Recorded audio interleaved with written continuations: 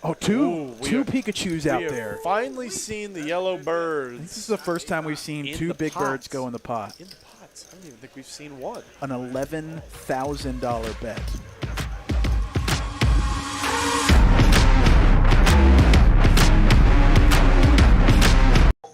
Good evening, ladies and gentlemen. It's TCH Live Tuesday night, 5-10-25. No limit hold'em. As always, this game is massive. It's Ben Kirby alongside Greg Potter. Greg, how's it going, man? It's going, buddy. He's coming fresh off of a dominating stream last week with Brad Owen and Andrew Nemi, but he's back in the booth with us. I had to do it alone and afraid last week, and I just didn't know what I was going to do. I had to make my own analysis for the poker hands, and, you know. Well, time will tell whether or not that was a good thing or not as we do our first PLO flip here on a Tuesday night. Shout out to everybody that has tuned in on our Twitch and Facebook Live channels. Really appreciate all of you being here tonight. How was your experience in Austin last week? Pretty good. I had a good time mixing it up with Nemi and Owen, and I got to meet some new people. We got some people here from Austin tonight. We got E right there in seat 3. E. McKenzie, very much a regular in Austin. On all of the pokers down there. He plays pretty big. Yes, he also plays pretty well. Yes, he does. He's a very good player. So we'll see if this table can do what it does best and welcome new players in an expensive way. Yeah, no kidding. Sometimes newcomers have the opposite of beginner's luck for this table, but we'll see. E has, quite the game himself. Yeah, we'll see how it goes. We got some other new faces as well. We had the Milkman there in C1. Who I got to meet. I was playing with him a little bit earlier. So he's I don't know if he's like out of towner. I think he's from Wichita Falls. And okay. Goes by Milkman because his family owns a dairy farm. Oh, there's big money in cows. Yeah, there certainly is. Big money for trick time under the gun +1 with Ace King. Ace King, man. Short buying once again. I think we'll see him get in there later on with a little bit more. Wow, Kyle Z just snap folds the 9 of hearts there. Really, I'm surprised to see that. I mean, this is definitely going to be a 3-bet happy game. So I'm not surprised to see him fold a suited connector that's going to be faced with a rough decision if the pot does get much larger. Though they're all sitting relatively deep stacked. I'm still surprised to see just a snap fold there. 25,000 behind. He came to play. He certainly did. He sat down on my table with 15K. Yikes! As JD flops best, it looks like, with a little pair of 6s. Trick time continues. Milkman instant calls with Queen 9 high. It looks like it. It looked like he pretty much snapped Queen 9 high. Turns a ton of outs in the turn. Turns all of it. Everything. That's like the best turn for him except a club. JD picks up a little bit too. Trick time probably not loving the scenario here. Milkman gonna bet out 1,000 and gets it done. Through. Getting it done with nothing but Queen High, baby. Pretty helpful to be maybe a new face on the table. A lot of the regs don't really know how you play, and so maybe you can get some bluffs through more often early on. Taking a look at our lineup, still a lot of familiar faces. John Ryan, Kyle Z, JD. John Ryan, man. Haven't seen him in a while. Crypto Nate there in seat 8. Skydiver Scott in the 10, I think. Yeah. So money's going to fly tonight. Money is definitely going to fly around tonight. If the cards just do a little bit of help for us, like there was maybe 2 weeks ago when the cards were just bananas. Oh, yeah. Cooler after it's cooler. We couldn't even keep up. That's right, and Kyle Z improved his 9-8 suited to a King-Jack suited under the gun +1, raising it to 150. Nate's got the same King-Jack, just no suit. Mike has got him pipped on hearts, Ace-9 of hearts. Just calls in the big blind.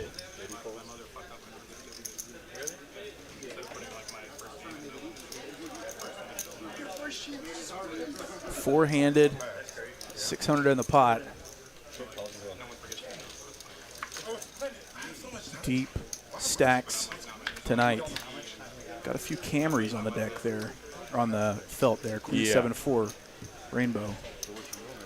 Oh, you gotta love these flops where it's just like, who's gonna take it? Who's gonna win? He just wants to go for a pure bluff. Yeah, pure stone bluff into 4 people. Not many. Mike's got the best by a mile still with Ace High. By a thread. Trick time picks up a gutter ball.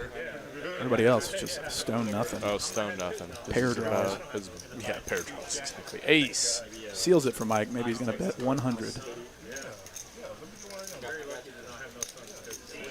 Just checks. Doesn't want to mess with it. Yeah, I'd like. I guess Kyle Z raised under the gun. I like just a check to induce this exact. Wow, he folds. Okay. Very surprising. I mean, right. Kyle does have all the stronger aces, but Yeah. if he had something like Ace King, even like you feel like you would have heard from him by then, at some point. Right. I feel like you can. I don't feel like you're losing too much by calling there long term. In fact, obviously he would have won the pots. It's unfortunate, but. Maybe he's just getting himself comfortable. Don't know much about him. Yeah, exactly. And he doesn't know much about Kyle either. He knows that right. card is definitely better for his range than. If he's watched the else's. stream, he probably knows that Kyle's he's one of the tighter players in relation to maybe the Trick Times of the world. Yeah. And the maybe JDs of the world even. Got a little bit of chat going on the Twitch side of things. Sweet. So Milkman to 200 with Jack 7 of diamonds. Kyle Z pretty natural defend here in the straddle. King Jack offsuit variety this time. Let's see what we got here. King Jack, not like the worst flop in the world, though Milkman is gonna like over bet the pot and just take it down right then and there. He says, "You're Old school show aggression up with bluff." or get out of my pot, sir." That's right. Hope everybody's having a good week so far. It's Tuesday night. We're excited to be here. This is the biggest game of the week, and it's liable to get out of hand. We're already got the $50 straddle on. It might be a mandatory straddle. I'm not sure what they've agreed to, but we're playing 5, 10, 25, 50 this hand. As Skydiver Scott, who's always good for the game, is pocket 10s to 150. The tanks, baby. What a beautiful hand. Beautiful hand indeed.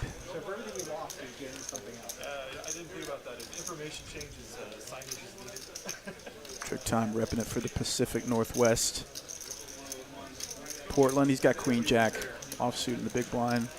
It's in just a flat call. Good enough for a call. I don't know. I kind of like a 3-better fold in the spot. I mean, he's getting a solid price, so it's not unreasonable to just flat and see a flop. You're still ahead of some portion of your opponent's range. Ace deuce 6. Not when you see that flop, though. Not a fun 10s flop, but a C-bet might get it done. Yeah, he's going to go for it. He's still got second pair, and once your opponent calls out of the blinds, like, he doesn't have to have an ace there. So often enough, you have way more aces than he does. So I think a bet there is still pertinent. 10s also need some protection. Some draws out there. Why not? So absolutely.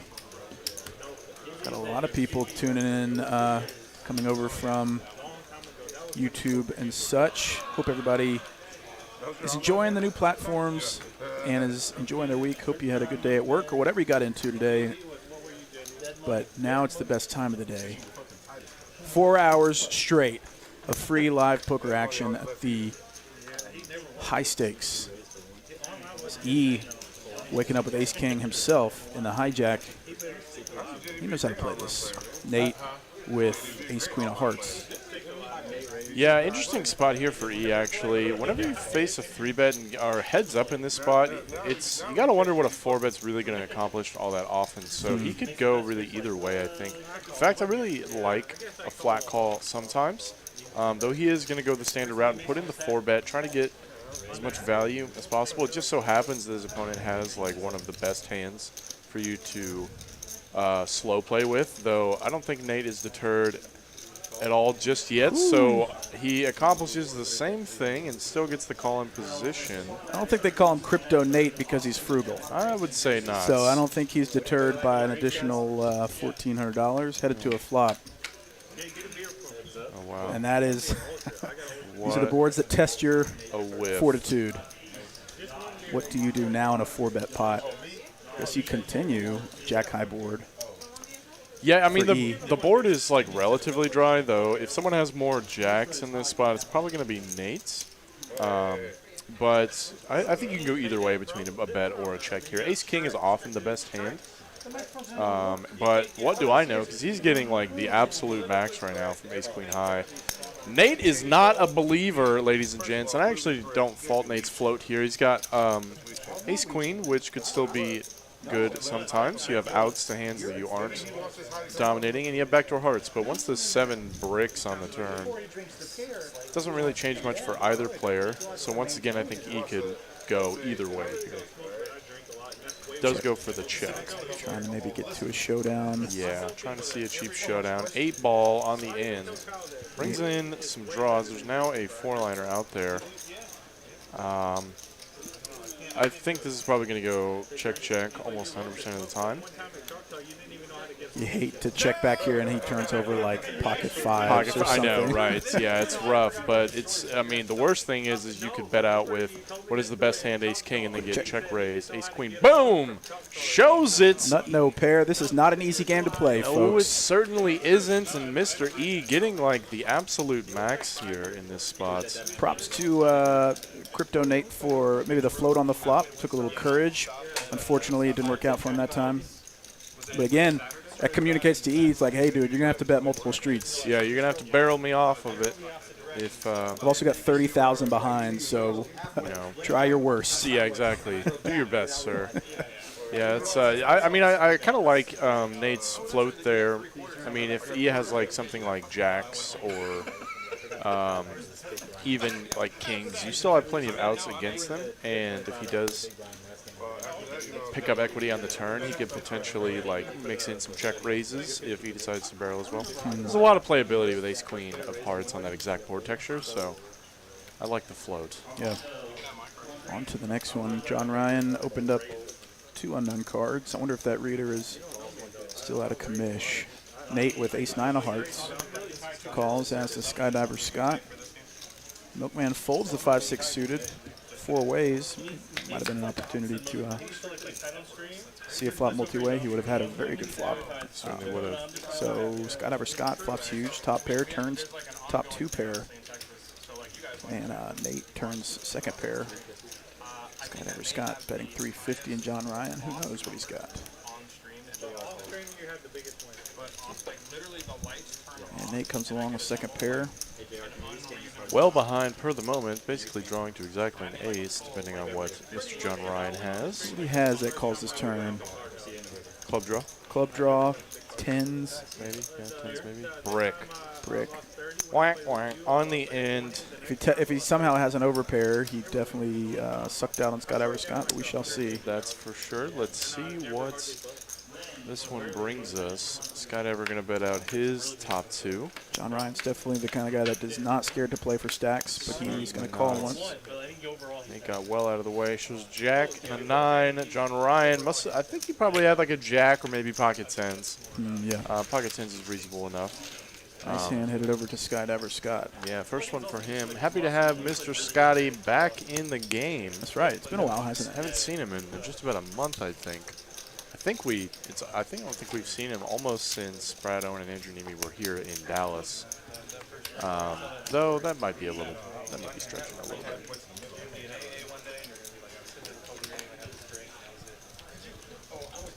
It's like we're doing Mando straddles, so we're playing 50. Oh yeah. For some reason, I thought it was just 5, 10, 25, but they might just be run. They might be. I mean, 5, the 10, game 25, technically 50. is 5, 10, 25, and I'm sure they're probably just like, let's do $50 straddles because We've all got 30 grand. Exactly. It's like we're all sitting 1,000 big blinds deep, so why not, guys? Why not? Yeah. Trick time, ace king of diamonds. I got pwned earlier with this very hand. Oh, and this is an instance where ace king of diamonds is going to be in some trouble here as Milkman puts out a very casual, Splashes the pot. very casual 3 bets here. Don't splash the pot. It is a mandatory 50 for Roger. Oh, mandatory 50. Got it. Trick time going to put in the 4 bets here.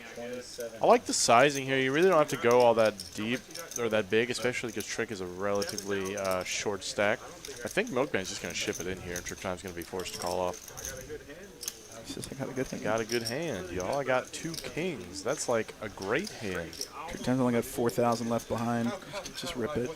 Yeah, that's what I'm thinking. You just got to rip it here. There's really no reason to flat and see a flop. Once you flat and an ace comes on board, like you have no idea where you're at anyway. And so, and there it is. I can get lucky. So baller to put in that huge stack of pinks. Yeah, no kidding, man. And Trick time snapping it off, of course. Eventually. Trick time trying to get one by him. Saving that 25 for a rainy day. Little rebate. Ace king suited versus kings. What? Wow, the equities are actually. Wow. What a flop.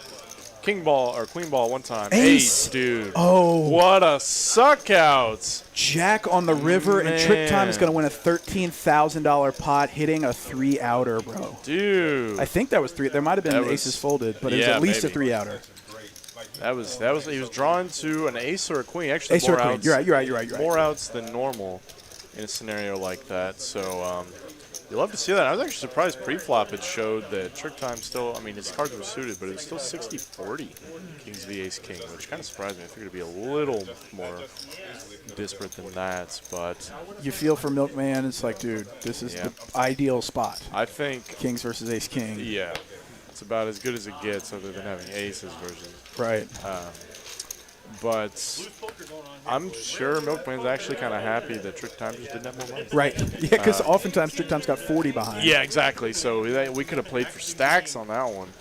Yeah, I mean, does your strategy change a little bit if both players are just mega deep there absolutely, with kings? yes. Exactly. It actually changes dramatically. I mean, because you just don't want to play 1,000 big blind pot pre-flop. Yeah, exactly. It's like, I mean, you can still get it in ahead, but stacking off for 1,000 bigs with one pair is like it's so like risky a lot of the times. I mean, this is a game inherently,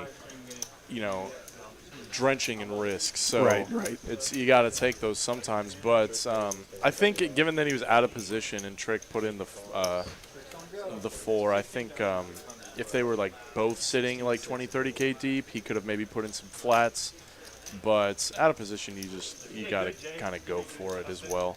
And if the board comes low, and your opponent does have aces, like you still get stacked anyway. Sure. Pretty fun hand. Trick Time, Queen 8 of diamonds, getting in there a little less premium, riding the wave, and riding it he does, spiking top pair Nate's, middle pair going nowhere just yet. Got a club blocker as well. 7-ball on the turn. Doesn't really change too much, though. Trick going to check this one over. Nate's potentially thinking Trick's got a lot of one-offs in his opening range. Is going to put out a bet with second pair. Trick Time going nowhere just yet, man. There's no reason for him to fold yet. I think if he calls this bet and then faces a big one on the river, you could potentially fold. But, oh, what am I saying? He's putting in the check raise here. He's got an 8 blocker. Doesn't really matter much yet. It's a very interesting line to take from Trick. Dude. Wow, man. He's getting like the absolute max right now from second pair. This is bananas. Crypto Nate. Again, not being heard. 8 on the river. Wow, man. Queens and 8s for Trick Time. Tonight might be one of those nights. It just might be. He's been known to manufacture a couple of those nights for himself. He certainly has. And it helps to river 2 pair. It certainly does. SPR is like so weird here. Like I'm trying to think of a good bet size. Yeah, I would do like half pot probably. And Nate does have like one of like the best bluffing hands possible. He blocks middle set on the flop, and he's got a 9. Wow, I was about to say Trick Time could either bet half pot or like overbet ship it, trying to get called light. Which more I think about it, I actually love this play so much, especially because you spike 2 pair. You beat 10-7, you beat 10-8. All the club draws bricked, and you have a much stronger hand. He came close to calling right there. He sure did. You have a much stronger hand than normal in a spot like this. Like the only thing you lose to is Queen 10. I think you would have heard from that sooner in terms of Nate maybe putting in a raise. But look at this, man. Nate, pure stone bluff catcher. He does have a 9 of clubs in his hand, which is kind of the single worst card in the deck to have in this spot. Because you block every bluff. You block a lot of club X combos. You block like pocket 9s that might play this way.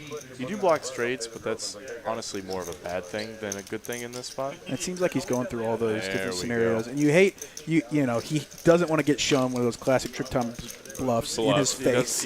Put him so to spike it right in front of him. There's an additional like, element got to him. that there, but he made the correct decision to fold. He sure did. Folding's only a small mistake if it's a mistake.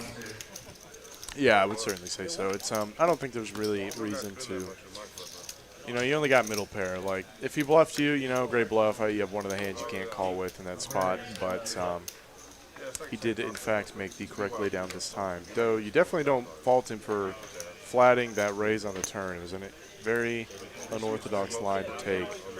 Trick time opening up King Jack of spades now. The man's just waking up with it. Seeing a fold from ace 10 offsuits. And folds all the way around to Mr. E, who says, not this time, buddy. Yeah, gets the old Ben Kirby walk.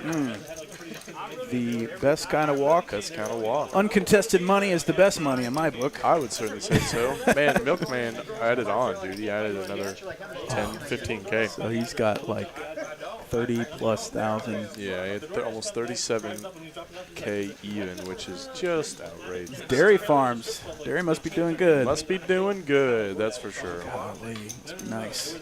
Trick-fil-A, that's right. Trick-fil-A, man. Nick from Yuma has a Twitch account.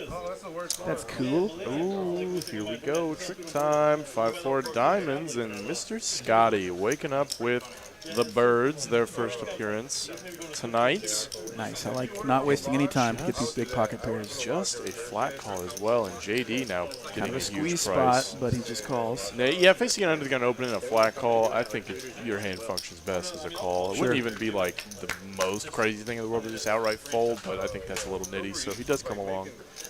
3-5-9, 2 hearts. So Trick Time's got a piece. He's got a pretty solid piece too. It'd only be better if he had backdoor diamonds as well. 175 on this board texture. Typically shouldn't be great for his range, and I do like Skydiver Scott to go ahead and put in the raise here now. It gives him a nice, cheap price in position. Very value-heavy size. JD snap folds. And Trick, I don't think is going to go anywhere just yet, man. Comes along. He's running good, and he's got a piece of it. Got a pretty good piece, Pink. too. So that's a pretty good turn card. That's about the best turn card that doesn't trip or pair you up. Any ace, any 6, any 5, any, not a 4. A 4 gives Skydiver the wheel. Yeah.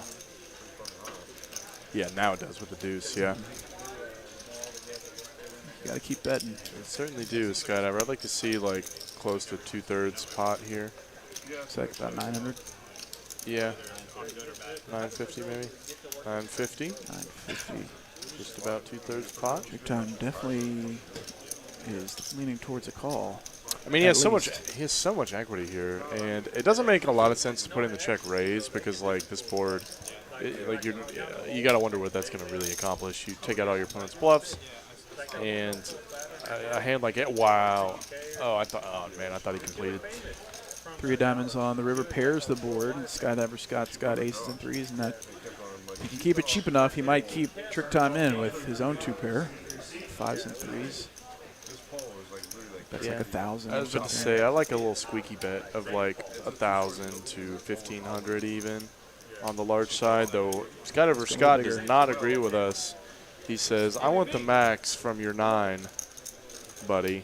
And it looks like, what did he bet, 2,500 on the nose? 26. Trick Time with about $7,000 new dollars coming off that ace king of Just got diamonds these hand. chips, man. He just got these chips. Yeah, I mean, you got to wonder how often this is ever a bluff from Skydiver Scott. He's betting 1/3 of his stack right now. He's not setting you up for like having any fold equity if Trick Time decided to turn his hand into a bluff, which he reasonably could. Some of the time, though, it's not going to get a fold from Skydiver ever in this spot. Really, no overpairs pretty much ever folding, given this run out. Skydiver Scott has the ability to bluff on this card on the river. He's made some big bluffs in the past. Trick Time knows that. Trick Time also knows, like, well, if he was on a heart draw, that missed. Yeah. And That's kind of the one thing you have to hope for. And the other thing is like you could be right but wrong in this spot. Oh, man, he's going to put in the call. Oh, my God, he called! What a call from Trick, dude. Gets shown the birds. the Birds are good for an overcall. $8,500 headed over to the man of the skies, Skydiver Scott. Wow, that was a big pot. Yeah, man, flying with the birds. You love to see it. That was a very large pot. Trick Time putting in just a bit of a bluff catch in that spot, I'd say. It feels like justice, though, winning with aces. Feels like it should happen every time. No kidding, right?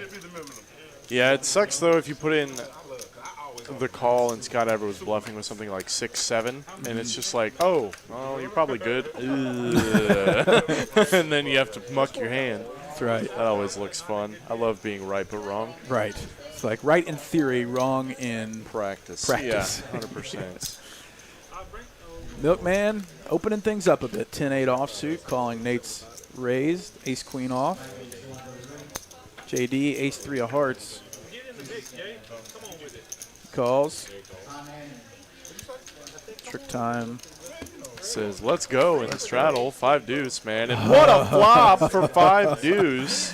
5s and deuces for trick time. He's played every single hand, Lord, I think. Man. Yeah, it's got to be up there. V-pipping like 63% is what the stats said. Does check around. A 3 would be so dirty. Oh, a 3. A 3 on the turn. So JD turns trip 3s with an ace, redraw to the wheel, and trick time got counterfeit a bit. Yeah, just a bit. Nate, he's got his own wheel draw.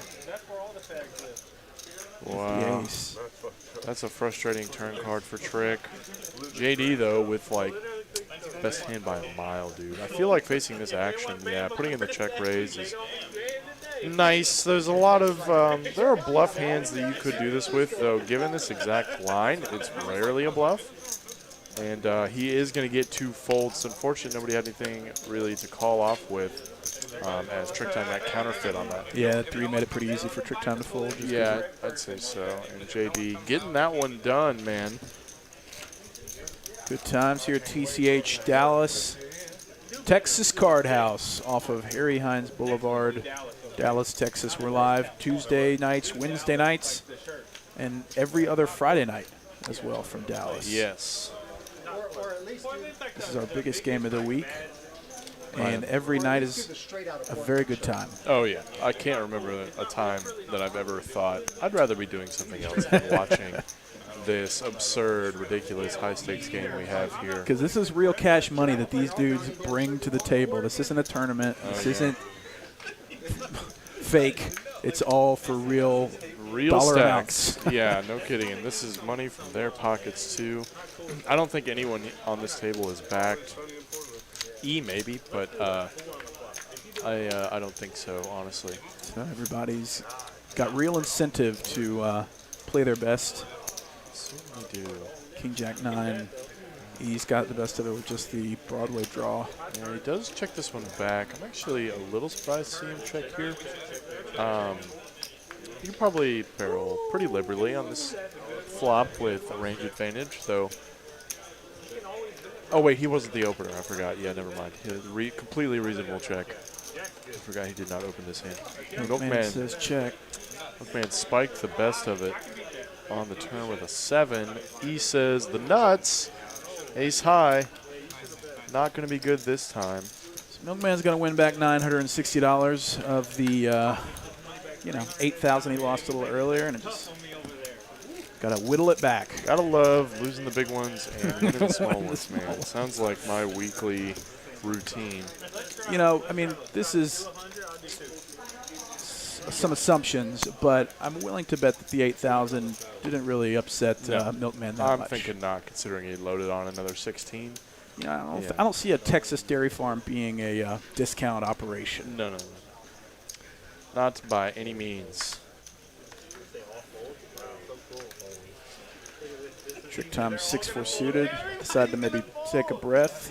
Oh my God, this is crazy! Hey Scott, let's do 15,000 and run it. I think we put the 100 on. 15,000 and run it. I haven't looked. I've got 1,000 run it. No, let's do 5,000 run it. I haven't looked. Let's do 5,000. No. 5,000. 1,000 run or 1,000 and play it. what? 1,000 and play it. Like we'll play it out. Okay. All right. I'll do These dudes are rambunctious. Rambunctious. They were is a talking good about word. running it for $5,000 to $15,000 as a flip. As just a pure flip. And man, Milkman way behind right now, though he does flop the best of it with an 8. Dude, what a baller move! Like, look, let's just both put 1,000 in and play the hand. Good Lord. And he does bet out. He says, against 2 random cards, a pair is likely going to be good, and it is, in fact, shows it. The nuts and the duck right along behind it. Just about the second worst hand in poker.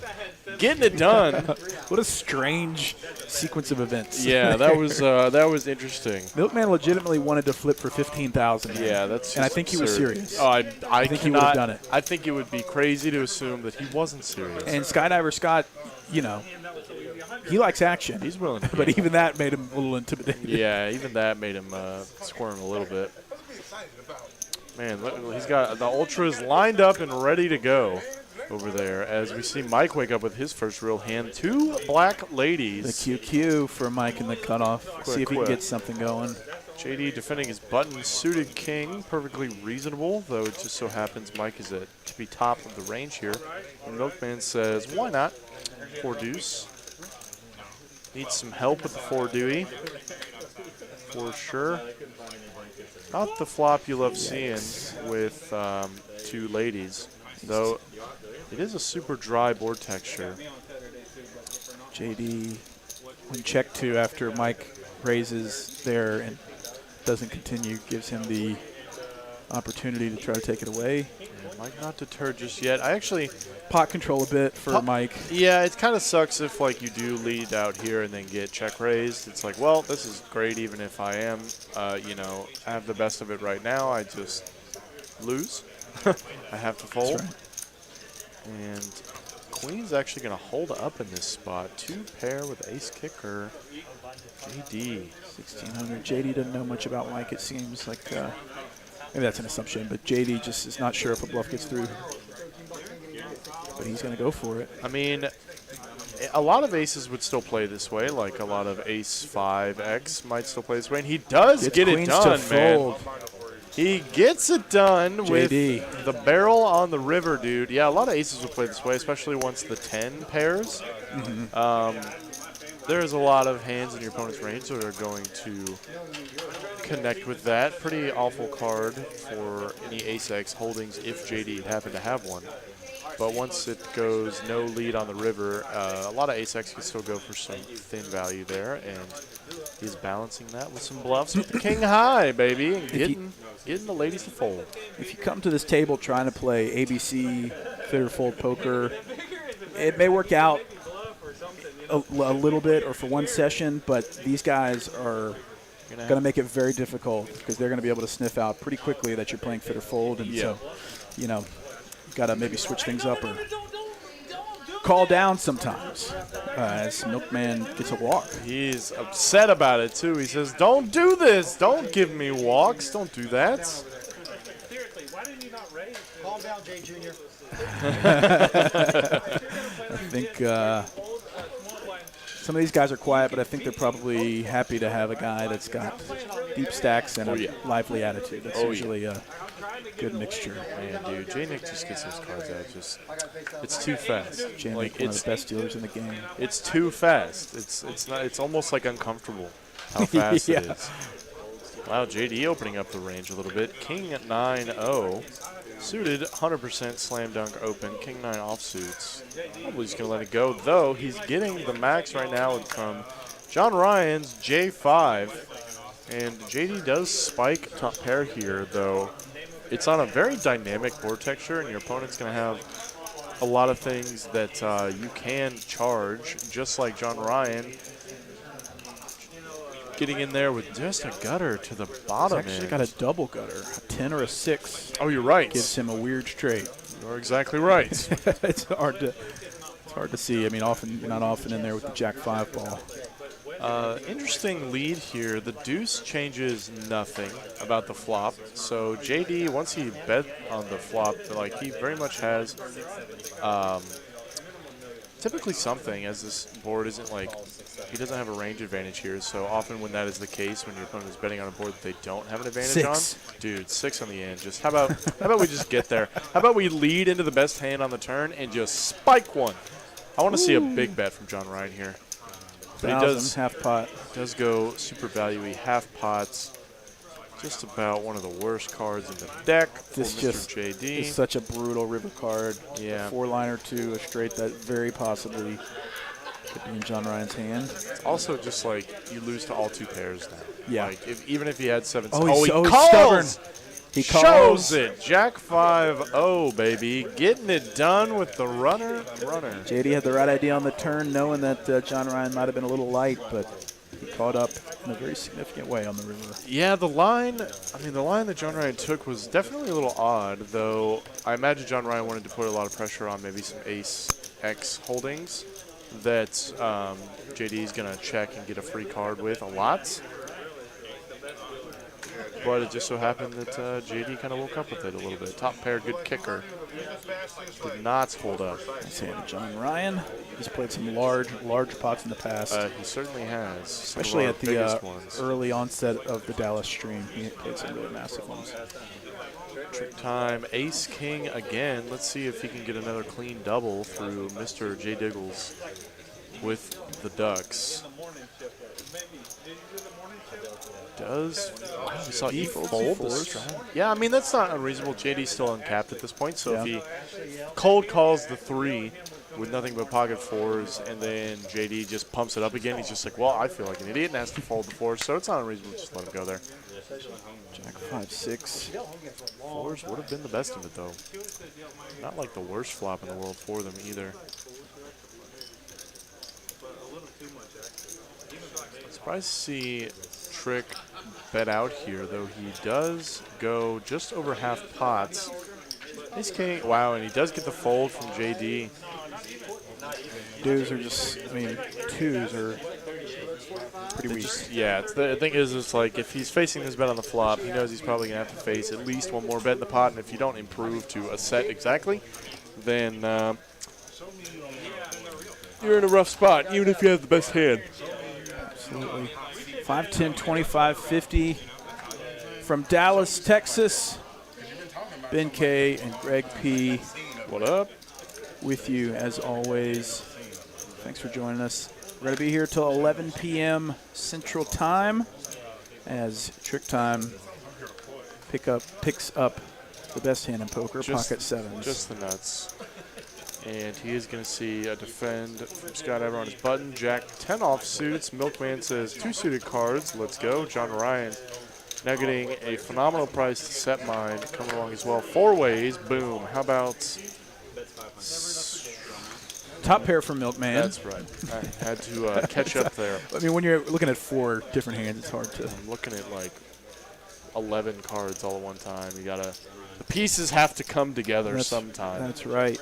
We are seeing Milkman actually lead out here from the small blind. And how about a 5, dude? Wow, and dude. Milkman picks up an open-ended straight draw as well. Yes, he John does. Ryan just smashing the turn with a set of 5s. And he bets small here, which isn't unreasonable. He's trying to get called by maybe give a good price to a spade draw that he still wants to charge. Or even a straight check draw. raise from Milkman, a big one too. Here we go, Mr. Milkman. Michelob Ultra in hand. And a 3-bet, insta 3-bet, says let's go, dude. Wow, John Ryan 3-bet. Back at Milkman facing a $2,900 raise, and he does call. He's not going anywhere, any man. Deuce, any 7 gives him a straight. If a 9 or a 6 comes, he's going to be in buku trouble. Let's see. It's $10,000 pot headed to a pretty important river. 10. John Ryan, you got to rip it. Wow. Oh, he just checked. Well, I guess you don't have to rip it, but checks back. He only had an SPR like 0.5. Yes. Surprising that he just didn't put it in there. I'm very surprised to see him not just ship it in. There's not a lot of hands that you're losing to. I mean, if your opponent wakes up with a straight whenever you set up on that turn, like that's kind of like a so be it scenario. I mean, right. I mean the action on the turn was very unorthodox, right? Like it went bet, check, bet, raise, 3-bet call. Like there's not a lot of hands that aren't made in some significant fashion that are doing that. It just so happened that Milkman had like the exact hand, so it's not crazy. Milkman definitely could have still had like a set of 6s there or something. Huge pot for John Ryan. He can't even finish stacking his chips.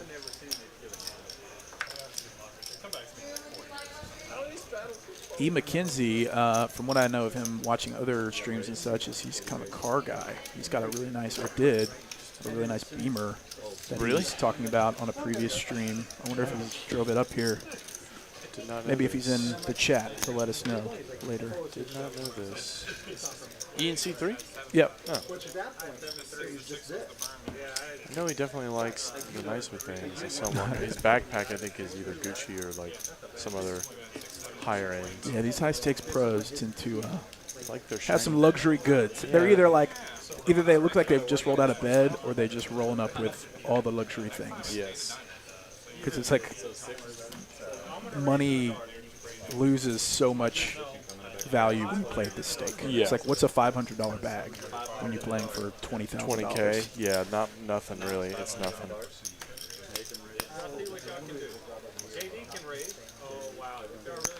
Okay, Milkman 6 deuce off, raising to 500.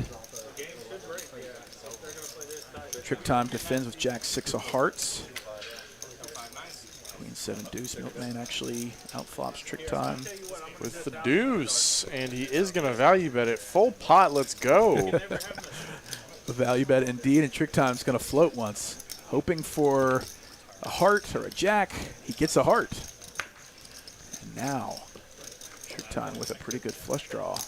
And Milkman's going to give him an opportunity to hit it on the river. Free card, baby. And he And hits it. there it is. Trick time picking up the jack high flush on this. Checks river over to card. Milkman, and he's going to induce Milkman to bet. Inducing the bluff, I think. Unless he's posturing here. Yeah, could be wondering. Oh, he checks back Does wisely. indeed check. Shows the flush. Trick time says, why'd you do that? Didn't you know I had a flush and I really wanted you to put something out there? Shows the duck. Whack. Milkman shows that he's here for action. Yes, he Trick does. time. That I got lucky on you. He sure did. But also- runner hearts, man. Jack 6 suited versus the 6 deuce ball. Man, I was gonna. Yeah, how did you not bet? I was gonna call any amount. Any amounts. You guys heard it with nothing but a pair of twos. It's probably too early to say, but you know, the way Milkman is throwing some money around is reminiscent of another fan favorite Yes. in our past. And we shall see how this goes for the remainder of the night. I'll see. As pocket sevens Potter sees Skydiver Scott with his favorite hand, pocket sevens. Oh, man. And Milkman putting in the 3 bets. And E with ace-king one more time. Puts in the cold 4 on the button. Full 4X here says, let's charge something. Mike, unfortunately, queen-jack and diamonds. Probably would have loved to see a flop here, but once you face a cold 4, it's like, when is that ever going to hold up? Yeah. E with an ace-king again. Oh, man, dude, it's Scott. Scotty putting in the flats with the 7s, and we actually are going heads up here. For a flip. 10-5-6, Skydiver Scott ahead. Not like the worst flop for 7s. Yeah, you can definitely call a sizable bet, but it's going to check through. Yeah, I like his check here. Boom. And that's why. You know, he knew he was just going to spike it on the Ace turn. of diamonds on the turn. Skydiver Scott knows that. That hits E a lot. It certainly does. He does check it over to E once again. I think E could go either way here. The standard, obviously, is to go for some value. Though, once Skydiver has checked twice, you got to wonder, like, what can you get value from a range as weak as that? Though, E is going to put out something here. I like a small bet like he's going for here. Just over third pots. 1,400. Might get a crying call here from Scotty with the 7s. I think both players know that this card is better for E's range than it is for Scott's, and maybe Scott is thinking that E could have some bluffs there as well, though he's going to let go of the 7s, and E getting it done once again, ace-king, man. $5,000 pot headed over to E. That is a nice result. Nice result indeed. Ace-king-O. He's won both ace-king hands. Yes, he has. So he's like, this is what I came to do. This is what I do. I show up, play premiums, And I get money. and I get money. I get free money. I'd probably have a Beamer too if I ran that way. Yeah. 150 from Skydiver Scott, suited ace-5. for a deuce without even Over looking at to it. E and Mike, just nothing. Automatically free roll. JD on his own suited wheel ace. And Woody was like, no. Wow. Folds. That. Cheap from a player like Skydiver Scott, who could be doing this with 9-7 suited. Yeah, I'm very surprised to see JD fold there. Maybe he's thinking of like 3-better fold, but still, man, that's crazy. Both players flopping a 5 here. Skydiver Scott with the best one, and Nate, unfortunately, just going to be paying everybody off. Jack on the turn, better for Skydiver Scott in terms of equity. 450 for value-ish. 1,000 headed over to Skydiver Scott. We are playing on a 15-minute delay, as usual. Nothing has changed other than the platform for the short term. We appreciate you joining us. 15-minute delay. Nobody can have phones at the table. We keep as high integrity of a game as is out there in terms of live streams. And no funny business on our game. We've been at this for a couple years between Austin and Dallas, and so far we've had really good result. Really good feedback from the players and all that.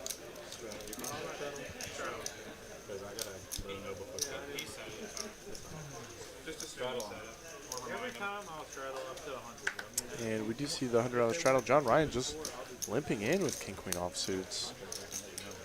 Trick, Ace Jack probably going to put in a bit of a raise here. Yep, full 5x. Yeah, they don't mind if we do that. Some places they do. Nate folded deuces. folding the ducks. Very surprising, as it's very likely your opponent's behind are probably not going to limp fold. So you're definitely going to be getting like a good price with implied odds. Put a deuce out there. No deuce, but Milkman. Milkman. This is why you call with the 4-5 off in between. Yeah, man, you just flop trips, all day. And Trick Time just going to barrel right into you. He knows that. He knows he's going to flop trips and barrel straight into him. He puts in like the cameras can't even keep up, man.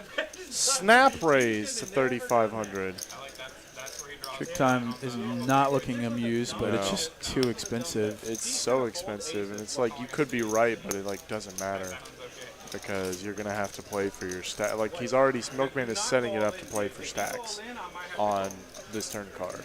Milkman's So, talking to him. I'm sure Milkman's a bit of a talker.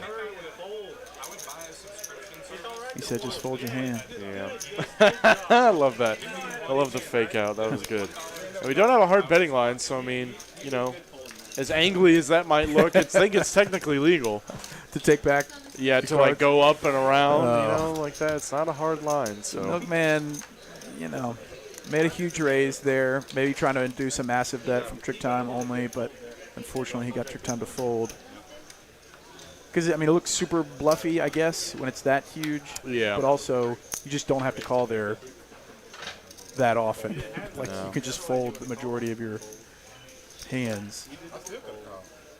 yeah, it can't be like that profitable to call there with just about anything other than like something relatively top. strong. Yeah. Seen E, Ace Queen O put in the raise and the +2, getting a call from Scotty with the fake aces, the 4s, and John Ryan with the ducks. Probably coming right along. Some sets to be mined in this spot. E ahead by just a little bit, not anymore. King 5-6. Skydiver Scott still with the best of it with bottom pair, an under pair.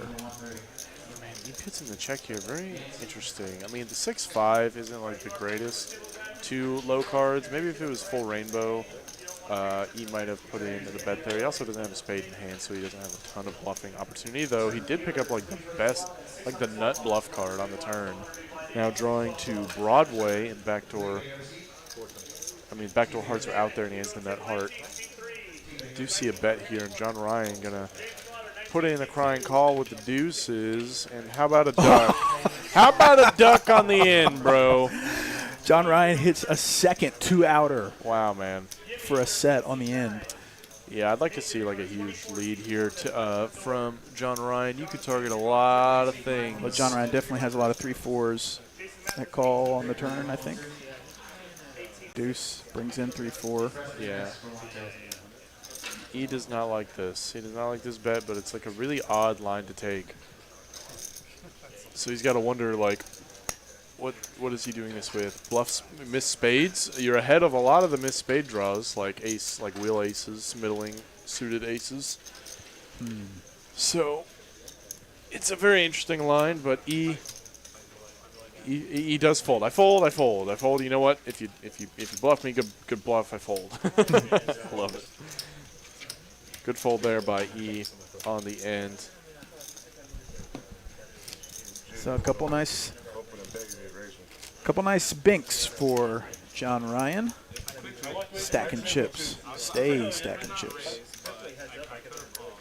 I walked away from half the hand and came back and I was just like, oh man, you got the show on? 5, 10, 25, 50. Back to E. I didn't see half the hand. I was text on it. Hand 26.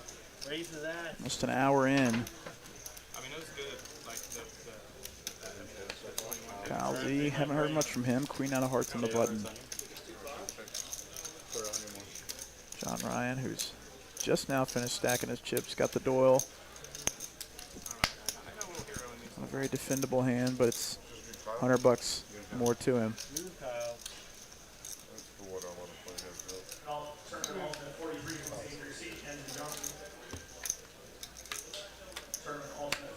To a flop, heads up. Ace King 3, 2 spades. John Ryan looks like he's going to lead. I don't know how you ever make a decision to lead here. Yeah, it's did he bet 100? I think he checked raise. Oh, yeah. I didn't see Kyle Z bet. Very My bad. even still though, very interesting decision to check raise. Because you don't have any information. About No, yeah, you have no information. Kyle has he has all the nuts on that hand, and it's rare. Like, John Ryan was like representing pretty thin there. What was the bottom card? A 3, so he's like representing a set of 3s. Right. That's it. But I'm not saying it's a bad play. I'm just curious about how people come to a decision. Like arrive to do to that yeah. decision. Yeah, they're like, all right, let's go. Like even though I don't know if take this a is going to stab. work, I'm gonna go for it. I mean, he did get the fold. He did get the fold. Results Queen matter, 9. I guess. Results absolutely matter. Ace King on the button. Raises to 150. Milkman, Ooh, big raise Milkman. with the Queen 9 of diamonds. 800, he says. I have one of those picture cards in my hand. Let's put in the 3 bets. Absolutely getting a 4-bet back from Nate after he's seen Milkman most definitely spaz out with the 6 deuce and such. Most definitely. Quick fold from Milkman. 4, yeah, very quick fold from Mr. Milks. All the players are taking note of this. Like Milkman specifically might be 3-betting light and has shown himself to fold against a 4-bet sometimes. So that's going into everybody's little poker decision maker in their noggin. We'll see how the game progresses playing specifically against him. He's just an interesting character in this game. Yeah. A lot of these guys, most of these guys are regulars, but he's kind of the wild card, which makes it more fun. It is definitely more fun. It's very fun to watch. As we see Skydiver Scott open up 10-8 offsuits, and Milkman going to get in there, go mining for sets with the 6s here. And John Ryan says, let's go, baby. No cheap flops. Oh, he does just call it. E, though. Ruh-roh. E says, definitely no cheap flops. Make it like 6x here versus 3 other players. Yeah, but against even more. two very, all 3. He's got 3 wildest opponents in this hand. Makes it 850. Yeah, I like the size. 850 is great. I would make it huge here against all 3 of these guys that are deep stacked and not liable to fold. And he does get a call from both players. What in the world? That is insane. Let's play a big one. Let's play a big one. I'm sure E's thinking the same thing. He's like, let's play a big one, boys. Let's go. Let's go. Let's go. And dude, John Ryan Queen says, 6. oh, yeah. 4-handed $3,500 pot is what we're seeing here. Wow, $3,500 pot already. The SPR is still huge, which is surprising. Queen 7-3. So top pair for John Ryan.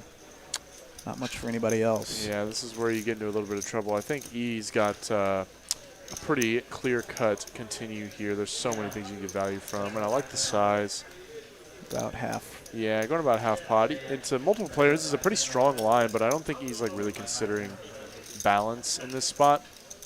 He's hoping somebody woke up with a queen. And It just so happens that John Ryan does, in fact, have a queen ball in his hand. This is the tough part about playing queen 4 is just so like often you value own yourself. You have kicker problems, bro. Like, that's the thing. But how do you play queen 4 and fold when you flop top pair? Yeah, it's rough. And we're seeing it in action here. 7,200 in this pot. Wow, huge pot here for Mr. E. Six, Oh, dude. The sixes. Got out of there. Don't say anything, Milkman. Not yet. Yeah, not yet, my man. John Ryan actually picks up an inside straight draw as well, so he's got some trip outs and a straight draw. I think E is trying to consider how to get all the money in here. 4 also is good for him. Yes. Picks up a little bit of equity. But yeah, E, I like his decision here. He's setting up a pot-sized jam on the river with this bet, which or just under pot-sized jam. It looks like. What would he bet? Yeah, that puts it at 11. 4. If John Ryan calls, he'll have pretty much exactly 11. And well, then there'll be 14 in the pot. Yeah. So I mean, Less no, than it's pot size. he's setting up a 2/3 pot-sized jam, which is just phenomenal. Make no mistake, E is a pro. Like this man plays a ton of poker. It certainly does. And now John Ryan thinking about his options. Does let it fold. go. Nice fold. Does make the fold, spiking at queen 4, and E. $11,000 pot. A big boy pots. Woo! $11,000 sliding his way with the birds. So he's won ace king twice and aces. Things are going well for Mr. E. Welcome to Dallas. Welcome to Dallas, indeed. Maybe buying a house. Yeah, maybe. Who Stay knows? for a while. Yeah, maybe stay for a while, bud. You might be able to afford one by the end of this night. Yeah. No kidding. 100 straddle is on. Getting at least a nice down payment. That's right. Skydiver Scott, ace queen off, cut off.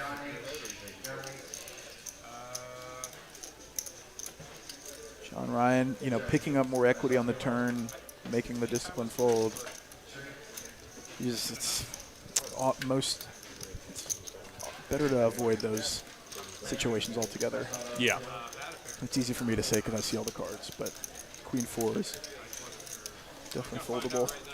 Yeah, I mean, we're seeing some of the problems that the calling with those hands does. Like, you need very specific flops to justify calling for them. Like, obviously, when you spike 2 pair, it's a very sneaky 2 pair. Sure. And, the implied odds for that are pretty big. But Yeah. I don't know if it is enough to justify calling with that regularly, even when getting a good price. Just because, like, when you do flop top pair, it's like, okay, am I supposed to just check fold? Like, Right. Like, how do I do that?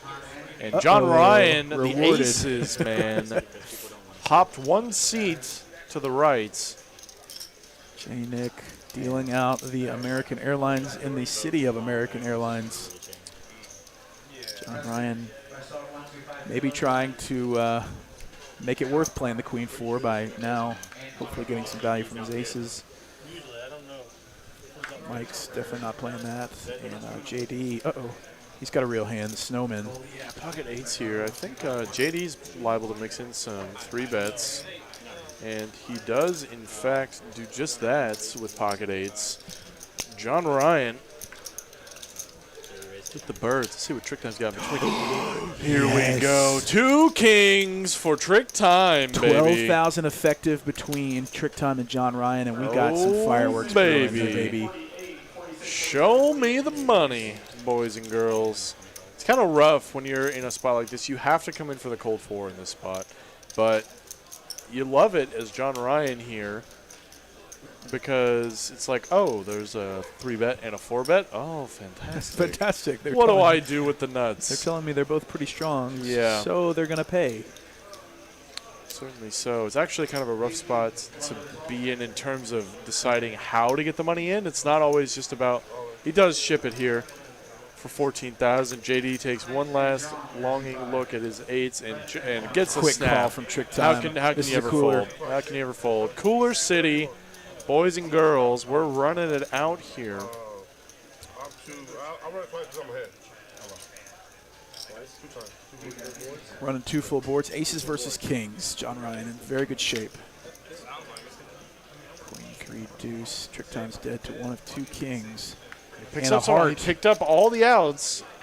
Oh, man. No. Fades it. And that's rough. On the first board, now all your heart outs, your additional Oh, wait, he equity. doesn't. Does he have the king of diamonds or the king of hearts? Oh. The board? Yeah. He has the king of diamonds. He has I'm an king of idiot. diamonds. 4, 7, Hey, 10. I looked up here. I did looking too. up, yeah. There we go, and he needs a One of king 2 on the outs end. remaining. Oh, the king ball! So, Dude! so Wow. John Ryan gets very much sucked out on the second board for a sucked out chop. on. So this went from a Lord. $25,000 pot to $400 profit to Wow. both of these players. Wow, what a brutal suck out. Unbelievable, man. I mean, it's not as brutal because they ran it twice, but Hey, that's either way, like 2 cards in the entire deck. That's hard to hit. It's definitely hard to hit. That is for certain. 5, 10, 25, 50. The game is hopping. The aces are getting dealt pretty frequently. They are coming out in spectacular fashion. Nate, 9-8 suited in the +1. Good enough. This hand. Good enough for an open. 3x.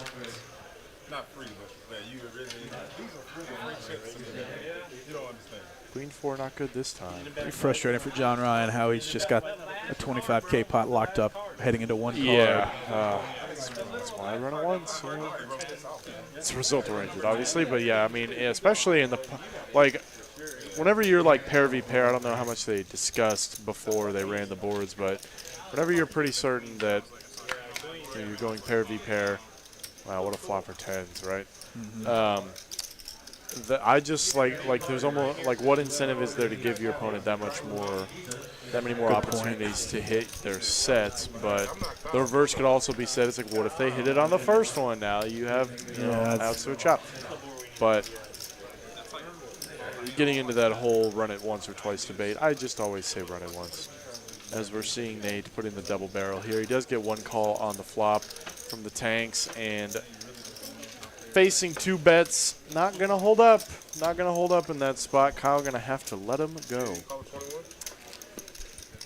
A lot of money on this table. Let's way too much money. Let's play a $60,000 pot. How about it? Got a few players with over 30,000 behind. By the way the action's going, it's definitely a possibility tonight. We're just about we're at an hour in. We've got 3 hours remaining, 5, 10, 25, 50, and now 100 stream. And Milkman, he might be liable to put the 100 on for the rest of the night. Oh, I don't. You know what? I don't see why he wouldn't.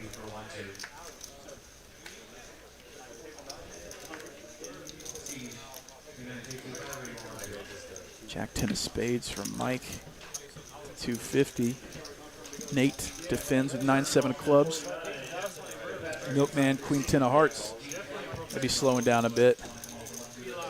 He also defends. Everybody's suited. Heading to a flop, 800 in the pot.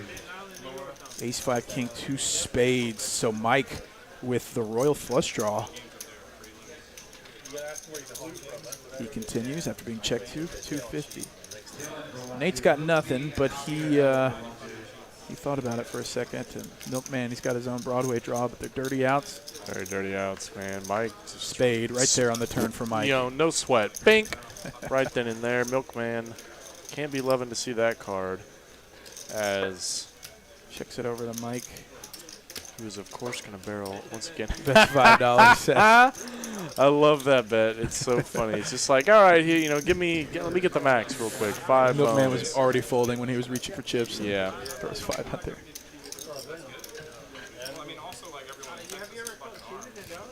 Shout out to everybody in the Twitch chat that I'm seeing. Thanks for tuning us on our new platforms as we work on some things behind the scenes. See some familiar faces.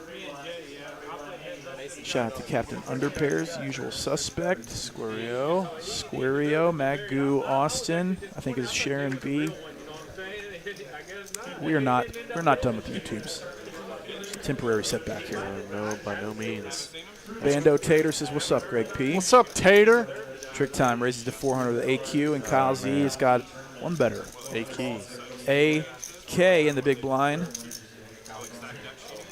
3x, 3-bet to 1,200. Yep, very standard sizing here. I don't think Trick Time's going anywhere. In fact, he might even just put in the 4 in this spot, given that this is a blind battle. Wouldn't be unreasonable, and he does, in fact, put in the 4 bets. 3.5. And I think Kyle Z probably just going to ship it here. Yeah, he's not trying to play around anymore. No. They won 250K at my game. I'll pay them. And then it came out that happened. Yeah, they didn't even come up and pick up the last 50,000. All in. There it is. They left. Shipping it. 50,000, we didn't even have to pay them. Kyle Z all in for 9.7 thousand. Trick time.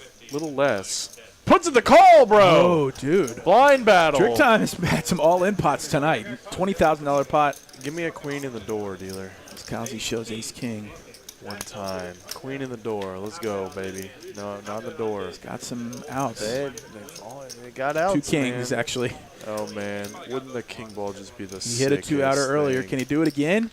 No. 5 of spades in the Does river. not happen. And Kyle Z. Finally, Kyle Z winning a big one. For real, man. Like, if there is anyone that plays this stream that deserved it more, I think it's Kyle, man. Yeah. He's had some rough ones. He has had some rough beats for basically the life of my career doing this. It's like I have seen him take some real brutal beats, and it's nice for the good guys to win one every once in a while. He's a pretty nice guy. And Trick Times also seems like a nice guy. Yes. But Kyle C is often on the opposite end of these. Yeah, and he usually goes down in spectacular fashion. I think almost every instance that he's gotten stacked, he's like been miles ahead, and just the deck is just like no, get off the table. not today, my friend.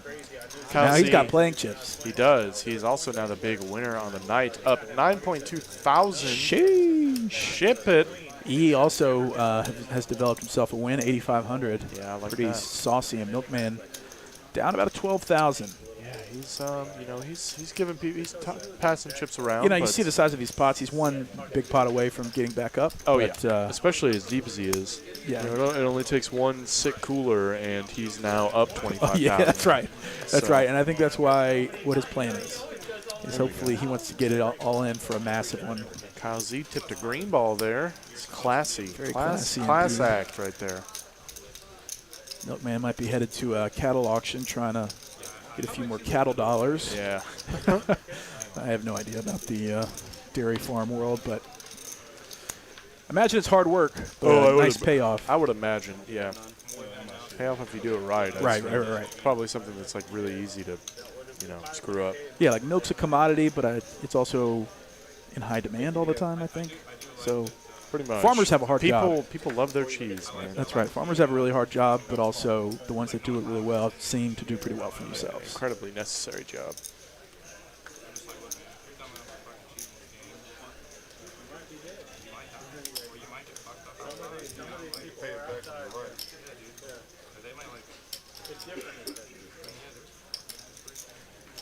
Trick Time's counting out all of his chips, and he's probably going to fold because he's got Jack Deuce.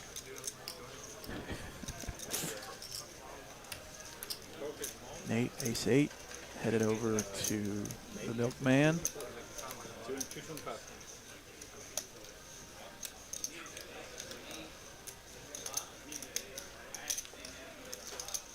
That's a call. Heads up.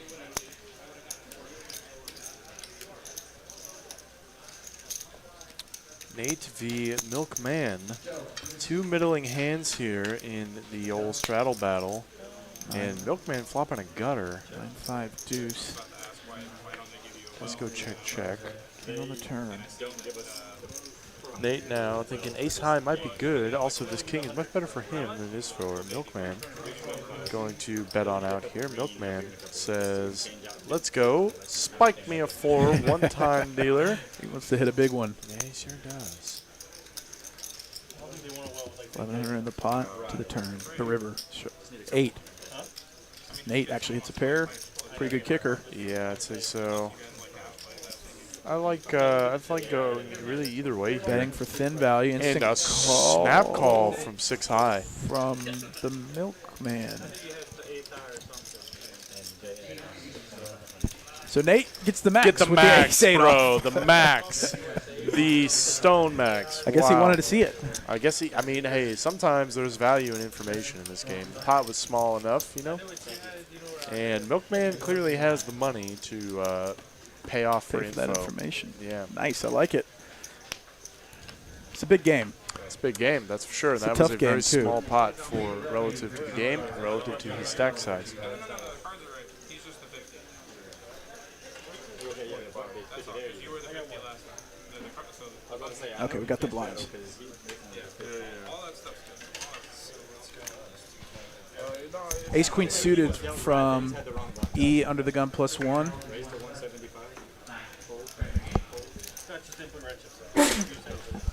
May you be blessed. Kyle Z, ace jack of hearts on the button. He's actually going to put in the 3-bet here. This is interesting. I think it's really close with ace jack suited. Your hand plays really well multi-way, so you don't like mind other players coming along. And hasn't been playing a ton of hands. He also opened under the gun, so this is like a super strong range for the most part. It does just so happen he's got Kyle Z out-pipped here. We're going heads up to a flop. Let's see what she brings us. Ace on the board. Scadios. All clubs, monotone board. He checks it over to Kyle Z, which this is kind of a value-owned situation. Yeah, I like the Kyle still going for value here. That ace comes on the board. Your opponent is not going to have club. Like if he has a club in his hand, it's going to be a single club. It's very rare unless he just like wakes up with the nuts here with like king queen of clubs and just flops it. But it's very rare that there's going to be a lot of suited combos in his range that connect super hard with this board. So you're probably still looking at a lot of weaker ace X. 5 on the turn. It's getting a little more scary for Kyle Z. A lot of 2 pairs available. All the wheel aces except for a deuce, ace deuce, but now that obviously even has a straight. So I do like Kyle's decision to check this one back. And a 9-ball, no club in sight for either player. Man, the run out did not help us in this spot. Yeah, yikes. E now trying to get to maybe a cheap showdown if possible. And Kyle Z's probably trying to do the same unless he feels like he can. Yeah, it does go check back. And out-pipped, Kyle Z says, whoopsie. Not going to get it done this time. And E-Man, unstoppable, this guy. Coming into Dallas like a freight train, running over our table. Up now, I think, after that hand, definitely the bigger winner on the night thus far. Absolutely. Thank you to everybody that's come over to the Twitch platform, followed the Texas Card House channel, and engaged with us in the chat. Really appreciate everybody being flexible and checking us out on Twitch. Appreciate all of you joining us. And if anybody's asking you or you want to share with your friends and family, we'd love it if you shared the Twitch link or the Facebook Live link to all your friends, family, and enemies. Help us grow this section of our channel as we get into the next hand, playing 5-10, 25-50. But be sure to share the Twitch, Facebook Live, Twitch/Facebook Live link with all the people that you know. 2-6-4 all hearts. John Ryan's got a massive overpair to the board. Oh, he's got an overpair to the board. Checks over Nate, who's got 2 overs.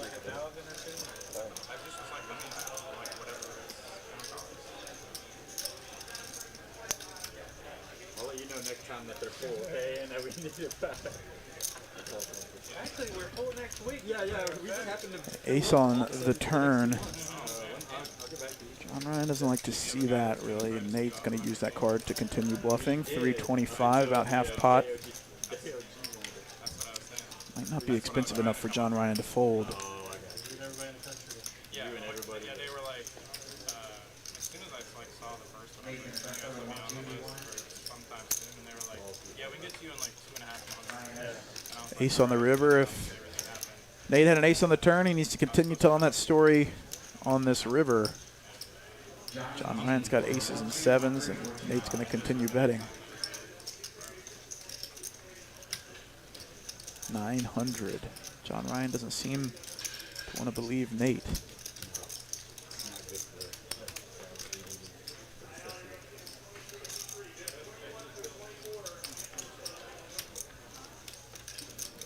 John Ryan about to check raise this, bro? He's thinking about maybe just whether or not to call. It would be a very good call, knowing what I know, but it is very hard for him to know that his 7s are good. He does make a good call. Nate says, I've got queen high, bro. Good call by John Ryan there for a little extra. Nice $3,100 pot with 7s and aces for John Ryan. Running pretty well tonight other than losing half with those aces and kings. You see that yellow chip on top of John Ryan's stack? That's our $5,000 Tweety Bird or Big Bird chip. We're still debating the Pikachu. It's a $5,000 US dollar chip, and under those are the kind of turquoise $1,000 Frisbee chips. Blacks are 100, greens are 25, and pinks, the Peptos, the Barneys, those are $500.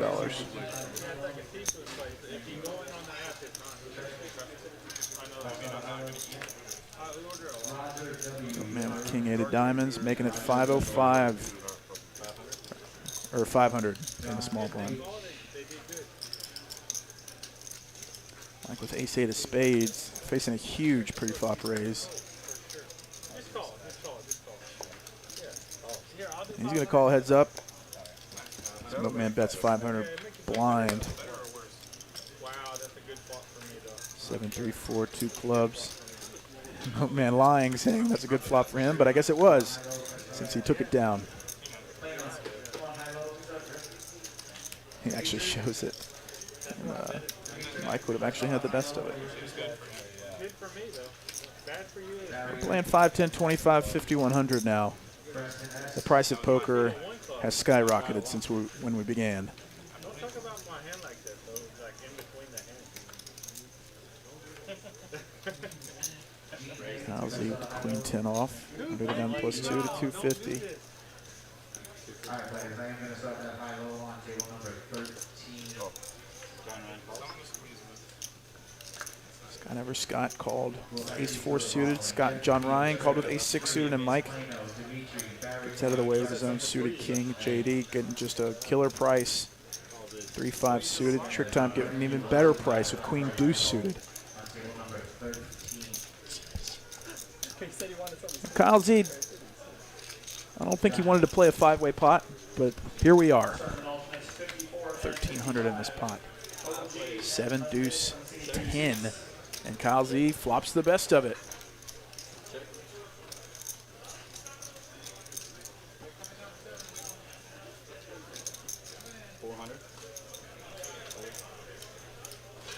$1,400 continue from Kyle Z.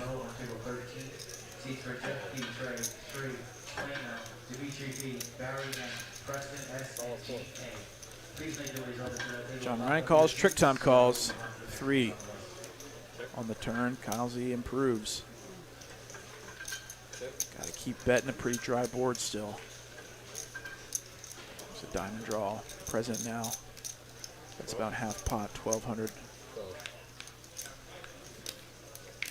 John Ryan gets out of the way in Trick Time, who's got bottom pair. So let's get out of the way. Kyle Z making a night for himself. Up over 10,000 now, I think. Nice hand.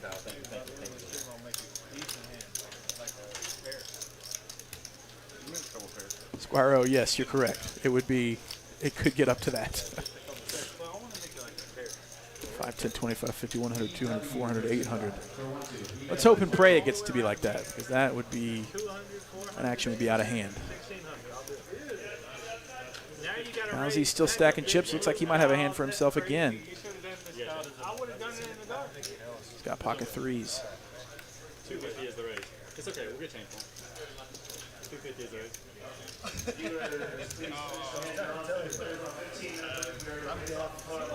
Milkman called with 8-7 off, and John Ryan thinking about it on the button. 8-5 off. He's got the best position. It's a game of observation, baby. Gets out of the way. Trick Time, Jack 5 of clubs. Suited. 3-handed. To a flop. Deuce, deuce, king. He's got deuces and 3s. King high board with a pair. He's got the pre-flop lead. He's going to continue betting and take this one down. Kill pot for Kyle Z. Another $1,000 headed his way.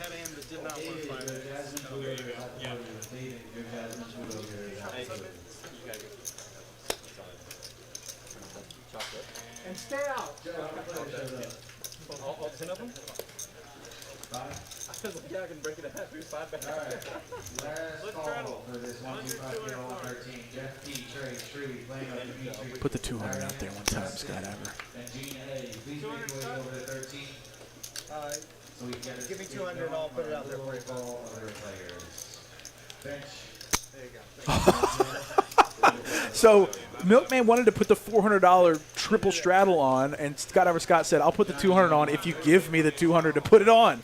So Milkman has 600 invested without seeing a single card. This game just took a turn, I think.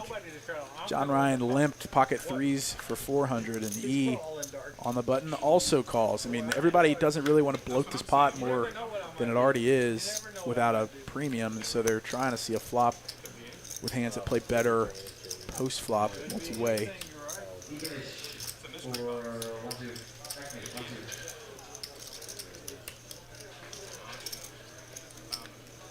What is happening? Nate making it 2,400, making these gentlemen pay for all this dead money. John Ryan pocket threes. He's got position on Nate. He's going to call set mining, and now E, who's got 30,000 behind. He's got the chips to look these gents up, but he decides to get out of the way while it's still relatively cheap. 6,000 in this pot, heads up. Coin flip situation. 5, 8, 9. Yikes.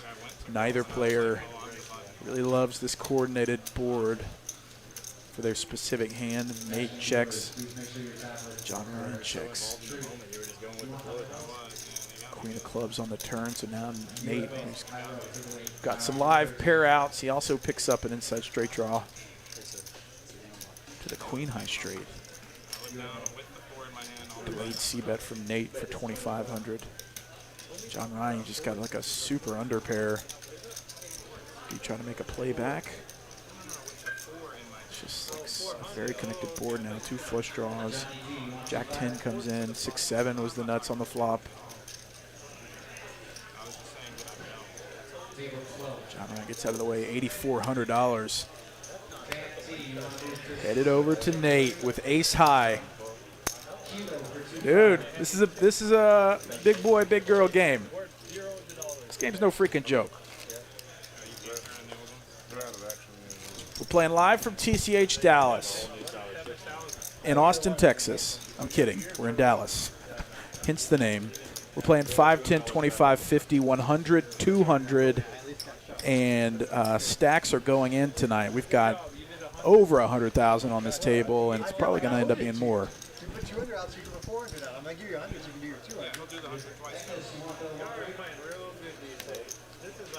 200. Trick time, ace king in the big blind.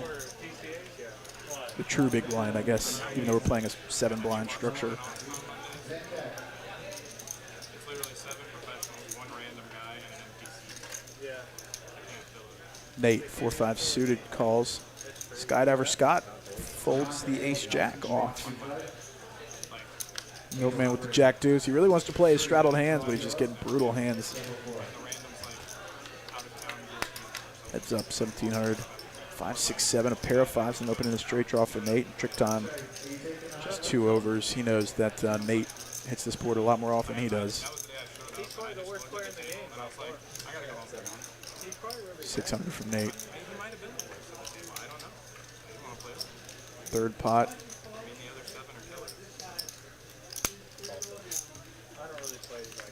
King. Bink on the turn for trick time.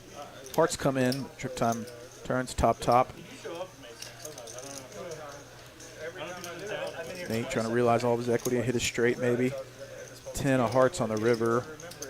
So 4 to a flush. 3,100 in the pot. Can Nate take it away? If he can put some money out here, the bluff probably could get through.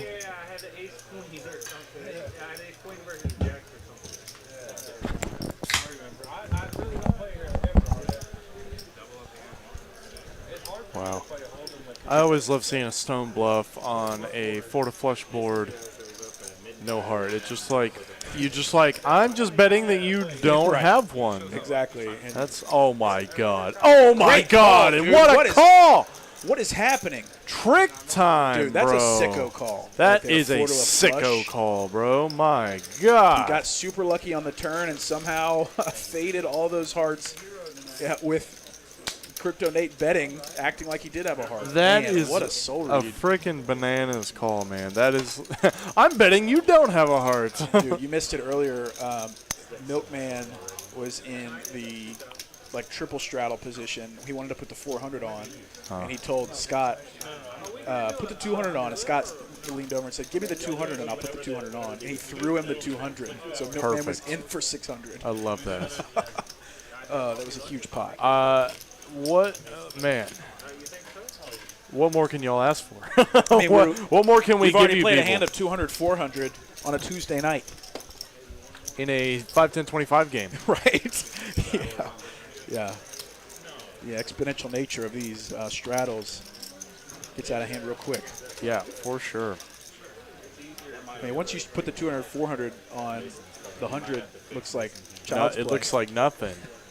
It almost feels like, all right, guys, let's put the real straddles on. Let's play the game we really meant to. Dude, that was a wild call by Trick Time. Yeah, I can't. That's soul read, if anything else. Mike now ace queen offsuit puts in the raise. Trick time 6-5 of spades. Kind of a rough spot to be in out of position. I think all options are available here. Facing a late position open. He does go for the 3-bets. 950. It's great to work in some of these suited connected hands into a 3-bets range for what's called board coverage. And Mike obviously ace queen offsuits. I think he could either call or 4-bets, though he is going to just put in the flats. We're going heads up to the flop here. And Trick Time actually Rewarded. flopping the best of it in this spot, though. You don't love it. Little pair of sixes. 600 into 2100. Put in the down bet here. So far, Mike has played pretty face up in terms of fit or fold. Yeah, he's just going to get out of the way. Going to fold that one. And Trick Time, dude, sucking out. Putting in the 3 with the 6-5. And certainly getting rewarded with a pair and a lot of equity on that flop texture. So far, he's done pretty well for himself. I guess he lost a big one. He lost a whole whole buy-in to Kyle. Yes, that's right. But Ace then, queen versus ace king. Right. Man, this guy puts in money like it's nobody's business. Like it's nobody's business. Like it's just impossible to tell if he's up or down because it's just flying all over the place. It looks like he reloaded huge too. Yep. Oh, yep. The classic Trick Time. Yeah. Let's see what buys we can him do for with 7, a short rebuys set. for 30. Yeah, love it. Gotta ask him why exactly he does that. I can think of a few reasons why, but it would be speculative at best. As Milkman gonna limp in Queen 8, seeing a check back. Oh, not at all. I'm ready to see one of these guys to have a stack of the Pikachus there. Yeah, I know, right? Some of the canaries, the yellow birds. So a 8-high flop for Milkman, and John Ryan's got 2 overs and nut spades. Oh, dude, he does put in the call. Or 8-high spades. Brick City on the river. No spades for John Ryan, but he puts in the call, bro. We're seeing so many light calls tonight. I love it. One of them's going to be right eventually. Yeah. So that is just awesome, dude. I'm loving seeing that. Pretty sure Milkman said good call, and he had top pair. Oh, no. I hate that when somebody says good call, and they smoke you. Guys, if you are watching on either Twitch or Facebook, please make sure to follow us on all of our platforms. Really appreciate everybody doing that, staying engaged. Regardless of where we're feeding it to you, everybody likes the TCH live stream, so we appreciate you following us on all the different platforms. Yeah, we're on Facebook, Twitch, and the YouTubes. So check us out on all 3, or whichever one you prefer, really. Yeah, there's been some feedback about the video quality on Twitch specifically, it looking clearer in some instances. Yeah. So that's cool.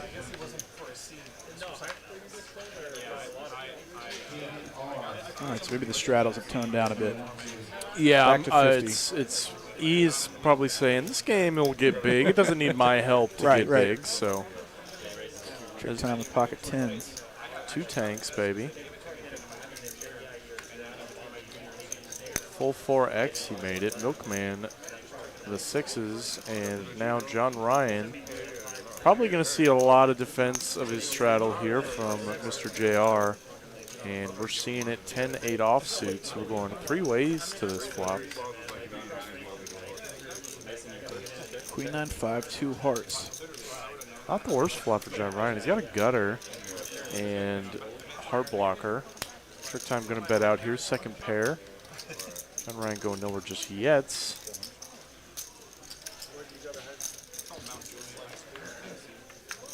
Ace on the turn. John Ryan picks up a little bit more. I would venture to say this is, I was going to say this might go check, but John Ryan going to lead on out here, getting the snap fold from Trick time, man. John Ryan mixing in a lot of these donk leads yeah, man. into his repertoire, and those so far have worked out okay for him. He's not a donk.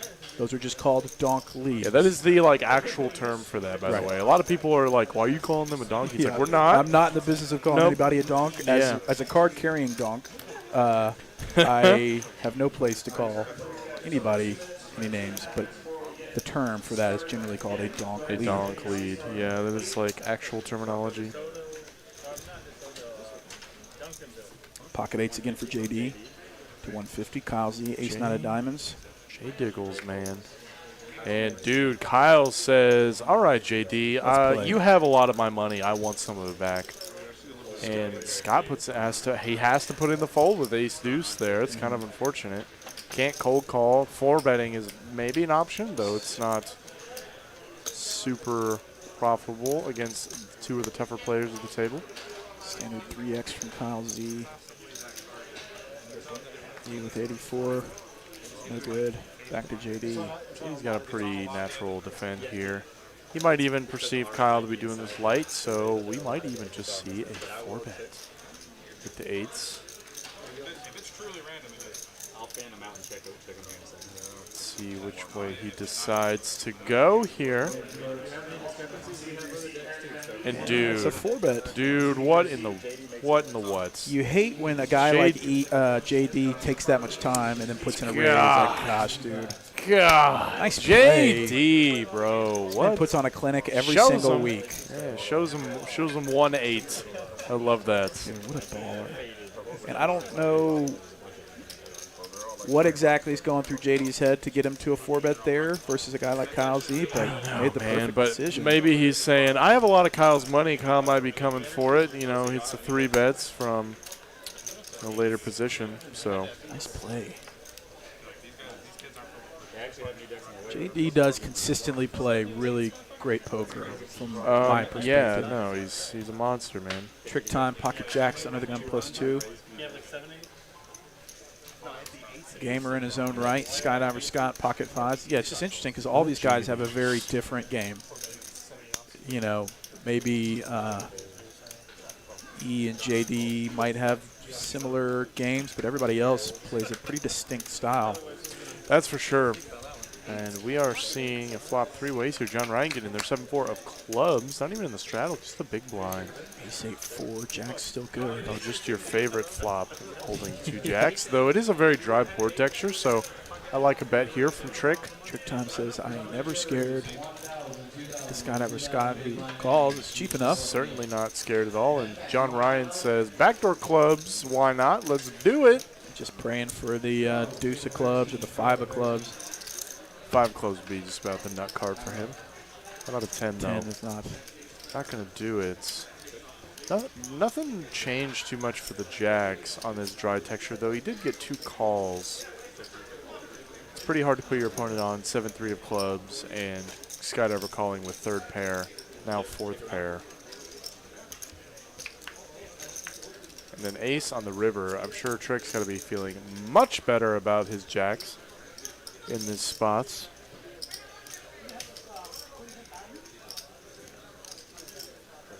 John Ryan. I wonder if he can rep an ace here. Trick going to go for more value. I think it's close with Trick Time's exact hand. Like, it's you can pretty confidently assume it's the best hand, though it plays very comfortably as like a check call. Right, because what calls you there? Yeah, what calls you there other than exactly an 8 that thinks you're doing it lights, or it also sucks if like you lead and you just get raised with any 2 cards, and now you just have to fold. So I think you can go either way in that spot, and Trick decided to try and squeak out the value with the jiggities. Did not get any more, though there was not much to be had on the end. It's nice to win jiggities with an ace high board. Yeah, I'm always grateful. That's a good feeling right there. Yeah, that's cool. That's fine. Proud of yourself? Guys, it's just No, but like, pat yourself on the back a little more, Dave. That needs cookie. Yeah, they want us to be completely Young man, a few Michelob Ultras deep, having a good time. What more can you ask I think for? he'd be playing for a, playing a 1-2 game. This man's playing for a 2012 Tahoe. Yeah, man. He is in there with 10-7. I like 10-7 suited. It's fun to play. JD going to complete with the 9s. No real need to squeeze here, considering Kyle opened up. Kyle opened the straddle here, King 10 offsuit. Kind of surprised to see that. Typically, when like the straddles are on this heavy, and you want to open from early position, you kind of got to wake up with something half decent. But he did get in there with King 10, flops a gutty. Ace Jack 8. Looks like Kyle Z actually is ahead. He's ahead in this spot, which is amazing. That's wild. That is wild. So I guess Checks all all the the way 9s are out of there. 4 diamonds on the turn. So now the equity is even out.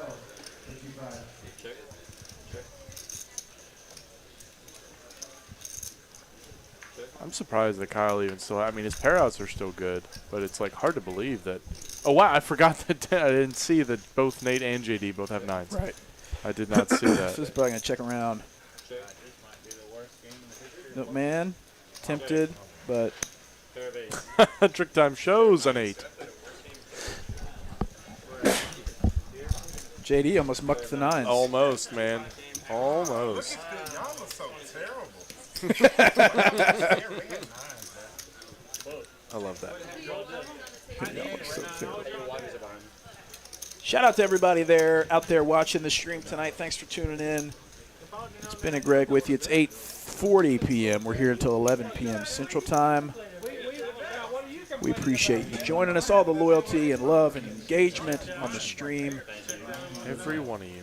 We appreciate it. A few announcements later in September 15th, we're having $1 million guaranteed Million drop. poker tournament, $900 buy-in, unlimited re-entry September 15th through the 19th. You can get all the info at texascardhouse.com. $1 million guarantee, and the guarantee or the prize pool is probably going to go way up from there.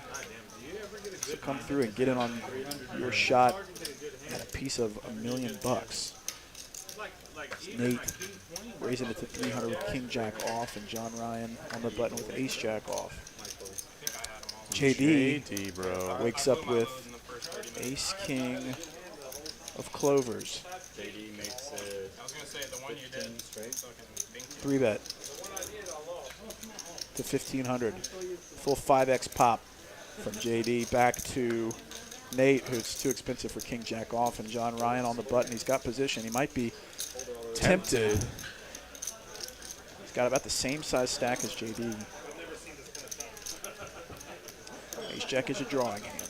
You know, it's rare to see them break down the numbers in the stacks all the way to the 5th spot. Normally it's like 16.2K or 17.1K. Yeah, you're right.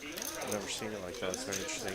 And he does put in the fold. Jay Diggles, man. Getting it done. Big slick King of suited. clubs. I know you were gone. Happy to take it down pretty Were far. you in a recovery program? Because you ain't ever full. In that spot. Yeah, hopefully that big bird comes into play soon. You know how tight I'm playing against JD, bro. JD has worse than Ace Queen. Yes. He just poured that image on Nate. Skydiver Scott, $100 straddle. The hands in play, Mason, we got a hand in. King 7 off under the gun +2. Dude, I just want fun. Even if it's mine, it happens. I mean, $100 straddle. SC. Mostly rampage. SC. 8-6 suited from Milkman, who raises it to 300. John Ryan, who might want some of those Milkman bucks, has got 4-6 of diamonds, or 6-4 of diamonds in the cutoff. Yeah, 6-4, not 4-6. Sorry, it's just like Kirby. the first card I Get saw out was of a here, four. bro. Did he like fold ace-10? Somebody folded ace-10? In the small blind. Oh, in the small blind, yeah. Which is fine.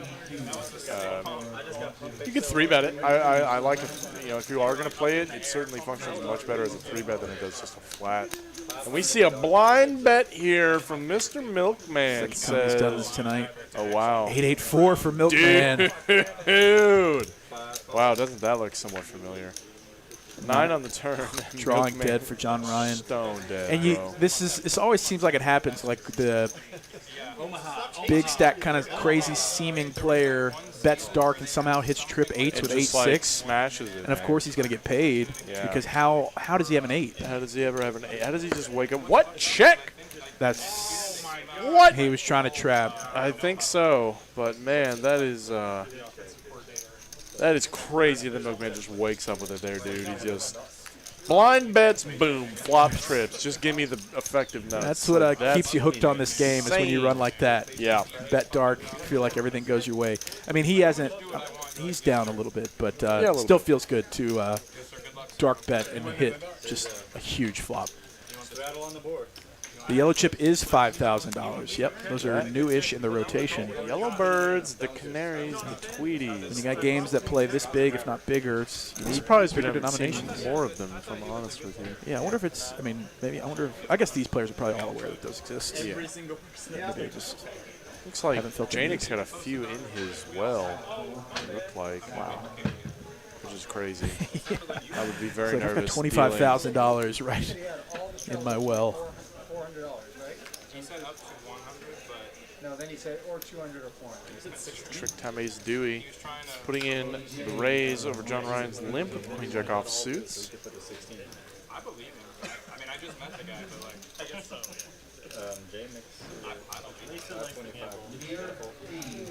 And of course, John Ryan maybe So yes, it is a fold.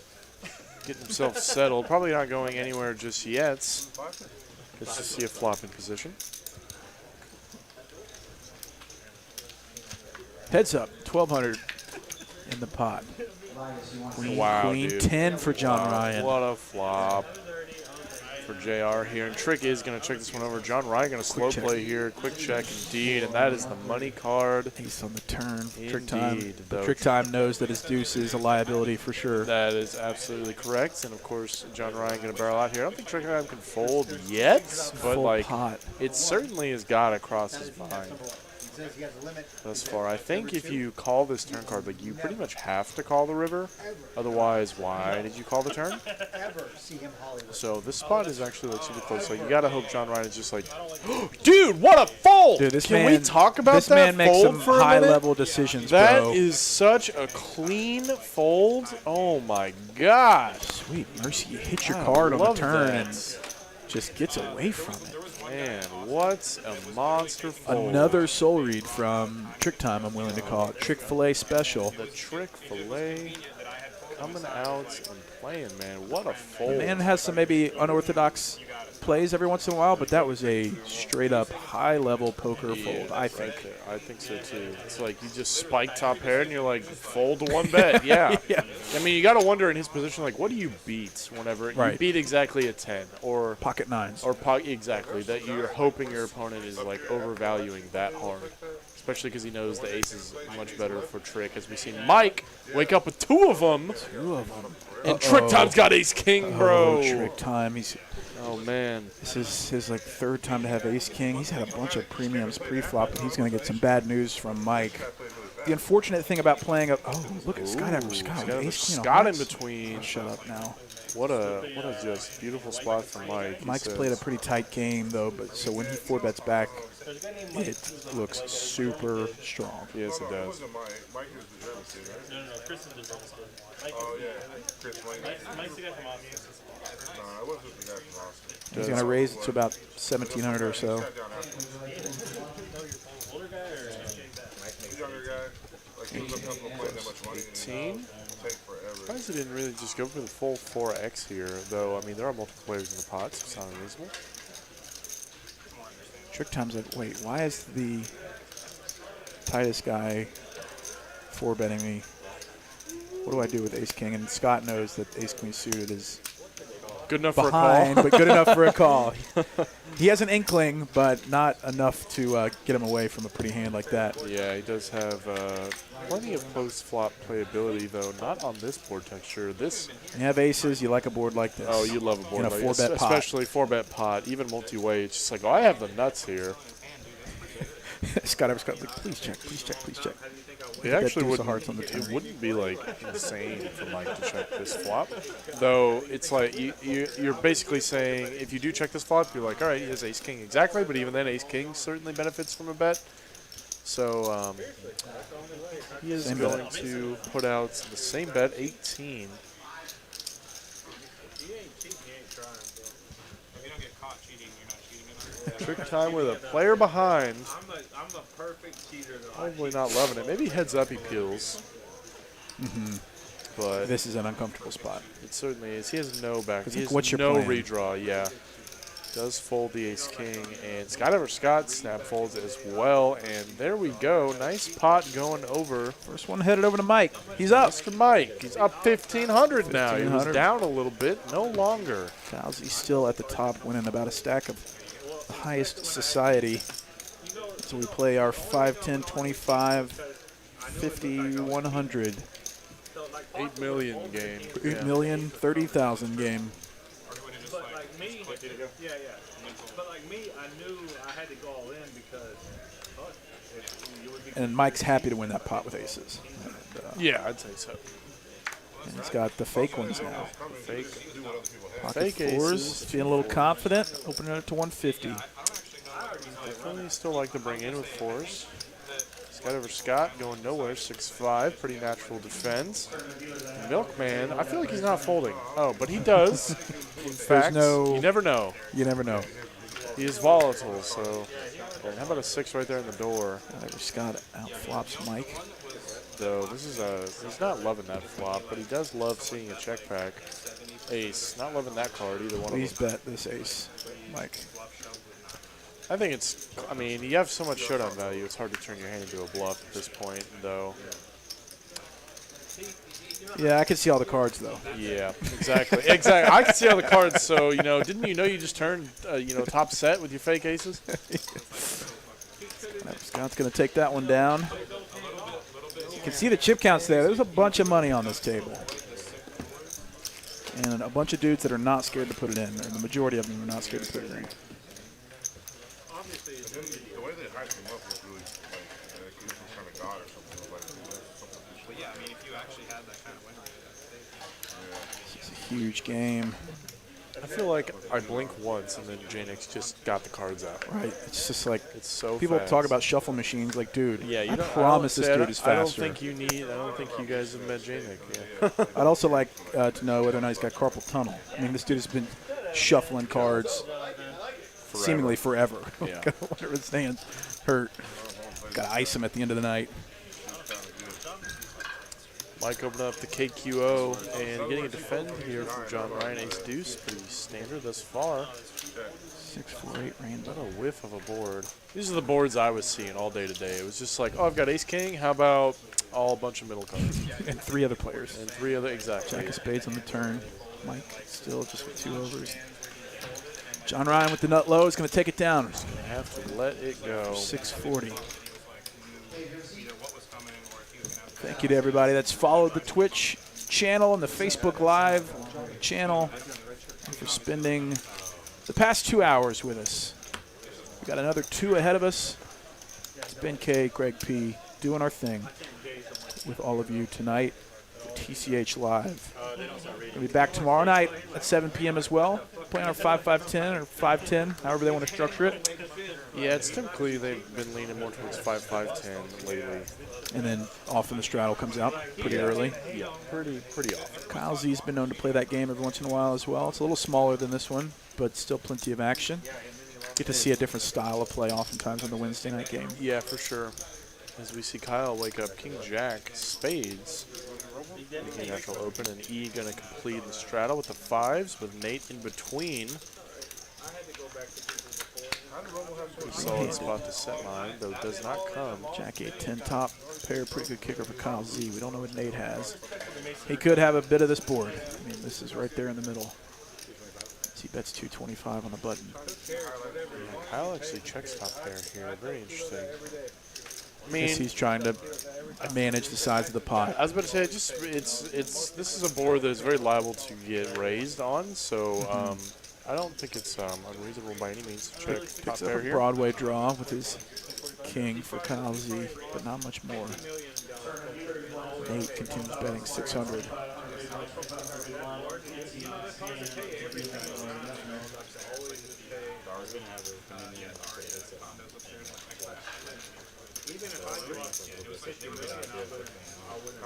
6 on the river. Kyle Z seemingly still good, but we're not sure. Not certain. I mean, Nate could have a lot of things here. Yep. It just, you know, the pot's already gotten like relatively large, and he is going for a very value-heavy size. He could have like Jack 10. He could have Queen Jack. He could have busted diamonds. He could have Ace 10. Like, there's all kinds of stuff available here. Kyle Z probably going to put in the crying call. This is exactly what you wanted, you know, checking top pair. How can you fold? And he shows Jack 8, baby. So brutal. Brutal indeed. $5,500 pot headed over to Mr. Nate. Out flopping the King Jack of Kyle Z. Kyle Z just takes it in stride. This man's a pro as well. Or seems like a pro. I don't really know what he does during the day. Yeah, he's got a day job. He's in IT, and he just loves to play cards, as he has said himself. And that's very evident. This man plays a lot of cards, from what I can tell.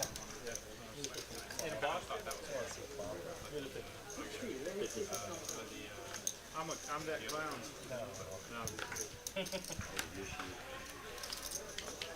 Everybody. I might have seen a Skydiver Scott doing his thing, man. 8-3 at clubs on the button. We're getting a spicy 3-bet from Milkman. Scott.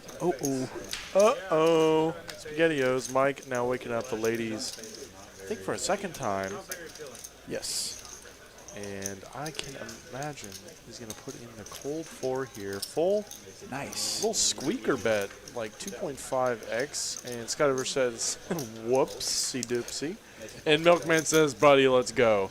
You think I'm folding? You're dead wrong. So Mike is very curious about what Milkman could have. 6, 7, 9. So an inside straight draw for Milkman. Not a great flop for Mike. I like the check. I really Mike do. knows that now he turns even more outs. A 4 or an 8 would give Milkman a straight.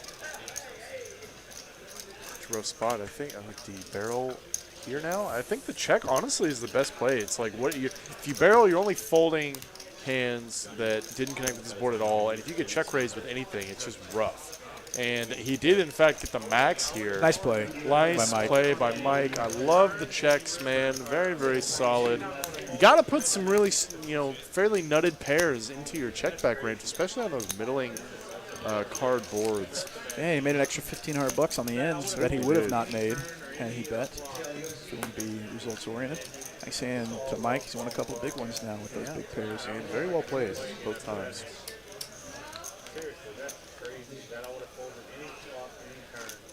The 100 is on from Trick Time.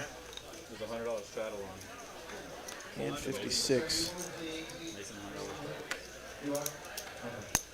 Milkman min raises to 200. Little squeaker. Little squeaker I bet love for the sure. little sweetener ones where it's just like, Let's just play a bigger one. 2x. Yeah. Got to defend almost anything. Pretty now much with any dead two money in cards. there. Yeah, you're getting, Trick Time was getting like 4 to 1. 6, 7, queen, 2 clubs. A whiff, though. Wrong color. Though Trick, it looked like he was contemplating something. Picks up the best of it on the turn with a pair. Turns a pair of 9s, and Milkman turns a king high straight draw, ace on the river. Trick Time's still good. Shows the 9. Boom! The nuts! Milkman Not getting it done.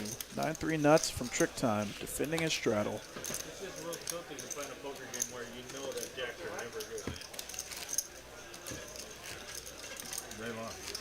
These guys often playing games where they're just playing against each other. I think they realize that Milkman brings a unique element to this game when often it's just them trading money between each other. This is a fun one. This Milkman folds the Jack 5. Folds the Jack 5 this time. It's not good enough this time. Queen 10 of hearts from Mike. Putting in the raise. 3x. You can probably size up a little out of position, but it's perfectly reasonable. JD, let's go 10-4. And Trick with the ducks says, I'm getting a solid prize in position. Show me a flop dealer. Uh-oh. Bam. Deuce in the window and a queen. Bottom set for Trick Time and top pair OK kicker for Mike. Backdoor hearts. This is the spot that Trick Time's been trying to get into. Oh, absolutely. Mike bets a hundo. Put in a huge raise here. Full 5.25x, man. I'm not like promoting for home games or nothing. I'm just saying in general. And of course, Mike can't go anywhere yet. There's so many draws available. I love this raise by Trick Time. It wouldn't even be like unreasonable to flat once with intention of raising a lot of turns. Very tilting. How tilting is it? Y'all did not get tilted The by that? 4-ball Like, on the turn does complete some straights, though it shouldn't change too much and shouldn't scare Mike too often. I seriously want to almost go to David's game right I'm now. sure Mike has seen Trick run some bluffs if he's watched the stream ever, and knows that he can still very much have like club X in his range. And a huge bet here from Trick. An overbets. It's an overbet. I love it. I love this overbet. It's so good. Man, what a spot. Because it looks bluffy. It looks so bluffy, but Mike does make the correct fold, dude. Laying it down. That's a big fold. That's a big fold. Folding top pair. I mean, you're not getting like great odds on the turn. And That's the risk of doing an overbet like that. Yeah, exactly. I mean, the thing is, though, is you can balance that overbet with a lot of bluffs, and you might still get that same fold, so you never know, man. It's great play by both players in that spot. Very well. Nice hand. Very well done. Trick Time. Looks like we might be playing a flip here, boys and girls, ladies and gents. As we get into the flip, we do have that $1 million guaranteed tournament coming up September 15th through the 19th.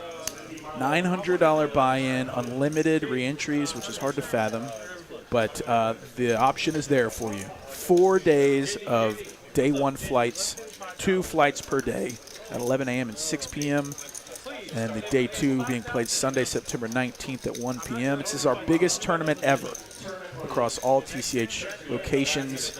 It's the TCH Dallas tournament, but it's the biggest tournament Texas Card House has put on. We've ever seen 50K anywhere. starting stack, 12% cash is day 1 and 8% advances to day 2. You can get all the info at texascardhouse.com. Also, the Bad Beat Jackpot, the Beat the Heat Bad Beat Jackpot is still going, man. Still going. It's August 17th, which means there's $46,000 Bad Beat, and you have to only have 4-of-a-kind 6s beat. And you get a share of that $46,000 prize pool, and anybody that's clocked in to a game at any Texas Card House automatically wins $100 when that Bad Beat hits. I mean, that's getting down there. I mean, yeah, that's for all the cards that are being played across all the TCH locations, 4-of-a-kind 6s is pretty likely to be hit. So you should get over here and try to get in on some of this. You know, by next week it's going to be aces full for an over 50K which is Bad absurd. Beat if it doesn't get hit. It's just absurd, man. The room is going to be packed if it's going to get down to like aces full of 9s. Yeah. We're going to be flooded every day. If it doesn't hit somehow by the end of the month, like that's an anomaly right there. Like that is crazy how easy we're trying to make it for this Bad Beat pot. Trying to give you guys as much as we can. That's right. With the Bad Beats. We're playing a 4-card flip, $500 blind, so a $4,500 slot machine spin.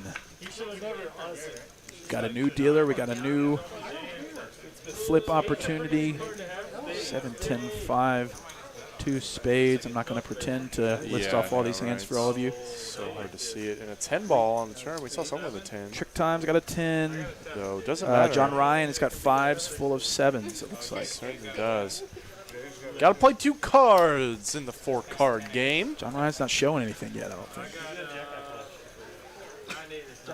Letting everybody sweat it. Yeah, he's like, all right, you guys figure it out first, and then I'm going to turn over the nuts. It's kind of a slow roll. Maybe he hasn't even looked.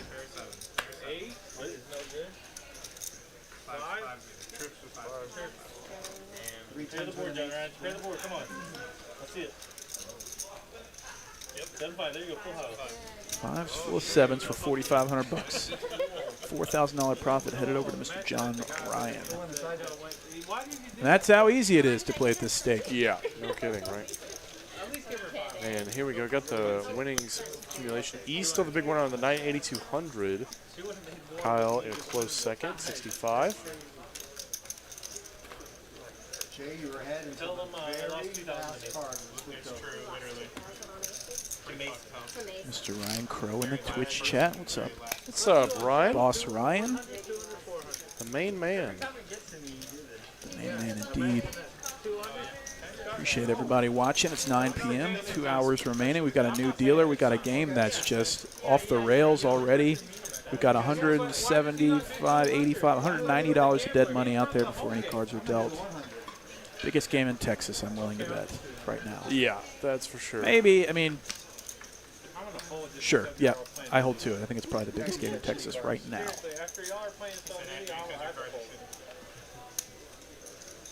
Pocket 9s for E. He's only had to play premiums really tonight, and it's worked out for him. About an 8,000 winner, 7,000 winner.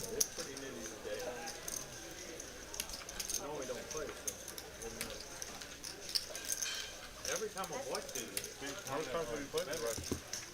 10-8 versus 9s. yeah, the very first thing. Side straight draw for Nate, but he's got 2 of his outs.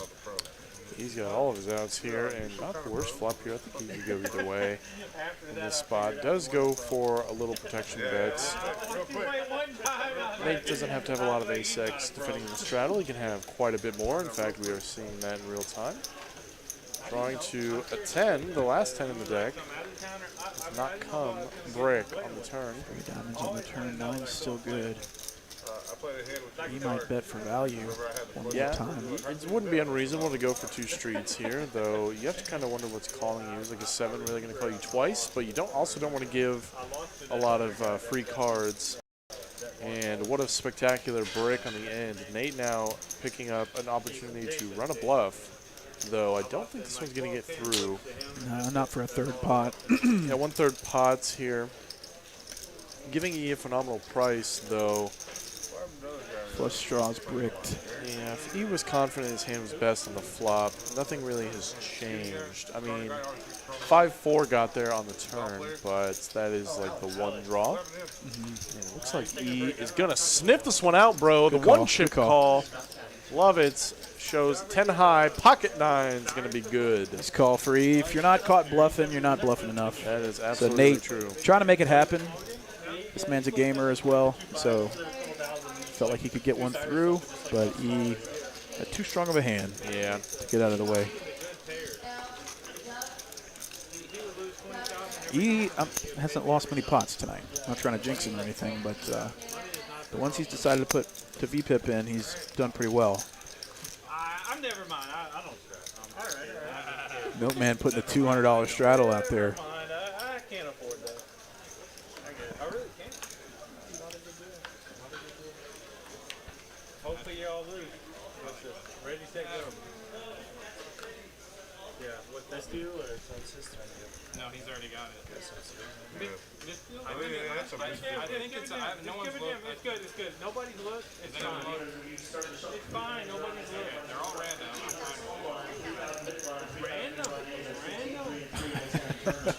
The cards are random. Yeah, I usually don't really get bent out of shape if the card gets mixed up before anybody's looked. Yeah. It's like Anybody, I'll play. literally all random. If you were the only one, That's weird. E and John Ryan combining for a PLO hand, all still no good. How do you have 2 already? 8, 9, 5 at diamonds. Wants to compete for that hundo. Scott gets out of the way, and Milkman wants to defend his 200. Does have a queen. He's got a queen in his hand. Yeah. Let's go, baby. Heads up. $1,200 pot already with Queen 6 versus 9-5. Let's go. Open-ended straight draw for Nate and an inside straight draw for Milkman, as well as backdoor hearts, low hearts. And an overcard. And an overcard. Can't discount the overcard. Overcards matter. Bets a Pepto, calls a Pepto. 8 on the turn. Change much here, though. Milkman not still in the lead. Slowing down, Lots bro. of Peptos Huge now. bet. Full pot, bro. 200, making it costly for Nate. Show the Queen 6, man. Show it. Shows it. Show it. There it is. Yeah. Love that. Together, our hands still So Milkman takes down a much-needed one. Defending his $200 straddle. Doth he dare put out the 100? But I think we may have had a doogie. We may have had an 8 doogie. If we had a pair, though, we'd have beaten him. I know that. He's saying they might have had an 8 doogie, which is Badoogie talk. Badoogie, the point is to get 4 unpaired cards, all of different suits. Wow, I didn't straddle. That's crazy. The purest form of poker. No. Limit mixed game poker. In the mixed game, Badoogie. Badoogie's a 4-card triple draw, and your goal is to just get the lowest possible unpaired hand, all of different suits.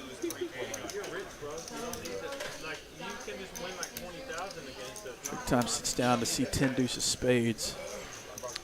The Duro is no good.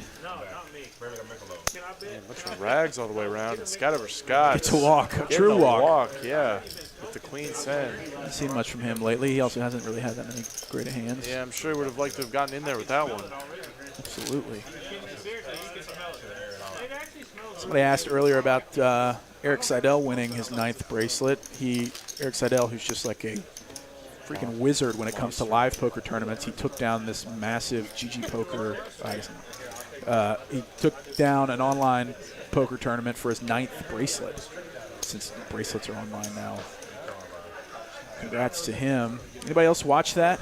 Eric Seidel, he's one of the greats from the old school days. Somehow he's stayed around. A lot of these old school guys have not been able to keep up with the progression of the game, but he definitely has. Oh, he's staying right there with it, man.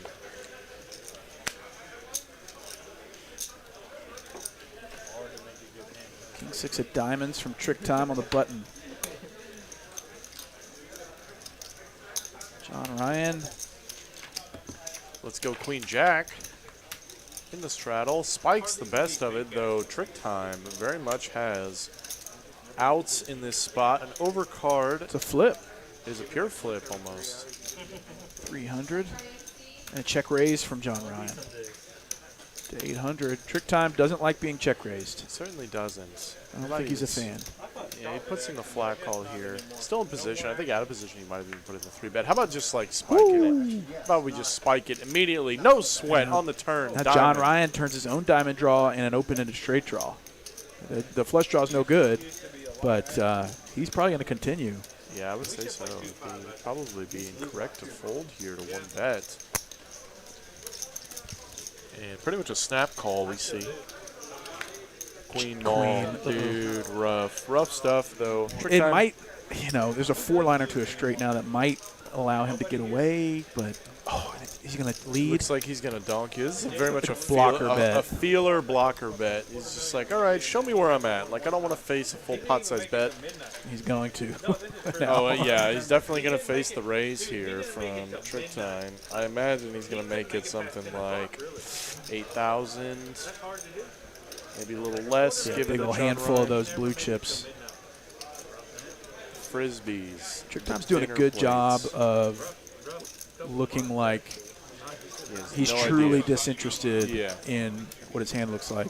Oh, dude, he just He's straight just all ships it. He just says, let's polarize as hard as we can right here, man. This folds out everything except an ace-high flush. Yeah, I think. pretty much. It's, I mean. But maybe there's a chance he thinks it's a bluff. I mean, the thing is, you also have to wonder, like, what's calling you whenever you put in the 3X as well.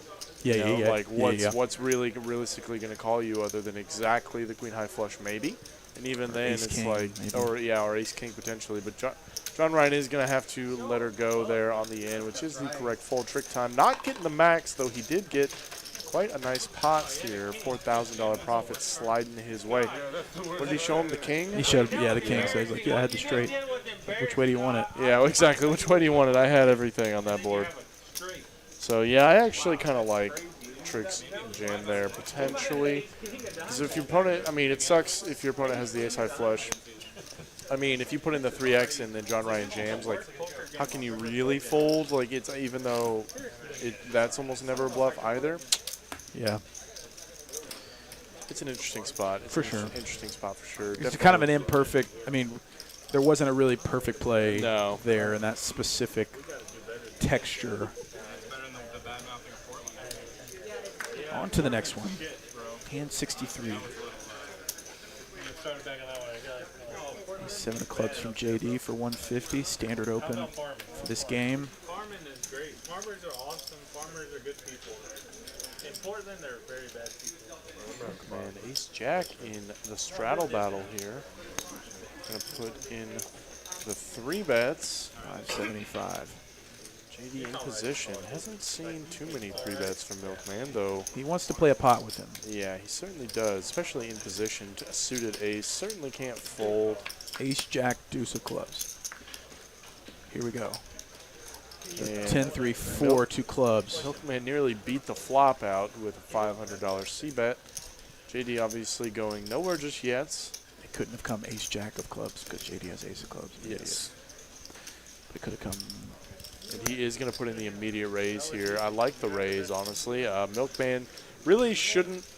It's rare that that board is going to connect with his 3-bet range ever, though it is also, possible. We've seen Milkman 3-bet some interesting holdings. And JD says, ace-7 probably not the best hand right now, though this board is much better for me than it is for you, and I'm going to raise it up.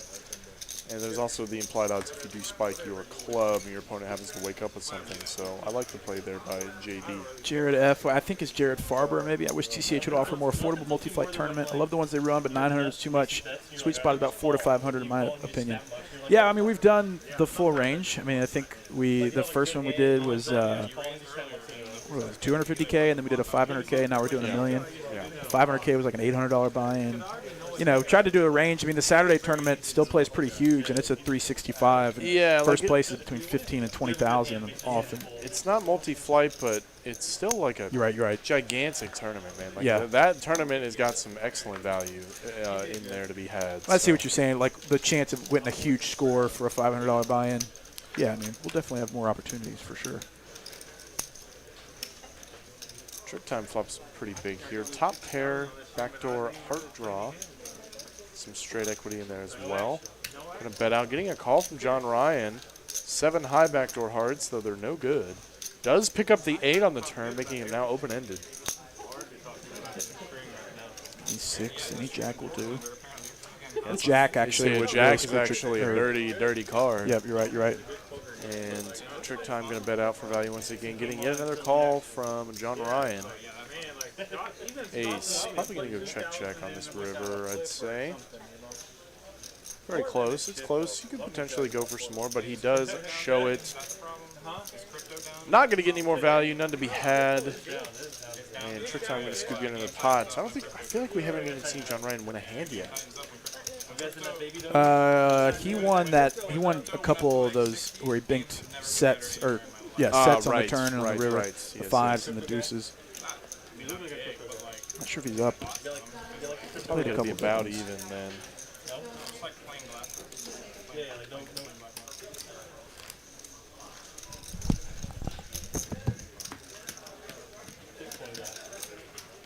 I mean, I wish I would. I should have listened. You into those pumps? He was into the dumps, not the pumps. I probably held too long on some shit. Yeah. But it's what I'm supposed to do. I was told. Just forget you have it and move on. When it goes down by some. Milkman ace check once again. Not shy at all, putting in 3 bets one more time. Let's try again, shall we? You gonna fold 8-7 out of position from the blinds. Yeah, it's rough when you wake up in that spot facing 3-bets with 8-7 suited. I think if you had opened and gotten 3-bet, you could probably defend with it, though calling out of the blinds there, probably not a very profitable play. You do still see E in the lead here.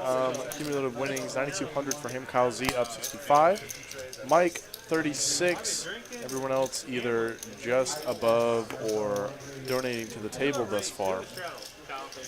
And we do have the double straddles on. We are playing 5, 10, 25, 50, 100. How much bigger can this game get? As you see Nate with Queen Jack offsuits in the hijack, gonna raise it up here. Full 3x.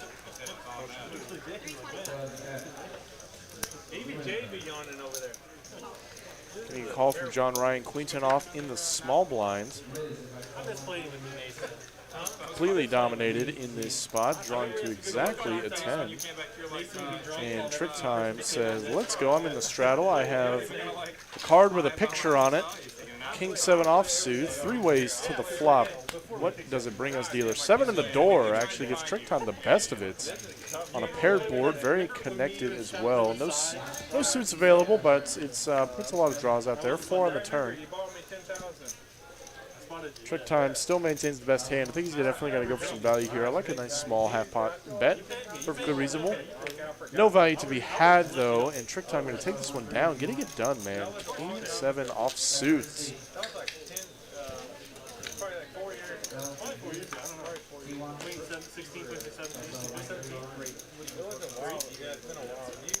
You remember that kid from Arkansas, though? He was there.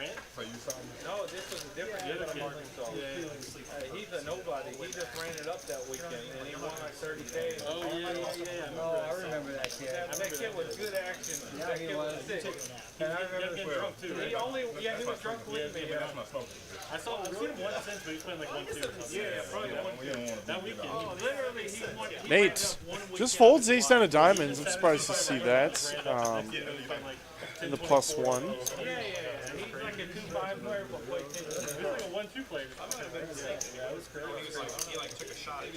Milkman going to open up 2 suited cards, 10-3, facing a flat call on the button. John Ryan defending.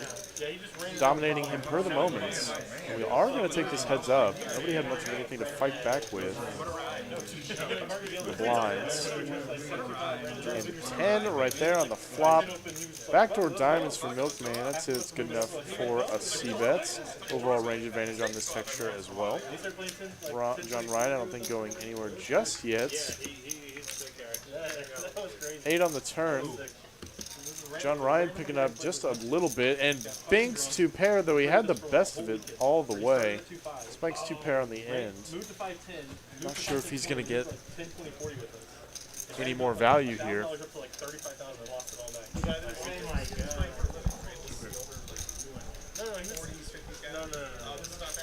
No. This guy was like, how much out? Probably 30, 20, late 20s. He was fucked up, like barely knew like what had to be what. Who won the flip? I did. I'm not gonna lie to you. We all flipped our cards and you were good. And his last card, not even you to watch it. I swear to God, we were like, just give it like, because I had a 5 and it was like 7. It was like 5, 5, whatever. And I was like, I have a 5. So you have to have a 5 and a pair.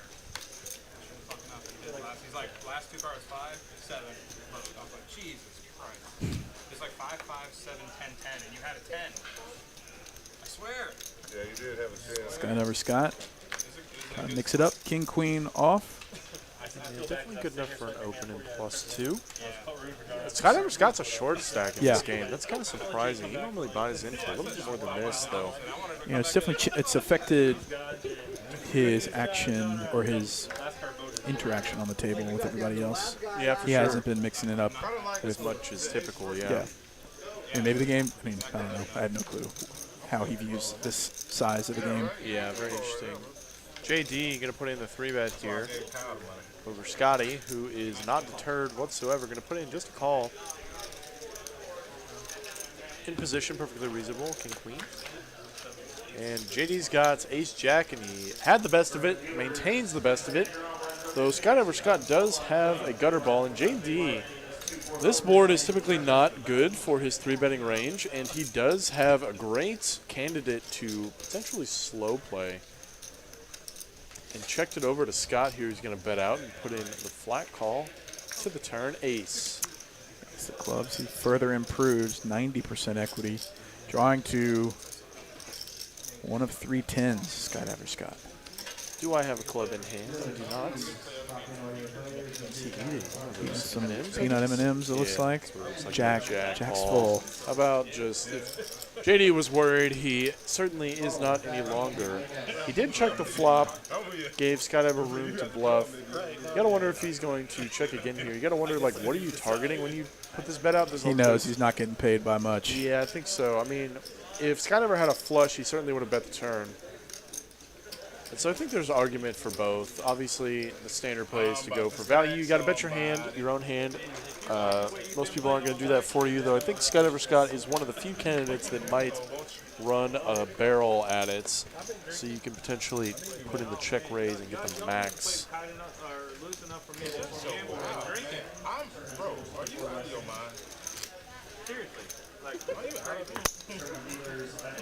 $200s out there. Yeah, man. Not surprised in the slightest. Where's Ram? Call Ram. Jay, just go home. Are you out of your mind?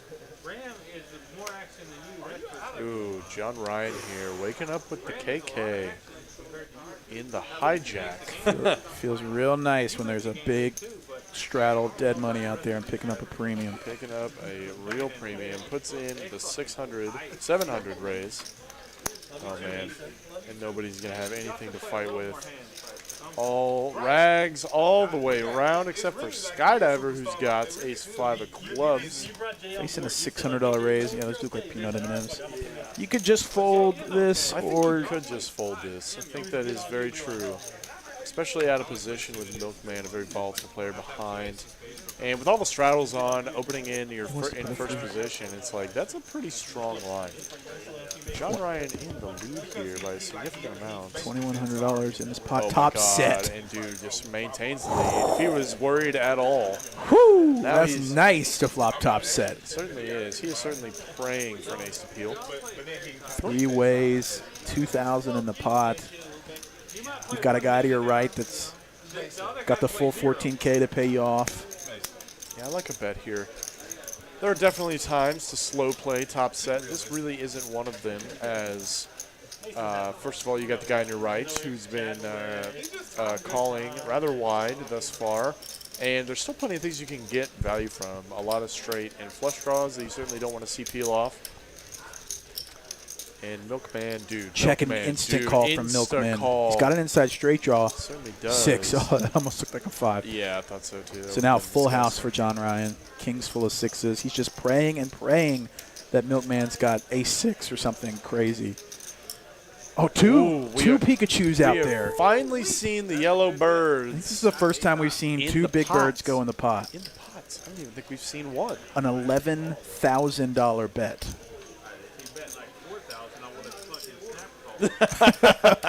John Ryan's kicking himself hearing that. Yeah.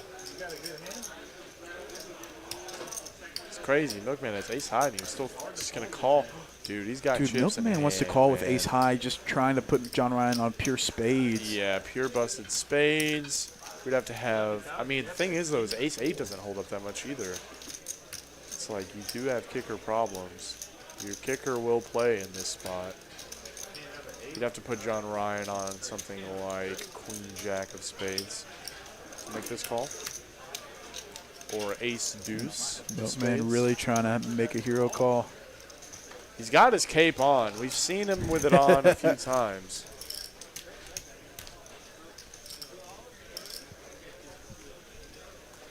Milkman just might be trying to make John Ryan sweat it. Yeah, maybe just a little bit. But John Ryan's not sweating anything. No, not at all. He is praying that Milkman does something crazy like ship it in. Show me something, Mr. Milkman. Show me what you got. Milkman wants to make an $11,000 call and be right. I mean, this would make him look like a genius. Yeah, definitely one of those moments where it's like, I am a genius if I'm correct. I am not so if I am wrong. John Ryan is just begging to the poker gods for Milkman to call here. Just a pure $11,000 value bet. I like the overbet, by the way, too. There's like so much. First of all, the draw's bricked. It's like you can make your hand look really bluffy, and once you get called twice. John Ryan now understands that he's got to earn the call here, trying to maybe switch his behavior up a bit, trying to induce Milkman. He thinks that there's a chance Milkman could potentially call him light. So John Ryan trying to figure out a way to get Milkman to call.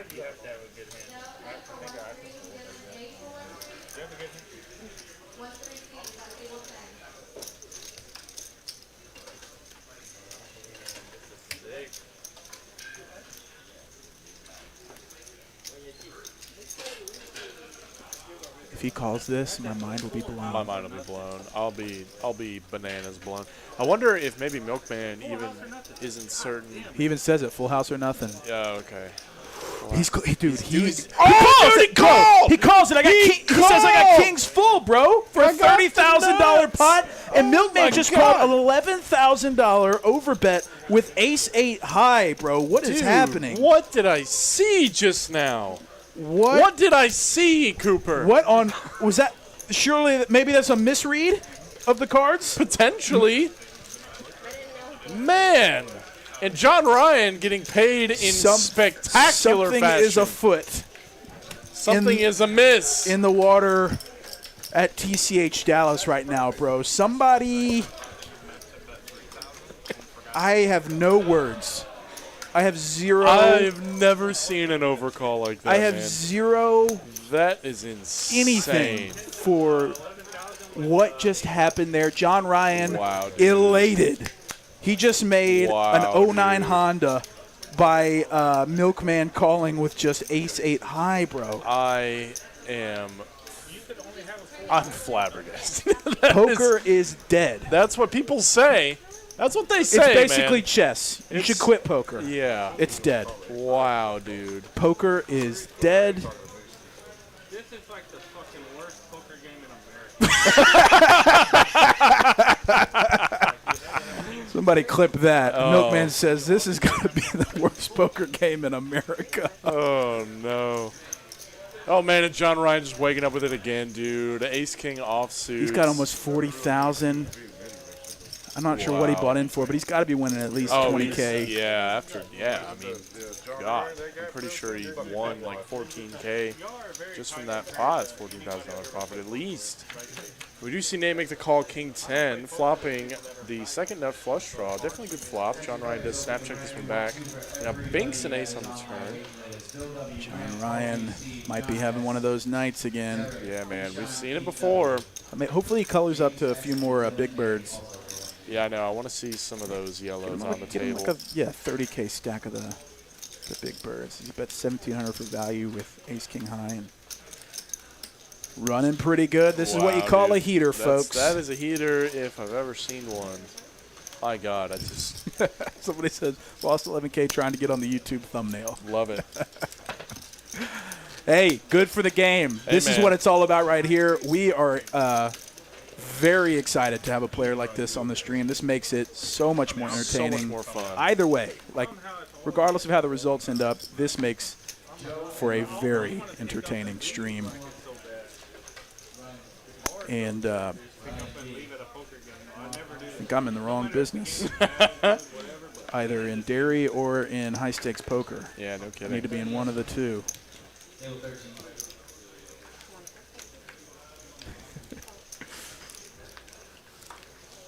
I mean, how often is $11,000 bet on the river in this room ever? Ever. With 3 chips. Yeah.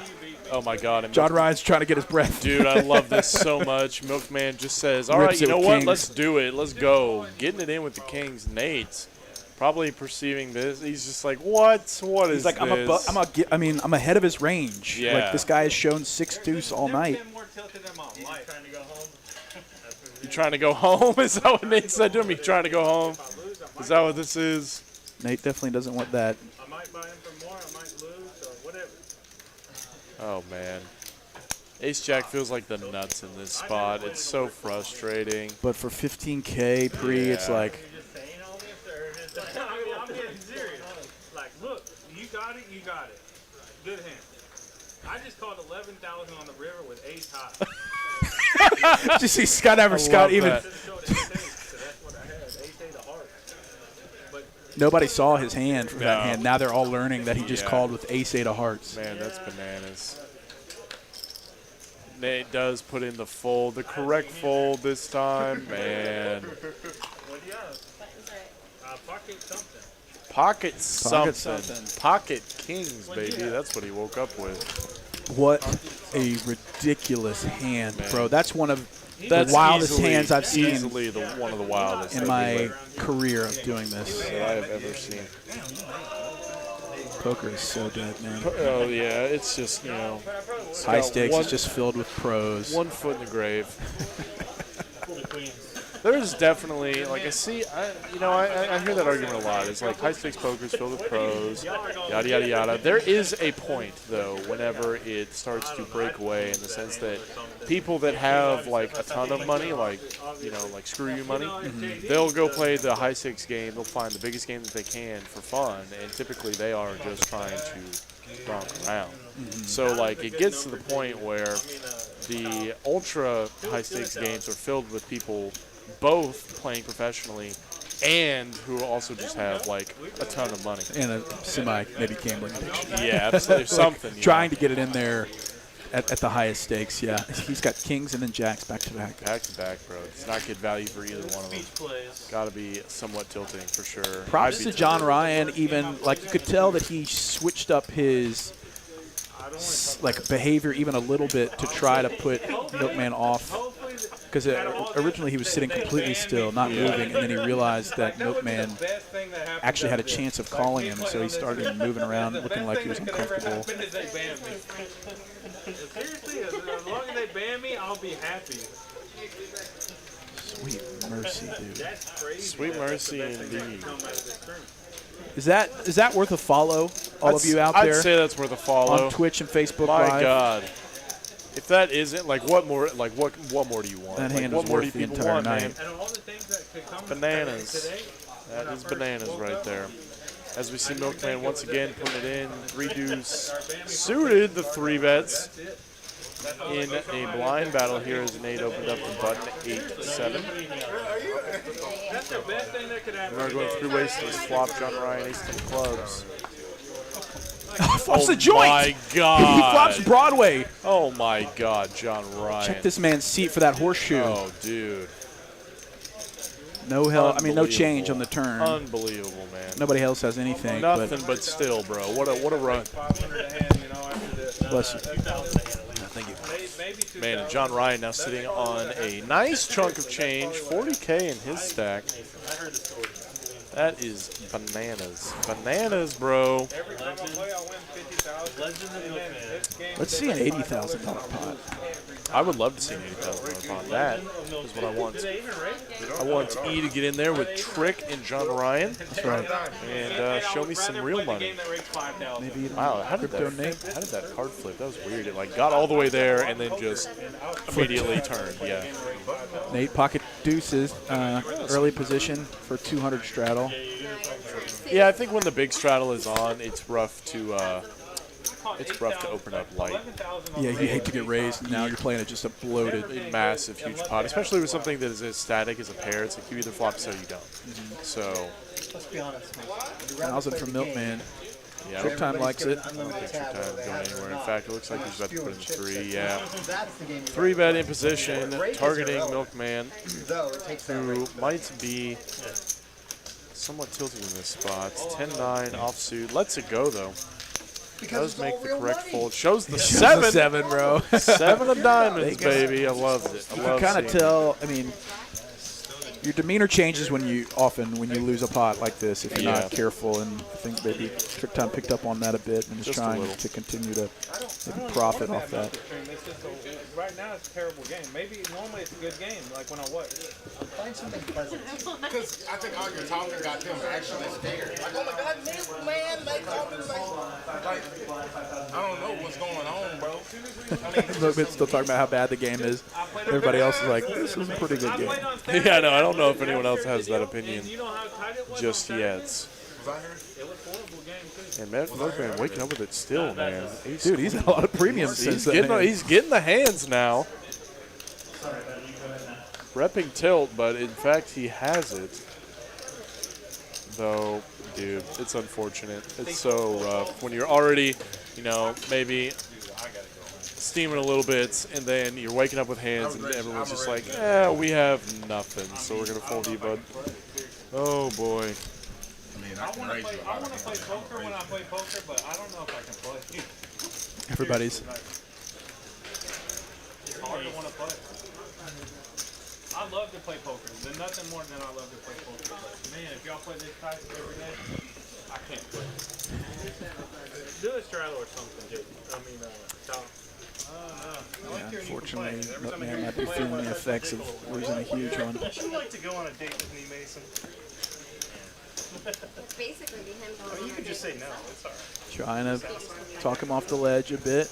It's a friendly game. It's just a friendly game. Kind of unfriendly stakes sometimes. Sometimes it's never fun, like, to lose ever, really, and then like you just ramp it up that much more when it's $15,000, $20,000. Which, I mean, to Milkman, it doesn't really seem like it's all that much money. Yeah.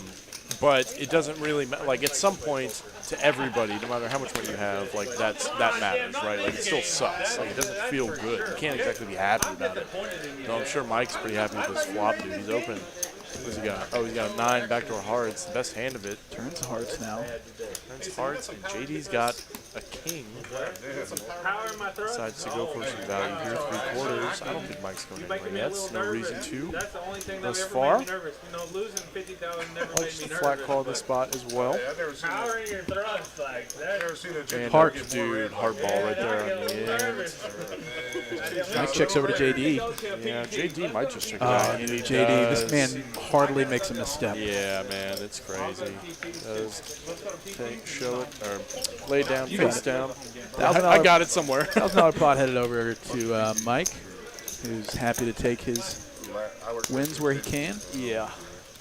In fact, it actually wouldn't have been crazy for Mike to just donk out there. Like, overbet the pot. Hopefully your opponent has a jack that he was valuing. Something like that. Pair of straddles for the next 5 rounds. Tosses each a $500 check. There's you 2, Scott. There's you 1. Okay. God. Milkman just paid for Scott's 200, so Milkman can put the 400 on again. I love that so much, man. John Ryan, I love this man. Oh, He puts the 8 on for John Ryan, who's running hot. He's winning about 30K. E, come on, 16 Put the on the 16, button. put the 16 on the full button. button, 1,600 on. He's got 8 Yeah, deuce. it looks down at 8 deuce. I'll give you all in dark action. Hey, y'all That is the worst. It straddles to you on the button, and you look down at just like the nut low. It's just so bad. Wow, Kowzi folds queen jack, man. I mean, this is. There's. Milkman's all in with queen 3 here off. we go. He says, John Ryan, wake up with her fold. Oh, no. Now we're playing tournament poker. Oh, no. Look at one. Look at one and see what you think. Oh yeah, reveal one. Hey, Just reveal like, one. show everybody the first one though. Just read it for the world, bro. Oh, no. Show to the world, bro. Yo, you gotta call. You gotta call. No. This is the most that is painful rough. thing in the world is y'all just being nipped. Let's hit flop. Show it, show it, show it, Show it. it! Shows a queen. Queen are real good. 4 would have outflopped him. Oh, Did the flop? Did they put up the this flop? man just shoved for 15,000 with queen 3 I won all off. this money? Oh my god, this is the first pot I won all day. Wow, so cool. I love this This game. man legitimately shoved a God, that was 2009 Toyota 4Runner with queen 3 offsuit. There's no stream There's no stream on the internet right now or ever this week that is going to play this insane. Yeah, this game is just absolutely. If you're watching elsewhere, you got to share the link to the Twitch and Facebook live stream wherever you are, because this game is reminiscent of a time gone by. No, he should have called in the dark. That's where he fucked up. He would have been, almost had me drawing dead on the flop. And I threw you. 15,000? What is 15,000 going to do for you? Might keep my lights on a little bit longer. You know what? My lights. Thank you to everybody that has followed, that's tuning in now, watching the stream. This is a fun one. This is a special one. This is definitely a good one, as we see Trick open up Queen Jack in the blinds. Kyle obviously going to put in the 3-bet here. Perfectly reasonable. He's already got plenty of Trick's money, though Trick not going to pay him off in this spot. Kyle taking down a $1,000 profit, man, before we even see a flop. Nice. So what a good result that is. Kiff Croker says somewhere in the world Gabe Kaplan is throwing up in his mouth. Gabe has seen his fair share of super crazy high stakes action back in the day. Sure he Shouts has. out to Gabe Kaplan, one of the OGs I just wanted to call and give him in the 10,000. poker broadcasting game. Do 200. Do 200. I would. Hundreds on, the 200s on from John Ryan. John Ryan's good for the action now, knowing that this may be the ticket to keep it going.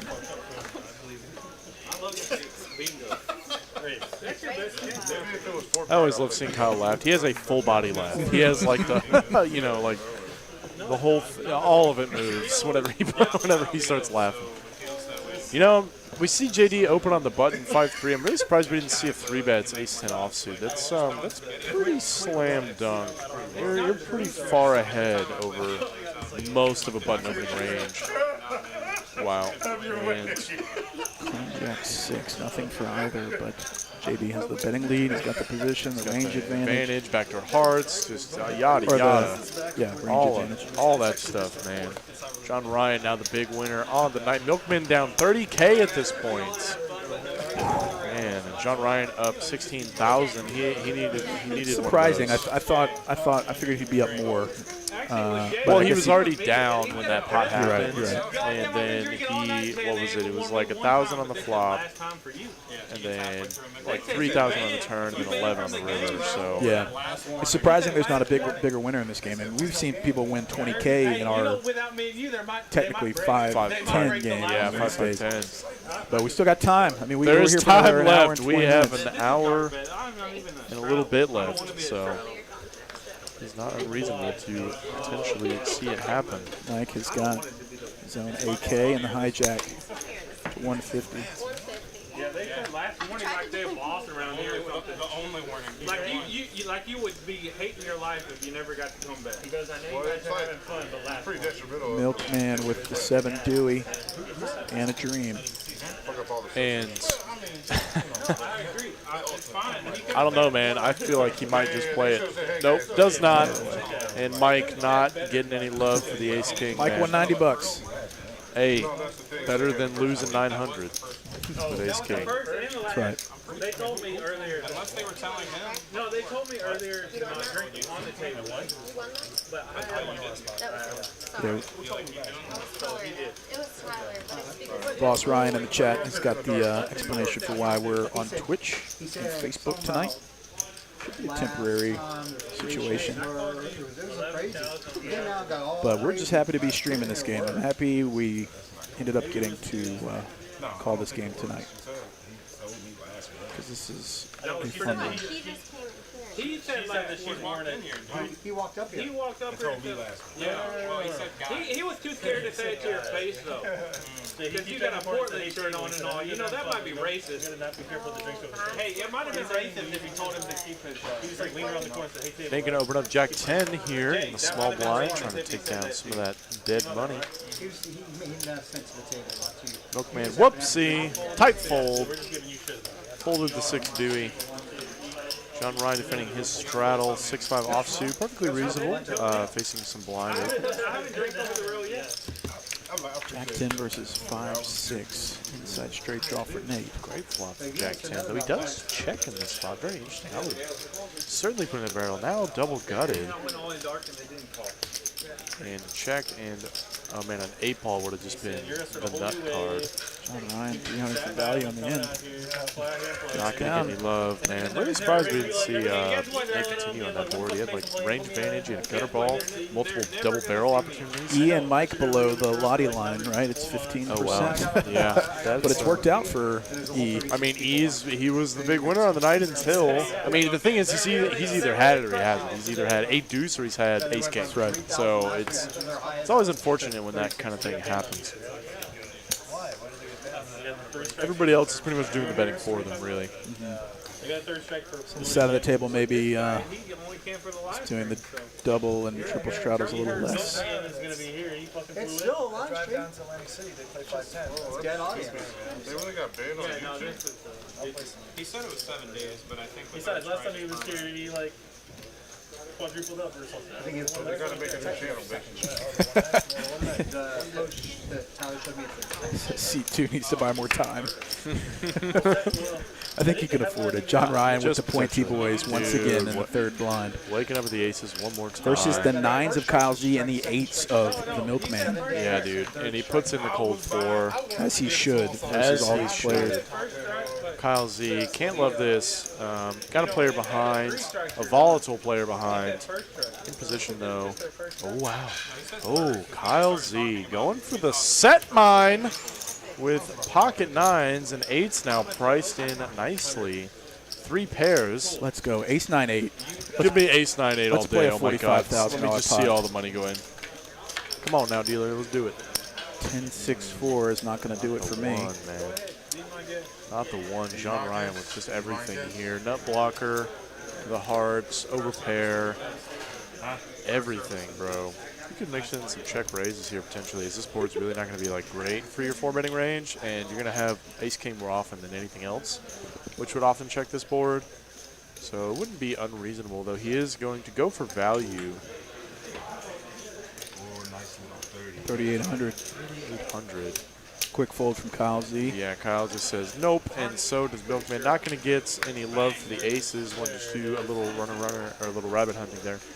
Yeah, I think on that exact texture, you could potentially mix in some checks from John Ryan. You're not scared of hearts because you have the nut blocker. And you got to wonder what calls you except for like exactly jacks and queens. Given that they flat 4-bet pre-flop. And there's not going to be a lot of 10x in your opponent's range unless they have a set. So you could potentially just open up your opponents to run a bluff at it if you do decide to check it over, though. Certainly don't fault John Ryan at all trying to get the max in a 4-bet pot pre. There's going to be a lot of pairs in those ranges, many of them over to the board. You can pretty much just get their stack with. Kyle Z, man. I think this is as light as I've ever seen Kyle Z open.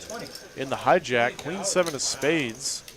That hand is one of my favorites nowadays. Pulls all the way around to Mike in the straddle. Let's go to king 9. Was in the lead though, not by too much. And how about just like, an awesome flop for Kyle Z? Middle pair for Skydiver Scott. Yeah, wouldn't it be crazy for Skydiver to go any of the 2 ways here between call and fold? Think about how much money that would save you, Spade. And just no Redraw sweat. to the Royal. No sweat. I actually hit a Royal the other day. First Royal ever. In your career? Ever. You played a lot of cards, I too. played a lot of cards, yep. And I did, in fact, hit a Royal on a 2-card game. Nice. Yeah, and the board was double paired. It was king, queen, ace of spades on the end. So I jacked 10 spades. Did you make anything? Not much. I made like $100, which as it goes. But I was just like there, and it was I think it was a 3-bet pot pre. So like there was opportunity for somebody to have something, man. I was just like, come on, Tommy, wake up with queens one time, buddy. Wake up with queens one Cool. time. I think I've had 2 since playing, since like started playing in 2004. I think I've had 2. Pretty cool feeling, but also it's just so rare. Yeah. I just assumed. Oh, I spiked on the river too, but once I saw the flop, it was king, queen, king with 2 spades. I was like, well, I'm just going broke here, just like going broke here, or whatever you know. If they flop quads, good for them. I have outs. If they flop the king, good for them. I have outs. Skydiver Scott raised. Just because you pronounce it right, Raised 10, trick time with queen 5. not like I wasn't. Does not want to fold. But yeah, I still want 6-6 deuce. I don't believe it. I checked one time. But just once though. Checks back. Just don't check it first to me. 8 on the turn. Time to old speed play, Skydiver Scott. Dude, I not looked at your head. You looked at your head. I know you can like pick whether you want. I can't believe it's always checking. Why is this card so small? I check so you can get some value. Bet your hand, boy. Trick time talked his way to a cheap showdown, He certainly did. No money. but also Skydiver Scott not much. That's why I need you to do this. I want to get money out of the box. Like, how do y'all beat them? I'm serious. How do That's y'all? true, right? So I would get money. I mean, yeah. So we've got the 5-5-10 game tomorrow live from Dallas. We've got the 5-5 game live from Austin on Thursday, and Friday we've got the 1-3 live from TCH Dallas this week. Is that always going to be a next-gen thing, or is it just always going to be a one? Yeah. So the next-gen poker boys are going to be in the house? Yes. Well, actually, I think this Friday, I think we'll mix it up and do an PLO stream. Yeah. They don't tell us anything. But, Just tell us to go in the closet and talk about the cards. yeah, it's just like, you know, it's a surprise for you guys, too. It's fun, more fun that way, I guess. So, yeah, we are going to, I think, mix it up and do a 4-card stream. It's been a while since we've done that. We at the beginning of the stream, we did a few 4- and 5-card streams, which were fun, but it's just a different audience. There's admittedly not as many people that are know about PLO as they do the 2-card game. I'm being told Next Gen Poker will be here the first Friday of September. Shout out to my SMU pony brethren doing big things on the I YouTubes. swear to God, Jack, I put in 20,000 with Jack 6-6. Oh, my God, I seriously thought we saw Aces get folded. No, I went all in. E getting the birds I went once all in again. last Tuesday. I think So this it is was the less second than time 7 having days ago that I went all in with Jack Milkman 6-6. 4-3. I can't imagine he's folded. He's got 2 connected cards that are indeed suited. 20,000. What was the bet in front of you? What do you mean? I went all in for 20,000. What was the bet in front of you? Was it no limit hold'em or PLO? PLO. Jack 6-6. Well, then it had to be at least 6,500. 3-7, so I did win. I Very made great Jack, flop for Jack E. and with the bottom He was pair. facing a $13,000. I don't know. Something's telling me that Milkman's not going to fold just yet. Does call. He's acting with the board. Jack. Not the best card for E. Probably needs to check. No, but this is true. Like, I went all in Yeah, with it does Jack. go check. I heard you. You got all And a queen ball on the end. Might see a lead from E, or Milkman, though he does check it over to E once again. He's going to squeak out some value, man. Gonna go for it. Let's see. Milkman's not folding. 1,200. And he does call. E getting the max, bro. 4-3. Showing the aces. Oh, wait, the guy that V-pipped 11%? Wait a minute. Wait a minute. Shows up with the nuts? Top 15% of his range? Wow. Something it works out that way. Who knew? He doing what he came to do. Say, well, I'm here to make money, folks. Not here to make friends. Not here to mess around. 6-8 offsuit. I'm here to play aces and get paid. And he's in a pretty good position to do so as the $200 straddle comes out. Yeah. And yeah, he's had basically all of his premiums filled up, I think. Yeah, I think so. He's had aces twice, ace-king twice. think he had jacks once, maybe. Yeah, and then nines. He's just had like a bunch of pairs. You got a bad draw. And he's just, printing money in this game. Trick time ace king. Big slick of his own, putting in a big raise. How many straddles we got going? We got the 200 out there. Looks like we got the 200 out there. And Nate's gonna call. Milkman, 2 threes, bud. Let's do it. Milkman might be scaring like a 60% repeat. Oh, he's getting up there. He's 7-8 all diamonds. No one's got a diamond. Not your favorite when you're facing blind battle. Though I mean, Trick he's got to go for value and equity denial. Everyone's got black cards. Does not see any value for it, though. I'm certain that he's not hating that result by. I was here, bro. I'm here. We just need one more of me, or one more of you, and then it wouldn't fucking matter what they did. It wouldn't fucking matter if we had one more. You can get on the John Ryan's over there going nuts. John Ryan ain't going nuts. John Ryan is one of us. He just ain't here with us. this guy named DQ. He's good at he plays like half of his hands blind until like the turn or river. I mean, Here you talking about DQ. I think it was you talking about DQ. He plays big down in Austin. Yes, he does. I got the. Yeah, first of all, Oh, he played the game you won. I got the opportunity. I wanted to give a shout out to DQ. I think people watching Unfortunately, I think he was look at his hands like until the turn or the river like half the time. YouTube. But I did get to play with the man. It was a lot of fun. He likes to get in there, mix it up, but put the pressure on. There's one hand he kind of owned my face in. Called blind, sees the flop. 6-4-3, I have nines. Oh my God, Milkman says I'm done. Oh dude, trick time snapped in, dude. Look at this. Milkman says all in 9-4. Not on the flop, dude. 8. Straight. Oh. Blind. Blind. All in blind. Oh man. So Milkman went all in blind. He had a heart.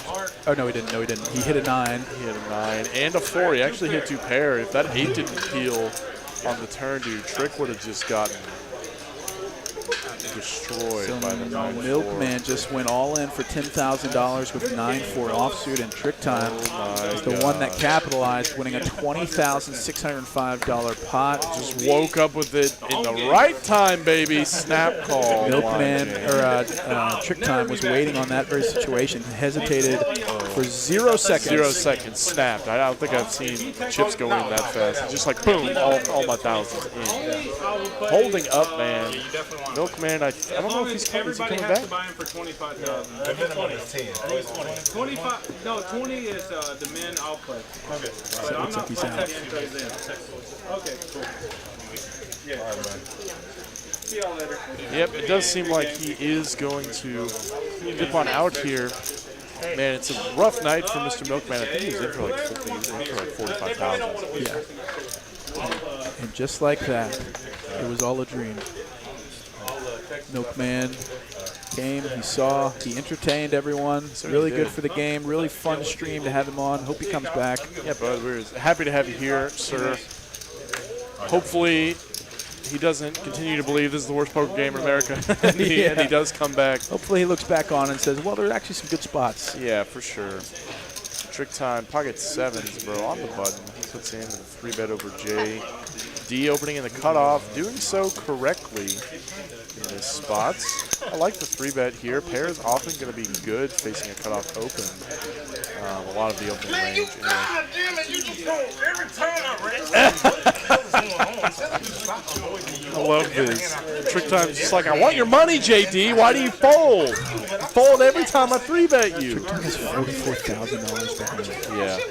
John Ryan's Oh, we got 41,000. 2 big stacks in a hand. Too bad. I wanted to see 5 and 7 on that board, but that's okay. Something beating in there. Damn it. Love it. I just don't understand. Check. Oh, wait, no. I win. Flop, check back call, check on the turn. And Trick time 7's going to hold on up here. Says, I know I got the best of it, bro. Putting the tip on the cards already. You waste all your why you wasting your time? You wasted time being here. I'm not about this. I'm not about the J Top play tight. I know the game. I know the fucking hustle. How is it a hustle? When I show 10 highs and 8, Man, that was wild. Just thinking about that. Saw a $11,000 call with ace high when John Ryan just had the nuts. And then blind bet, blind shove, 9-4 offsuit. He also shoved 15,000 with queen 3. Oh, he sure did. I do remember that as well. Yeah, that was very entertaining, to say the least. You just here just to be here. Use your heart to play against me, man. Damn it. That's all I asked for, somebody to play against. John Ryan, dude, still running insane. I saw Nate put in the 3-bet here, 8-7. John Ryan just going to cold call, it looks like, in the third line. And Mike, +1 now getting just an amazing price to set mine. He's not big 5. John Ryan's got a relatively good hand here. And Nate going to check this over. You got too much turn value, turn this into a bluff. Cards are the wrong color. And this checks through, and Mike is going to pick up quite a bit here, now open-ended. And Nate, still with the best of it for the moment. Mike getting just an awesome price to come along here and realize in position. Nate ball out there once. 6. Nate, 7s and 6s. 6 is going to hold up, and it's probably going to check all the way around. Nate's putting in the 3-bets with 8-7. And holding up, baby! Wow, $4,000 pot with 8-7 ball. Yeah, that is a good result. That's a favorable result if I've ever seen one. Fervable indeed, no vowels. As your fervable nemesis likes to say. I feel like I'm his nemesis at this point. Don't tell me you're going to fold at least one hand. Tell me you're going to fold. I did get Bradley Dollars. I do have. You play a full stream with them? I did. Last week? So yeah. all 4 hours. Yeah, it was a very fun time. It's always fun playing with those guys. They don't talk much at the table, but I'm sure they're just writing their script in their head about what they're going to say afterwards. Yeah. On top of that, they're probably also just on high alert. Everybody's coming for their money, so everybody wants it. It's an interesting situation they've put themselves in, where it's probably good for the game for them, but also they're in spots that nobody else is. Where people are, other than people like Phil Homies, like where people are just vying to win their money, even if it means deviating from good strategy, good long-term strategy. I mean, on top of that, we did see, we saw Brad put in a cold, either a 4 or a 5-bet with boost 3 offsuit. Oh, really? Yeah, that was as out of line as I've ever seen.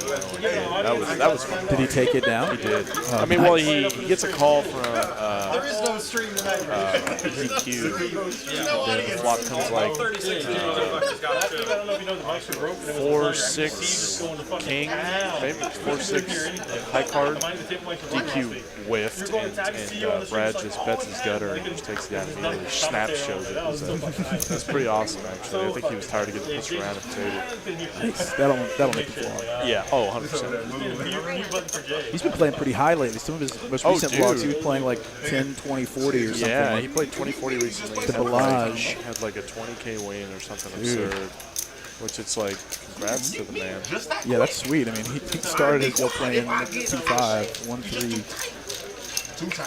Yeah. Now he's taking shots at Oh my gosh.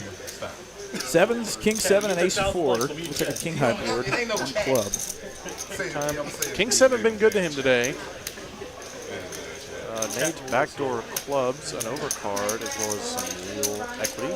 What an amazing result, just calling 10,000 with ace queen earlier. Yeah, no, to win that. He like, I mean, just like no sweat, snap call. Those are the moments you wait for. And I do actually like Nate's, oh, he bet out, okay. I thought, I was thinking he maybe floated the flop. Though, unimproved, king 7, still going to be the best of it. I think Trick's got to go for some value here, potentially. Though he's got kicker problems, might be better to just check and deuce. He does get the check back. Ace high, no good. Trick time, buddy.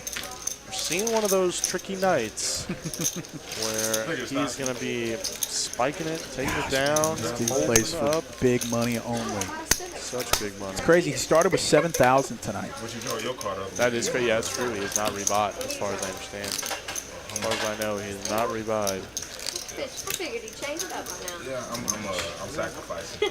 He's started playing 5, 10, 25, 50, and At one point, we were playing 5, 10, 25, 50, 100, 200, 400, 800. 800, man. I wanted to see E put in that Dude, 16. that would have been so sick. We've never had, I think that is as far as we've gotten the straddles. We've never had one all the way to the button. Yeah.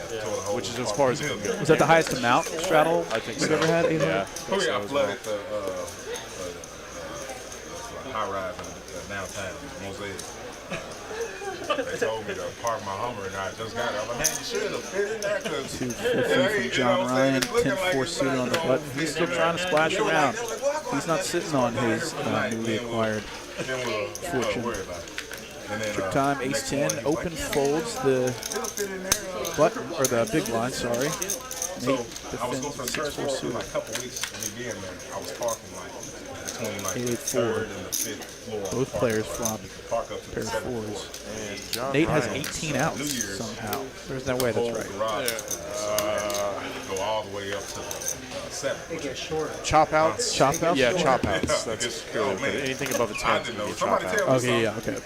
But he fades all of them somehow. Does check all the way around.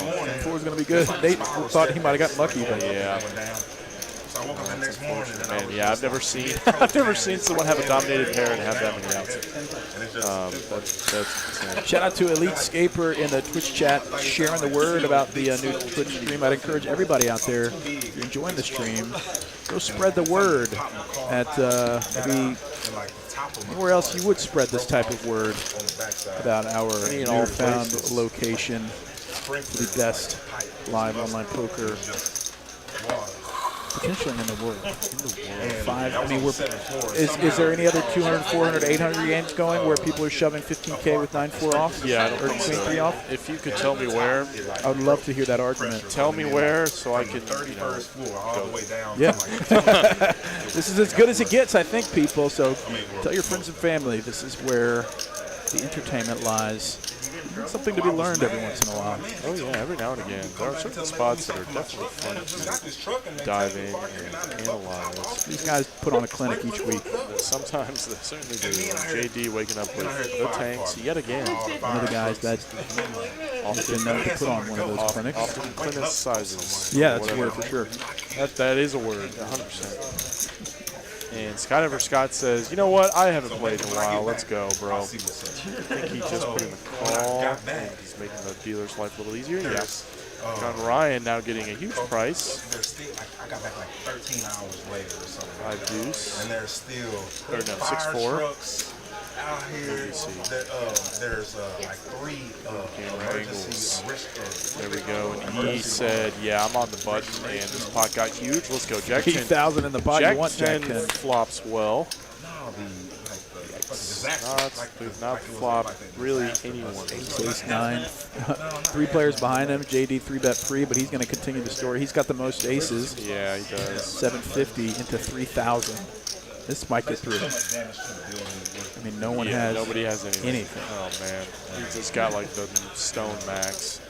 E just going to have to let it go. I think maybe if there was, like, queen or something on board, E might come and peel one. The implied odds of Phoenix's hand are gigantic against Ace X, but it is what it is. I mean, we saw, not to spend all the time on this, but we saw Milkman call a river bet 6 high. Oh, yeah, we did see. I forgot about that. 6 high call. I think, yeah, he was just like, show me your cards. You know, let's go. I want to see what you're doing this with. And that really set the tone for where this night was going. They told me to park it. Yeah, that's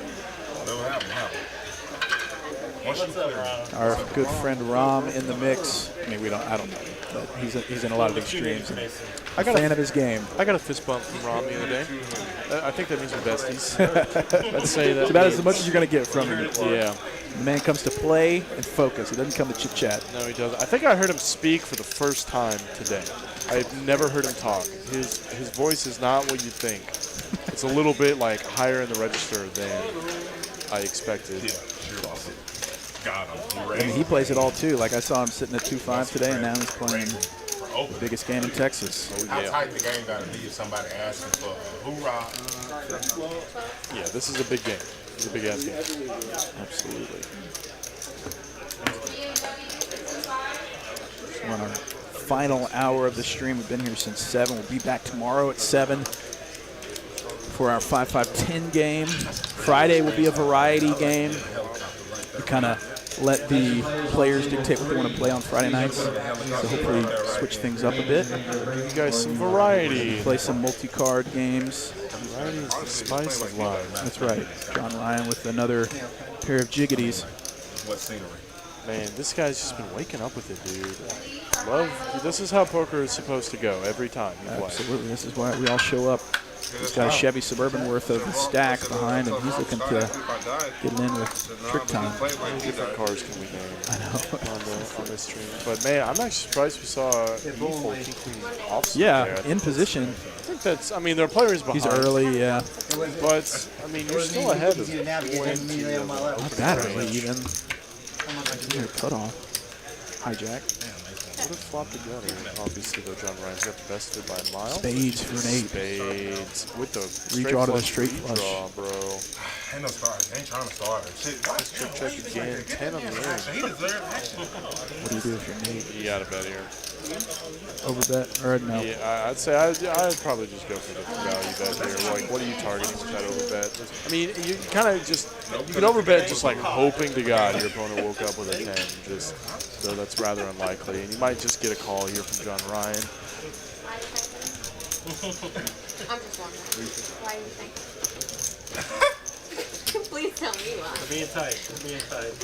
I can't think of it. He Calls. does get the crying call. 'Cause Mason was 7-5, gonna hold on up here. the game. And to Nate, he's had a couple sneaky ones. I don't know if he's winning or not. He's had a huge stack this entire time. Let's see for him. One more plug for our $1 Million Guaranteed Tournament, September 15th through the 19th. $900 buy-in, unlimited re-entries. Life-changing money up top. Yeah, unlimited re-entry, man. That's The prize pool is going to be, I mean, I'm willing to bet money that it's going to be over $1 million. yeah. It's going to smash the guarantee as we've smashed all the guarantees of the tournaments we've run. The kind of multi-flight tournaments that we've hosted here at TCH.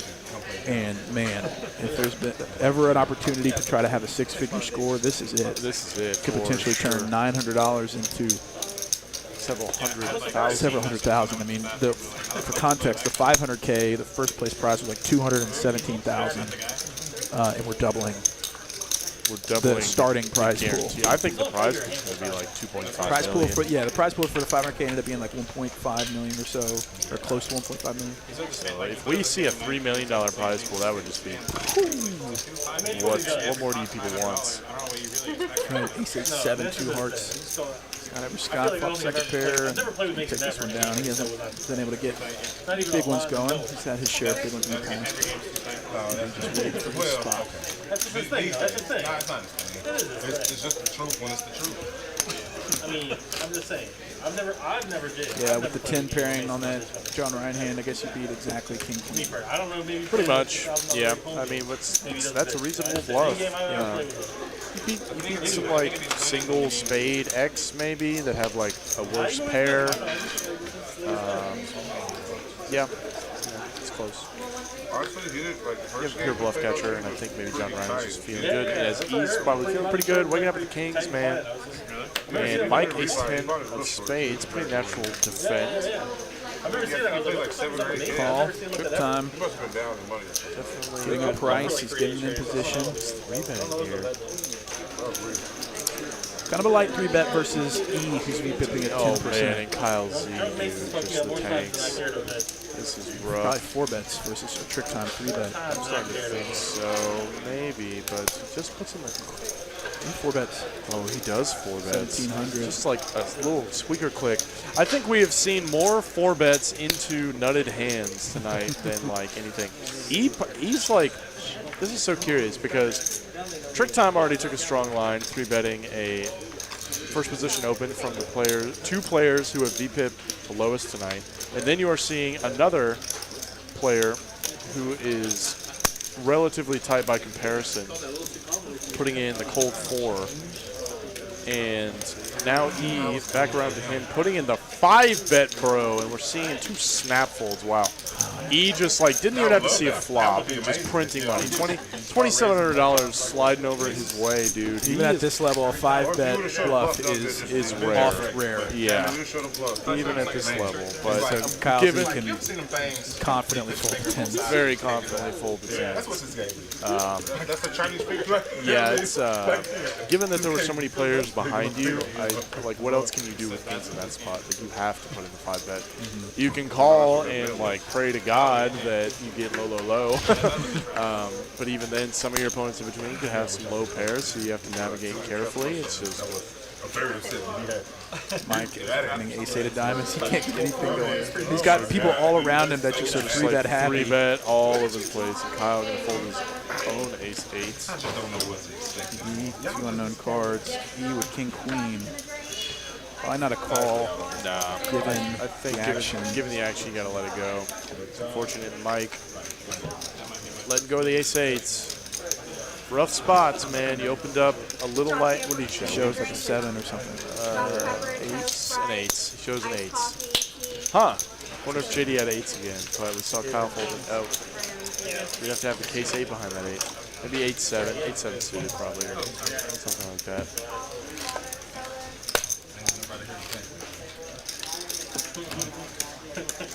You wait till halftime, you drink the half a beer for him? I think oh shit. Yeah, dude, he already got his last warning. We have our beat jackpot going on currently. Quad 6s or better. She Beaten said that she wore Mason pays like out 4 times. 40. That's So what the she jackpot's said. at She 41,000. already won Mason 4 times. Then they came out and said It's 46,000. 4 kind of 6s need to be beaten by It's like right here. It both full cards playing. I mean, they All don't the even bad beat want jackpot goes up to 47,000 and 4 of a kind 5s. If you're clocked into any Texas card house game, you get paid $100 when the bad beat hits. And JD raises to 150, but he's 4 suited and a few calls behind. I'm out the way. You know what I'm saying? Ryan, I guess he's getting a price. Calls King 9E, any 2 now. Yeah, He's pretty getting much. 11D to 1. The 2 cards that are connected. Mike, I do like it. Even though he's getting a huge price there, it's just like 9-5. You're splitting the equity already so much that it's rough. And Jack 6-9. John Ryan, middle pair. he has a hand he could deal with.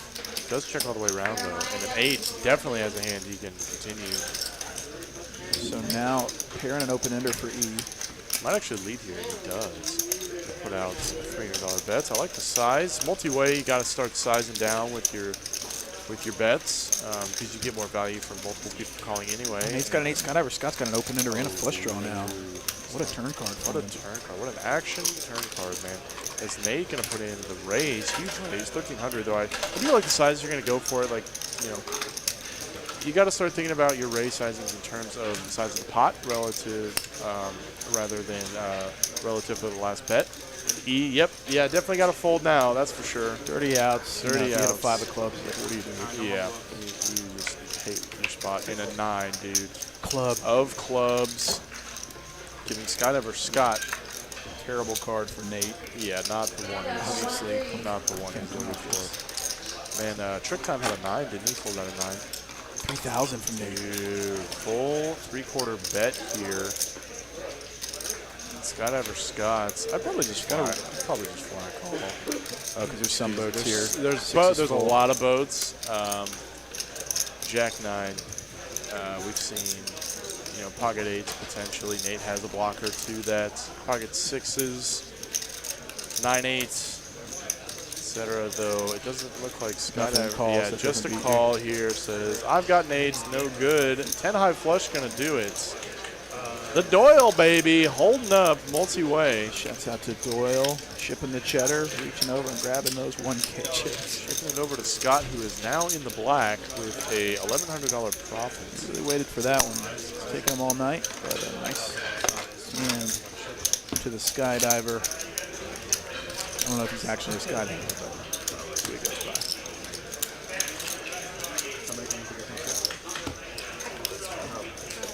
So your money behind? Just put your hand behind. You know, the chef. You know. Yeah, very good spot to talk about you know, oftentimes when you hit a flush, it's like, well, I guess I just have to raise. Dude, Kyle finally getting 2 aces of his own. 250. 2.5 Kind of extra. make some tough folds.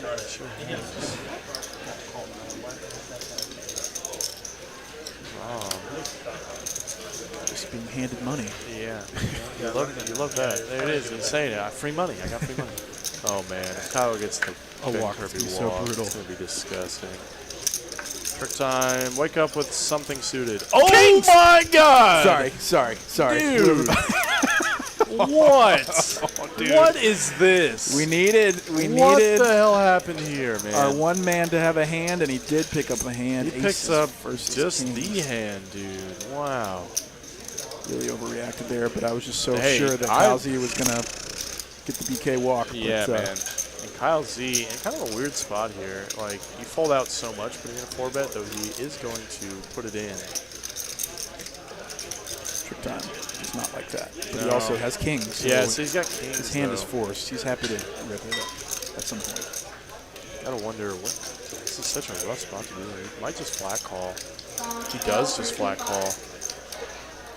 Pot controlling against the aces. Wants to see a flop first. 4,500 in this pot. Oh, 6, 7, man. 9. The money's going in. I think, unless it comes freaking 8. I mean, trick time actually, the thing is Kyle's aces actually might get bluffed out here. If trick time decides his turn, his hand to bluff. Because he has the nut advantage. Yes, he's got the nut advantage, putting in the 3 bets out of the blinds. Because 9, 7s, and 6s are never 4-betting. And trick time has put in bets light as well, for sure. So it's not a reasonable thing he's got there here, or a set here sometimes. And he does get called with small bet. Small bet. I got it. I'll get there. And a 4 on the turn. Very connected board now, though. It's like most players really shouldn't have a piece of this, given this is a 4-bet pot pre. But Kyle does pot control and check it. 9 of hearts. Oh, the word. What an action killer, man. What an action killer. Trick might decide to rep this card, though. Yeah, he's got the king of hearts. He just rips it all in. Oh, dude. Oh, my God. We might see Kyle. $49,000 pot. No. Well, oh, man. Kyle's What a 11K effective. sick overbet. Oh, my God. Kyle This Z has a very difficult this is such an awful spot. Calls! Dude, calls! Nice freaking What call, a bro. freaking call Dude, by this Kyle, guy Kyle dude. Z has got game. Oh, my God. I mean, shouts out to Trick Time for making him really be in a disgusting puke spot. But Kyle Z says, all right, I'm stopped thinking about this. I'm just calling. Yeah. $29,780 Wow, headed dude. over to Kyle Z. Kyle Z, if anyone needed it, deserved it, whatever. It's this man. We've seen his aces cracked. We've seen Ace King go down in flames. Look, I don't root for any one player. I just root for really good plays, and that was an amazing call. Dude, what a call. It was, I mean, a really great ship turning your kings into a bluff on the end. And oftentimes maybe that gets aces to fold, but Kyle Z saw through it. Yeah, man. I don't know. It was kind of a blend there from Trick Time, because Queens might put in the crying call, and now you just get the max. Yeah. And You're right. At the times that You're right. Kyle wakes up with aces, you might get the fold sometimes. It was an interesting spot, certainly worth discussion. But dude, Trick Time, bro, just making you just wake up with it or fold, dude. Show up with something. It's a puke spot for anybody. I think facing that bet, I'm just Yeah, that was a $30,000 pot. I mean, you gotta wonder though. One pair, not 2 pair. Yeah. You gotta wonder though, how often does Trick actually connect with that board? How often does he really have a 9 or a heart or hearts? He could have Ace King of Hearts, which would be just sick and disgusting. I misspoke calling it a bluff. You're right. When you bring up, if he's got queens or jacks at the same time, you're getting the max, betting the kings. It wasn't a bluff. But also, I mean, he had to know Kyle Z was freaking strong. Yeah. So, I mean, yeah, it was It's not a bluff. I misspoke. I just said it too quick before I thought through. But with the texture of both hands, It sure looks like one. Yeah, from what we can see. When we can see the cards, it definitely looks like he's trying to get aces to fold. But I mean, if you're putting your opponent on like 2 cards exactly, pretty narrow range. And I mean, it's possible. Like people do it. It happens. And maybe Trick did in that spot. You never know. But man, what a bet on that river, dude. That is bananas insane. And I did see, I mean, Trick did snap show the kings, like in a way that might have been indicative of like he thinks he has the best hand. Yeah, a few people think that he looked like he thought he won. I mean, I'm sure if you overbet jam kings there and get like such a begrudging call there, like your opponent still have queens and jacks. Right. That's a good point. You know, so it's cooler. It's a cooler. It's a cooler for trick time. Yeah, it's an interesting spot for sure. Did not expect the money to all go in, given that run out. It was a very action-killy run out. I guess that's what made it. That's what made it seem like a bluff to me. Yeah. Because even for trick time, that was an action-killing card, but he just ripped it. Shifted in, man. But also to your point, or to somebody's point, to someone's point, Kyle Z rarely has a 9, if ever there, and only maybe ace king of hearts, or he had the king of hearts. Yeah. So ace queen of hearts, maybe. But in a 4-bet pot, yeah, interesting spot. Look, I get it. The chat's roasting me. I didn't mean to call it a bluff. It was in the heat of the moment. That's all right. The chat's mean. All right. I was just so enthused about Kyle Z's massive call just because you feel for the guy. Like, that is a very... Shut up about it. Terrible spot. It was just an entertaining spot for me. I hope y'all were entertained. I would... If they weren't entertained, are you not entertained? Like, what do you want? We're seeing an interesting flop here. Kyle Z gonna barrel out on a paired board. Picks up one of the best cards to double on. Picking up the nut club draw. Nate's pocket eights. Does decide to let it go. Wow, gets it through, man. I figured one of these guys would call. Though they do have now second pair to the board. With the 9 peeling out, Kyle's still barreling. Pretty strong. A good night. Kyle is definitely having a good night. Very much overdue, I'd say, to this man. Harris, you want 1-2? Jeremiah W, 1-2. It'd be hilarious if one of these guys put their name on the 1-2 list and they call them while they're playing this $40,000 Skydiver. Say, yeah, lock it up for me. Yeah, lock up that seat. Lock up that seat. You know, can I move? Can I take my whole stack? Can I take? Yeah, you got to take the whole stack. You can't go south at all. So 40,000, 1-2. We could go nugget 1-2 game. Yeah. Uncapped or like the Ravage. Uncapped 1-2, just getting out of hand. Skydiver Scott ace king does not get any love. He's going to around the Nate 10-9 for a reasonable defense. Price. Yeah, we have an ace right there. No sweat. Done. Dunsky, Nate, second pair. Oh, at first I thought I saw Skydiver check. Actually, this is like a really good spot. Potentially. Good slow play ace king, but he does get a snap call from Nate. And once Nate faces the double barrel here, the board is like so dry, but Skydiver has all the aces here, and he is going to get a crying call one more time. And a 9, dude. And a 9 on the river. 2 pair for Nate. I want to see a big donk. Lead, right? I want to see a big donk bet. I want to see like 2,500. Because you have such a sneaky 2-pair. Oh, we did check it over, though. So you have such a sneaky 2-pair. And we are seeing 3/4 pots from Skydiver. I think Nate can definitely put in the check raise for some thin value here. It's just a matter of sizing. Min click almost. And a snap, dude. And just like a snap call. Getting the max. 10-9. Boom! Suck out City. Shows the ace king. And Bitcoin Nate going to take down a nice, hefty little profit there. Suck out on the end. Sucking out. Love to see it. Maybe not if you Skydiver Scott, but you certainly love to see it otherwise.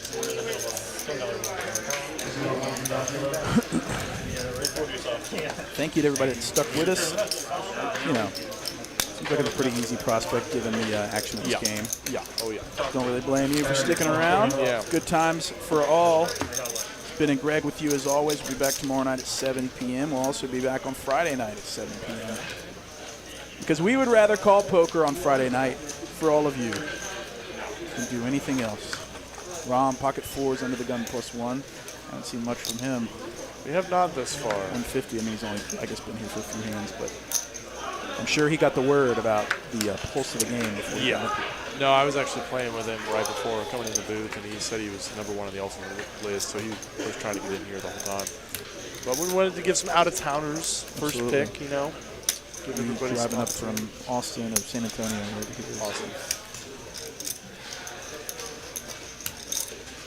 Hopefully he passes the word to his buddies. Oh, yeah. If they don't know. Yeah, he's also done a lot of work with Solve for Y. Oh, yeah. Yeah, you'll often see him rocking the Solve for Y t-shirts. So 7-7-8 on his board, 5 Dude, ways. How about just Kyle spiking it right there? Now he's got a straight flush draw. Turning the nut straight with the redraw to the Nutter Butters. Ultra nuts. It's unfortunate though. No one's really got anything to pay him off though. Rom's got a pair, but yeah. Well, we're gonna see folds all the way around. Kyle not getting the max there, but he certainly got the max a moment ago. So right. Can't be too greedy. Keep stacking them. Andrew Y, 1-2. Ben, do you want 1-2?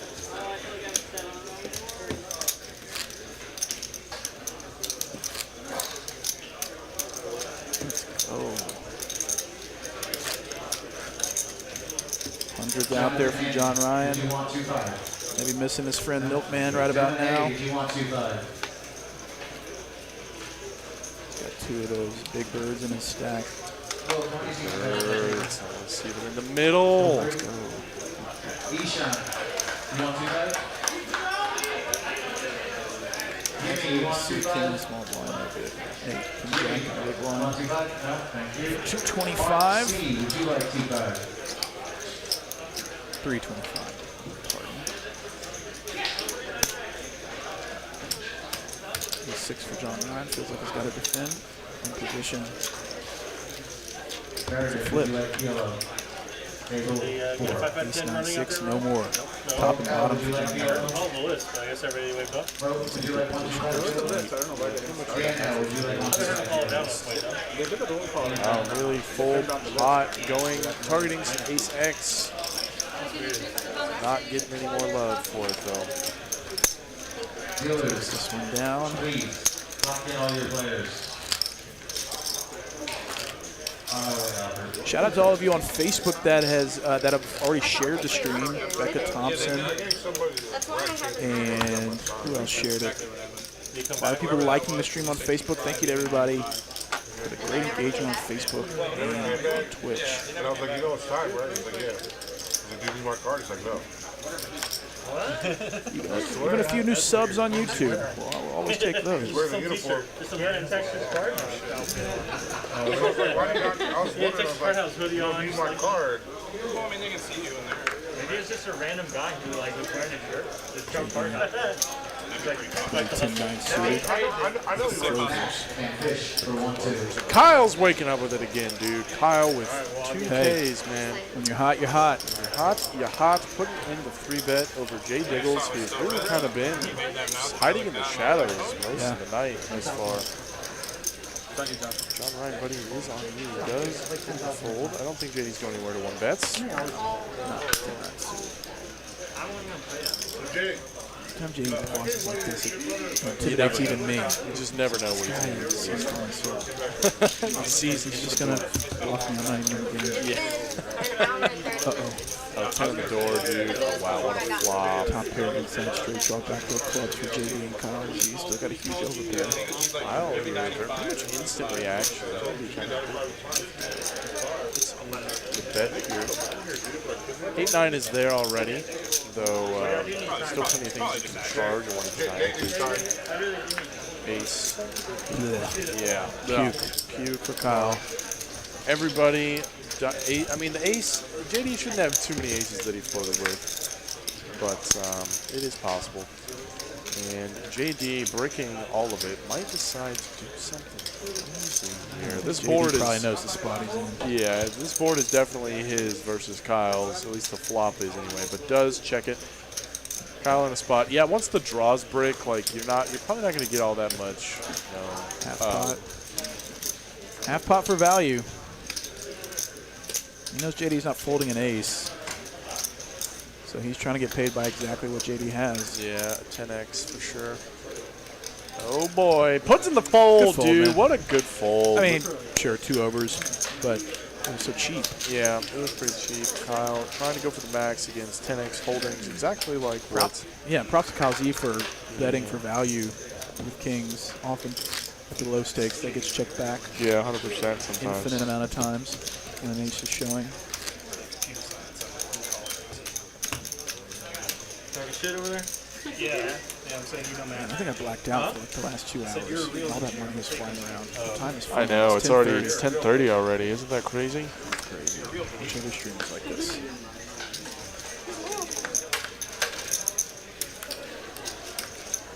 Not with these hands, though. Top fixing my email over there. He unplugs the router. He unplugs the router. The tanks. Got a big stack of blues there. Oh, yeah. Definitely got more than 11,000. Yeah, he's got 20 just sitting right there. That needs a recount for sure. We're going to see 3-bet the 10s. Getting a call from Scotty in the small blind, 5-4. It looks 5-6-8, so he popped a pair and inside straight draw. Rob's got overpair and backdoor spades. Kind of a not great flop for Rom. Wouldn't be surprised if you saw him check back here sometimes. But he is grabbing chips, probably going to go for a barrel of a sort. Half pots. Ish. Reasonable. Skydiver Scott's. A lot of pair and a gutty. 785, 84. Gives him the best hand. Heals 1. Jack ball.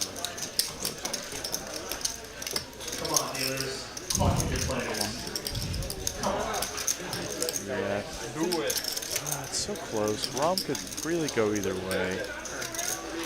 If he had the best hand on the flop, it's still likely the best hand on the turn, though he does check back for pot control. Queen in the end. Does not get any more favorable from Mr. Rom. It's not a great board for Skydiver Scott, but he might choose to bluff at it. Take a stab. Does check it though, and Rom probably gonna check it back. Yeah, here we go. 10's gonna hold up here on this incredibly dynamic board texture that only got scarier and scarier as time went along. So we'd love to see that. Man, Kyle Z bought in for what, 10K? I think so. Gotta love the triple up. Might be a big winner. It's definitely still probably, actually might be. It's up 20K. I think John Ryan might still be the big win. Trick Times was up a good chunk of money until he gave some to Kyle. Play a few more big ones. I would like to see at least 2 more big ones. At least. Hand 109. We can get about, how many hands? 150? That seems optimistic. How many hands do we usually do? Like 110. Okay, so we're at 109 right now. Oh, that's pretty good. Jacks for Kyle Z. John Ryan waking up with something. 2 gigantic stacks now. Let's play a 60K. Give me a Jack Ace Queen flop, baby. Yes. Jack Ace Queen flop. Or King Jack 10. Yeah, King Jack 10 would be the one. Yeah, that's the one I want. Kyle Z just flatting. The Jack's in position, pretty reasonable. Not the flop, not the one. Though, it still might get some money shoveled in. John Ryan. Real draw, backdoor nut clubs. Yeah, it does check this one over, though. Kyle Z really shouldn't connect with this flop too often. Flatting, even in position flatting. John Ryan does have a nice peel card here. It does suck if you barrel out and get raised for any reason, which Kyle did have a hand to do so with, potentially. And we're seeing a check raise here, actually. John Ryan. Kyle probably not going anywhere just yet. Very odd line for John Ryan to take, given the texture of the board. John Ryan 3-bet pre. So what is he check raising on this board? Aces, kings. Aces, kings, or nothing. Yeah. Maybe ace, king of clubs. Throwing Ace an on the ace. turn. Just no sweat, man. The worst card in the deck. Run good versus run good. Yeah, who's going to Who can run run the gooder? best? Gooder is the preferred term. Absolutely. And Quick fold from very quick fold. Yeah, well, that ace is probably the worst card. One of the 4 worst cards in the deck, or 3 worst cards in the deck for us. Not loving it for sure. Ian Mike be pipping below the Lottie line. Choosing to pick their spots more diligently. As the $100 straddle comes out from Trick Time. Trick Filet. Chick-fil-A, baby. Chick-fil-A sounds pretty good. Ooh, I would crush some spicy chicken deluxe. Yes. Oh yeah, my fave. And Skydiver Scott waking up 2 trays. Ace Jack. Definitely could go either way here. Just goes with the flat call. And he just knew that JD had ace king. That's all. He's just got pot control against. Man, E doesn't get out of line. He certainly doesn't. Putting in the raise here. 4x, pretty standard. Trick not going to do it. Skydiver Scott's annoyed. Yeah, he hasn't been able to. Well, he's at least annoyed that he's having to call 1,000 threes. He's been hoping and praying that he can hit a set.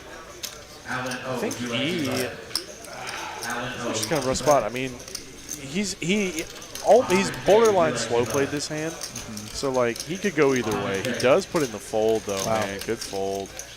You hate to see it come spades here, but yeah, he made the great fold. There we go, and not a bad flop for Trays, man.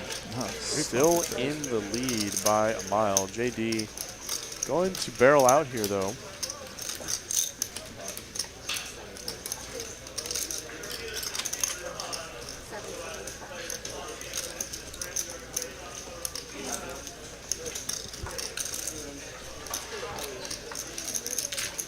Call from Skydiver Scott's 7-ball.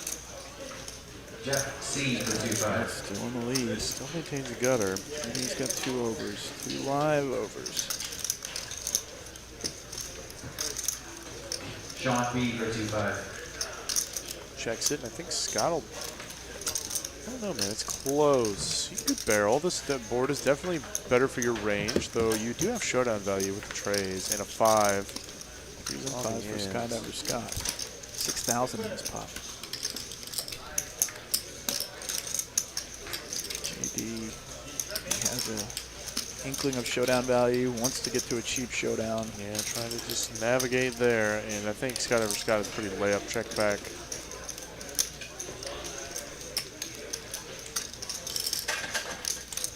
So much showdown, though he could. Yeah, it does put in the check. Shown ace king. Trey, baby, gonna hold up on this one. Nice hand to the Skydiver. Wow, 3s made it happen. It had to fade a lot, and fade it they did. In fact, got just about the best flop possible without flopping a set. So. Very well played by both opponents, I'd say. JD, definitely not his board. Pretty much a one-and-done hand, ace king, so.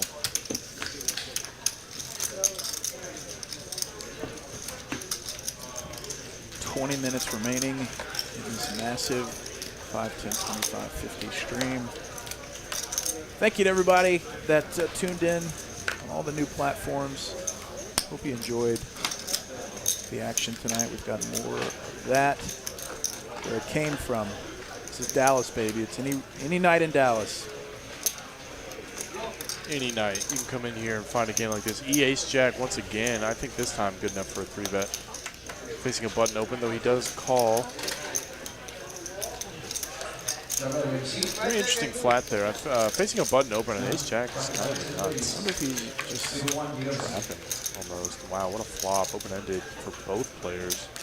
Though he's got the ace in hand. You could see a $60,000 pot that gets chopped for $200 a piece. Wouldn't that be great?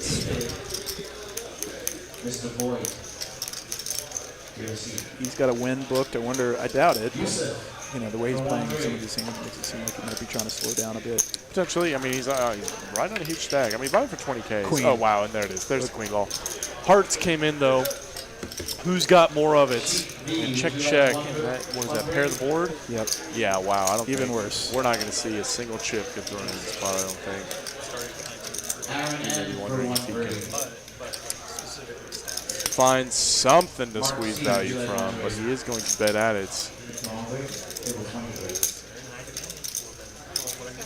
Like half pot here. Man, what a just bananas awful river card. And he is going to see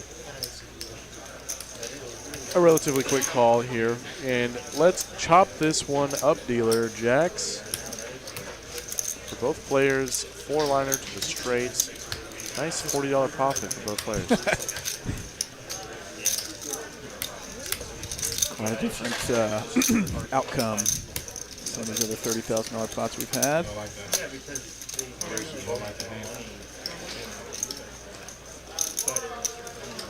Shout out to all you chat pros that migrated your way over here to Twitch or Facebook. Much love to all of you for the loyalty, the candor, the elite analysis, all of that. I told him the other day. Oh, this is him, by the way. I told you. You and him are the same. He did tell me that. I still don't know what that means.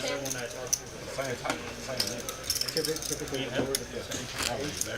could still do it. We could still have $30,000 or $60,000, $70,000 pot. Just need a couple cooler situations like Triton Kyle just had. Let's get another one for the people. Last 15 minutes to make it happen. I wish this was the first time. Just standing like up in the same clock. Y'all shape the same. What did we just see there from Scott, man? It's not shape. I mean, like, Flared about a bit. Flared about a bit. 150. Plus 2. I was like, yeah, I mean, if that. Percentages in this. Got the body of hair. Mine's more like a round. Blue and spades on them, blue spades. Nothing for everyone. Good time. 69. Considering it. Considered it, and in fact, coming along. I think? Yeah. Yeah. What's up? Gutter ball. Good time does have 6-9. Just need to grab it. Gutter ball and clubs. Clubs, Skydiver Scott, utter stone airball here, just about as whiff as it gets. Does put in the little tickle check, 6 pairing, trick time up. More accurate for trick time. How do you lose this hand? Give me an ace of diamonds, dealer. And yeah, Skydiver just, I don't think that's going to do it. Ace 10, trick time, taking down a nice tiny little profit there. Just a 6.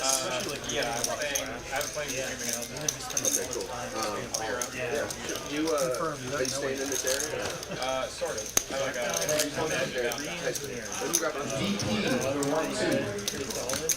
Basically what I did is, I have a couple guys who just you said, would you like 1-2?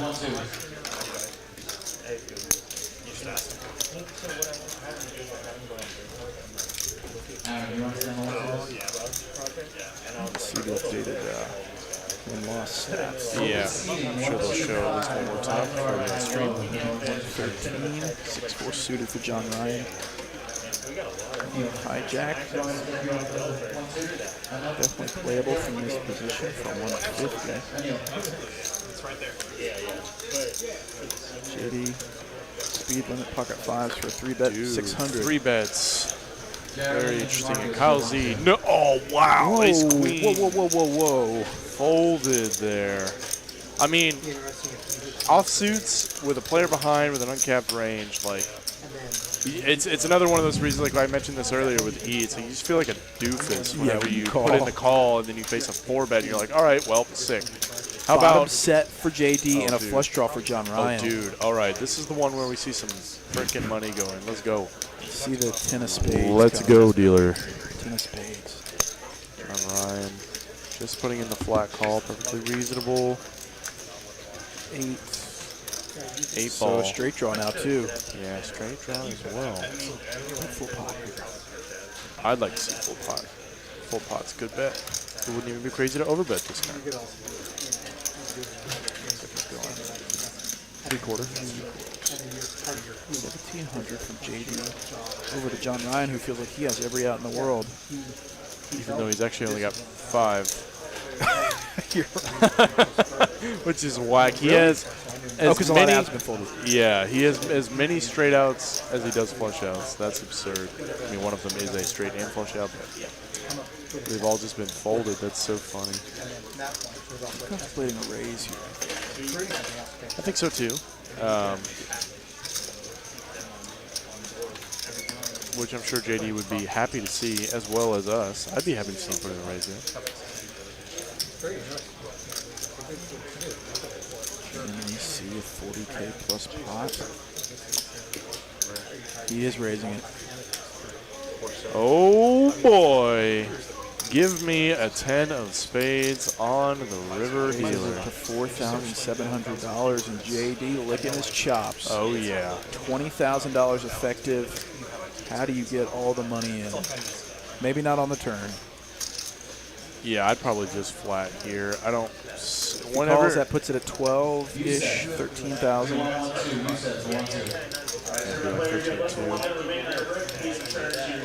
Yeah, I'd like just a flat call here. If you like 3-bet in this spot, whenever you bet into, like raise into a polarized range, you're folding out all of the bluffs and you're only getting called by bet. So I do like just a flat call here and a king ball. Oh, well. Man. That is unfortunate. Feels good for JD to lock the hand up. To lock it up now. I'm sure he would have loved to have seen a 10 of spades or an 8 of spades. John Ryan feels like he's got it. I mean, he's got to bet. He's got 6 high. He's got to put something in there. He's about to put $12,000 out. Dude, just a little squeaky overbet snap call. Instant call from JD. Oh, $35,500. And just like that, John Ryan has had a different change in his night after betting. Oh, dude. One of the biggest river bets I've seen. Yeah. That isn't an all-in bet. $12,000. He's got both of the big birds in his stack, and JD just like that wins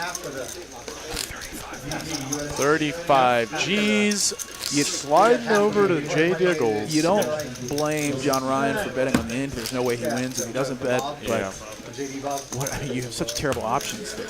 You can either bluff with 6 high or check back and give up a 20K.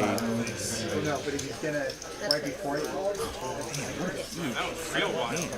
That was crazy. You're getting another. JD said at the beginning he puts on a clinic, and he's continued to do that. And this is where I go on supreme tilt. After having this massive winning night and just losing a big portion of it. Again, like I feel like you're kind of forced into betting there. Yeah, it's like, I mean, you could just, it's like I either check, give up, or I maximize some amount of fold equity. The problem is the king pairing on the river is one of the worst cards, I'd say, to run a bluff on, because now a lot of the time your opponent just has trips, and it's like they're never folding. Yeah. So it is unfortunate that that was the exact river card that John Ryan was faced with, because it does suck to just check, but you're like, I checked back 6 high, like I can't win. So, and like, what an amazing. I mean, maybe it was in flow, but JD checks his boat on the river out of position and induces an $11,000 overbet. Yeah, he's just like, dude, he just made so much money. Sure did. Because if he like donk leads, you know, John Ryan has the easiest fold in the entire world. I think if the spades came out, donk leading would be almost mandatory. Like spade came out and it paired the board, like an 8 or a 10, it probably would have been like absolutely mandatory. Because you don't want a weak flush to check back or something like that. Hey, I was rewarded with a big hand. I asked for a big hand, and that was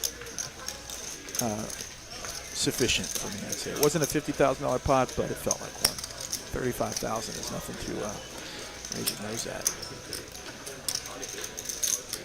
JD's just chilling. This man has like $40,000, $40,000+ 20, 30 ish. 30-ish. Somewhere in there. Yeah, just a huge some stack, amount of money. just Now chilling. JD in that one hand is now the second big winner on the night. Up Kyle 17,000. Z.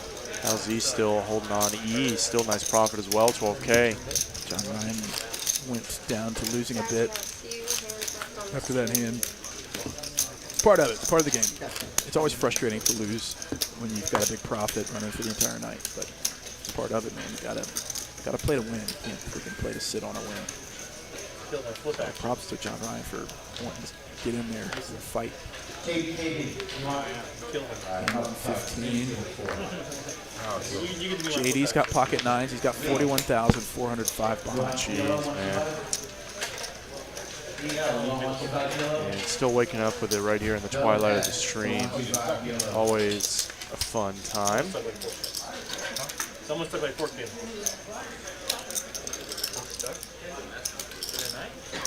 No, on the flip. I'm looking for flip action in 15. Three-handed. It's 10-8. Rom with bottom pair and backdoor club opportunities. We don't know what John Ryan has.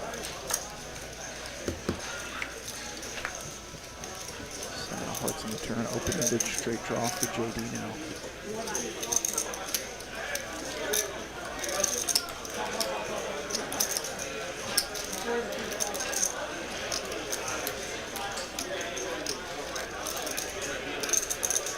$500 from Rom. JD calls 7. 9s and 7s for JD. He's got the best of it. He doesn't know it yet.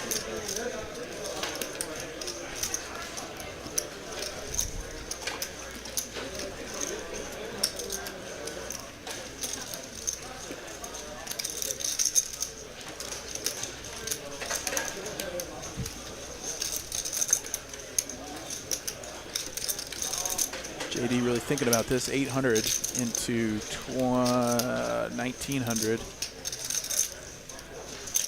We're also being told that Rom has a slightly different hand. Ace-8 instead of Queen-8, so he does in fact have top 2 pair. JD does not have the check mark. Oh, Big dude. raise. And Rom barreling out, getting raised by JD, who blocks straights. He's got a club blocker as well. Rom holding a club, not loving that. Facing this raise, as you do reduce the combos of flushes that are available, but you also reduce the combos of bluffs your opponent now has. Oh man, Rom actually in a rough spot here. This is not great. 2 pair. Sets got there. JD could still, I mean, Rom blocks 8s. JD could still have tanks, potentially. I think actually the most likely holding is representing a flush here. As the flop did go check, and Rom not deterred, bro. Got calling chips in hand. Rom sticky. Calls it. Hard to bluff him. And JD gonna show the 9s. Ace-8 gonna be the winner in this one. 3 pair for Rom. It says he made him think about it. And Rom definitely won this hand. Oh yeah. Aces and 8s. JD can't win them all, buddy. Can't win them all. Does have 46. That's probably an correct number since he didn't win. It's gotta be a little less now, right? Yeah. Everyone continuing? Anybody leaving? Right now, that's a better question. Anyone leaving right now? We are approaching the end of the stream.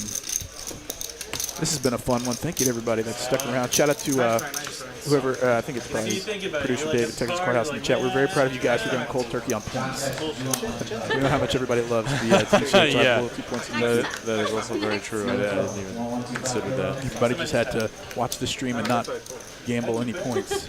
Mike 10-9 suited under the gun +2. Scratching the pecs. Yeah. Hey man, got any more of those you points? Got any points? Got any more of those points? Got any TCH points? I need my fix, bro.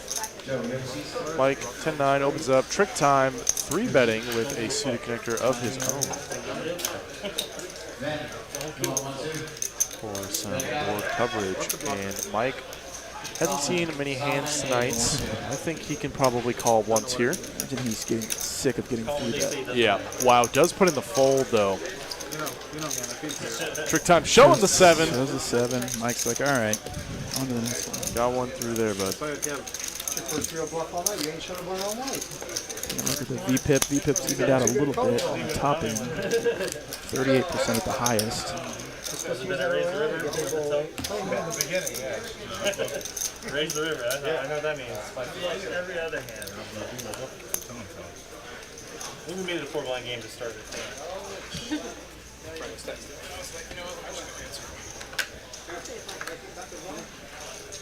Mike folded pocket fives.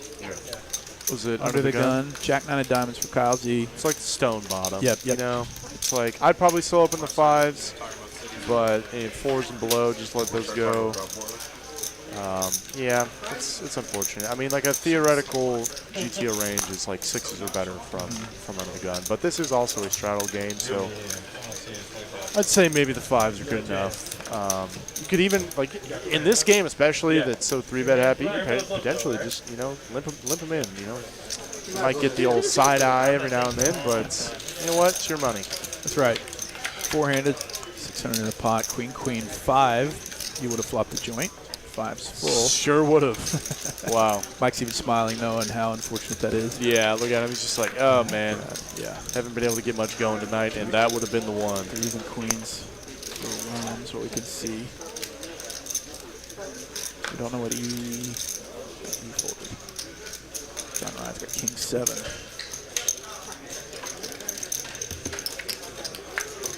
Ten on the end. Rob's not the man to bluff in this spot. No, I think the spades come in. And spades do come in. I think I would just check call here if I really thought my 3 was best on the turn. The 10 doesn't change anything. I mean, it is possible that John Ryan could have picked up the spades. Wow, got it through, man. Does get it through.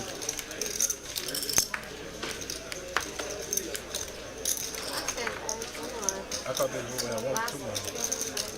They were getting it. I should not have said last hand, 10:59 p.m. That would make sense to me. I mean, you can. The 100's on, the 200's on.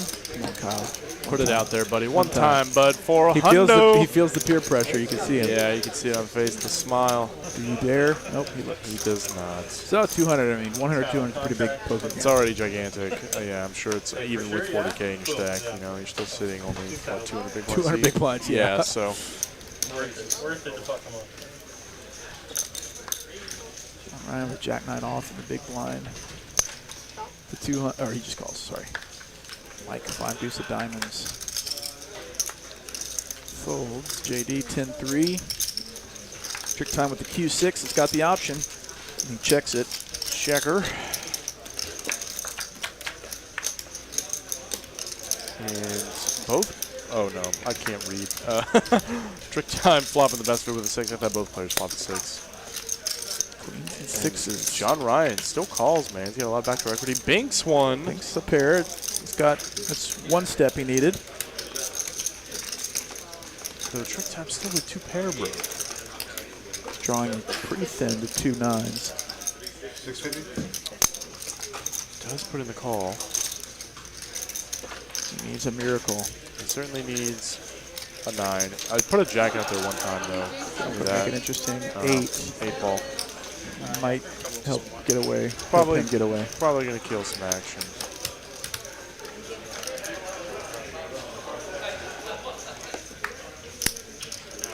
Big time shows queens and 6s. And that is going to be good. And that's going to do it for our 2-card bonanza that we called the 5, 10, Good 25, God. 50, 100, 200, What? 400, 800 game. 16 maybe sometimes. Very Good fun times. Are they? God. That last hand? Oh, yeah. Are they going to do a flip? One keep flip. Okay, so they're going to do a $1,000 4-card flip. Very fun times tonight. It's always fun to see a new kind of wild card player come in and turn it on. Turn it on and make these guys really work for it. That was one of the more exciting streams we've commentated in a while, from my perspective. And, that was definitely up there. A lot of interesting hands, tons of pre-flop premiums, tons of clear spots. Really fun stuff. Thanks everybody joining. Hope you enjoyed it on the new platform. And okay, on the new platform, Twitch and Facebook. We're going to be back on YouTube for sure. But we appreciate everybody's flexibility tonight. Very fun stuff. One last plug for a couple of things. $1 million guarantee coming up September 15th. $900 buy-in, unlimited entries. You can get all the info on that.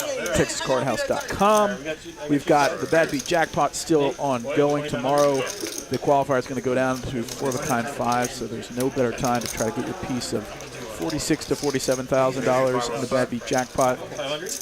And we're going to be back tomorrow night, 7 p.m. to play the 2-card game again, and then Friday night, potentially going to play some PLO Friday at 7. So, Greg, we did it once again. Yes, we did. Once again, buddy. Glad to have you back in the booth finally. Thank you, absolutely. And, you know, we made it 4 hours talking about poker. Yeah. Once again, every time it seems like a ridiculous prospect. Hey, talk about this one thing for 4 straight minutes. That is what we can call some of what happened tonight. Yeah. It was some craziness, man. A little bit of slot play, a little bit of pure flips, all that kind of stuff, but still some interesting spots to learn from.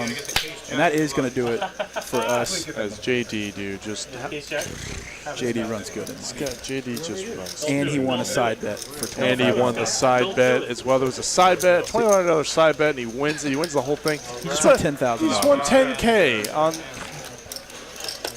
Wow. What is happening? What am I doing with my life? This man runs really pure. Is just scooping all the monies. Good God alive. Anyways, for Greg Potter and everybody else at Texas Card House, my name is Ben Kirby. We appreciate you joining us and hope you have a good night, everybody.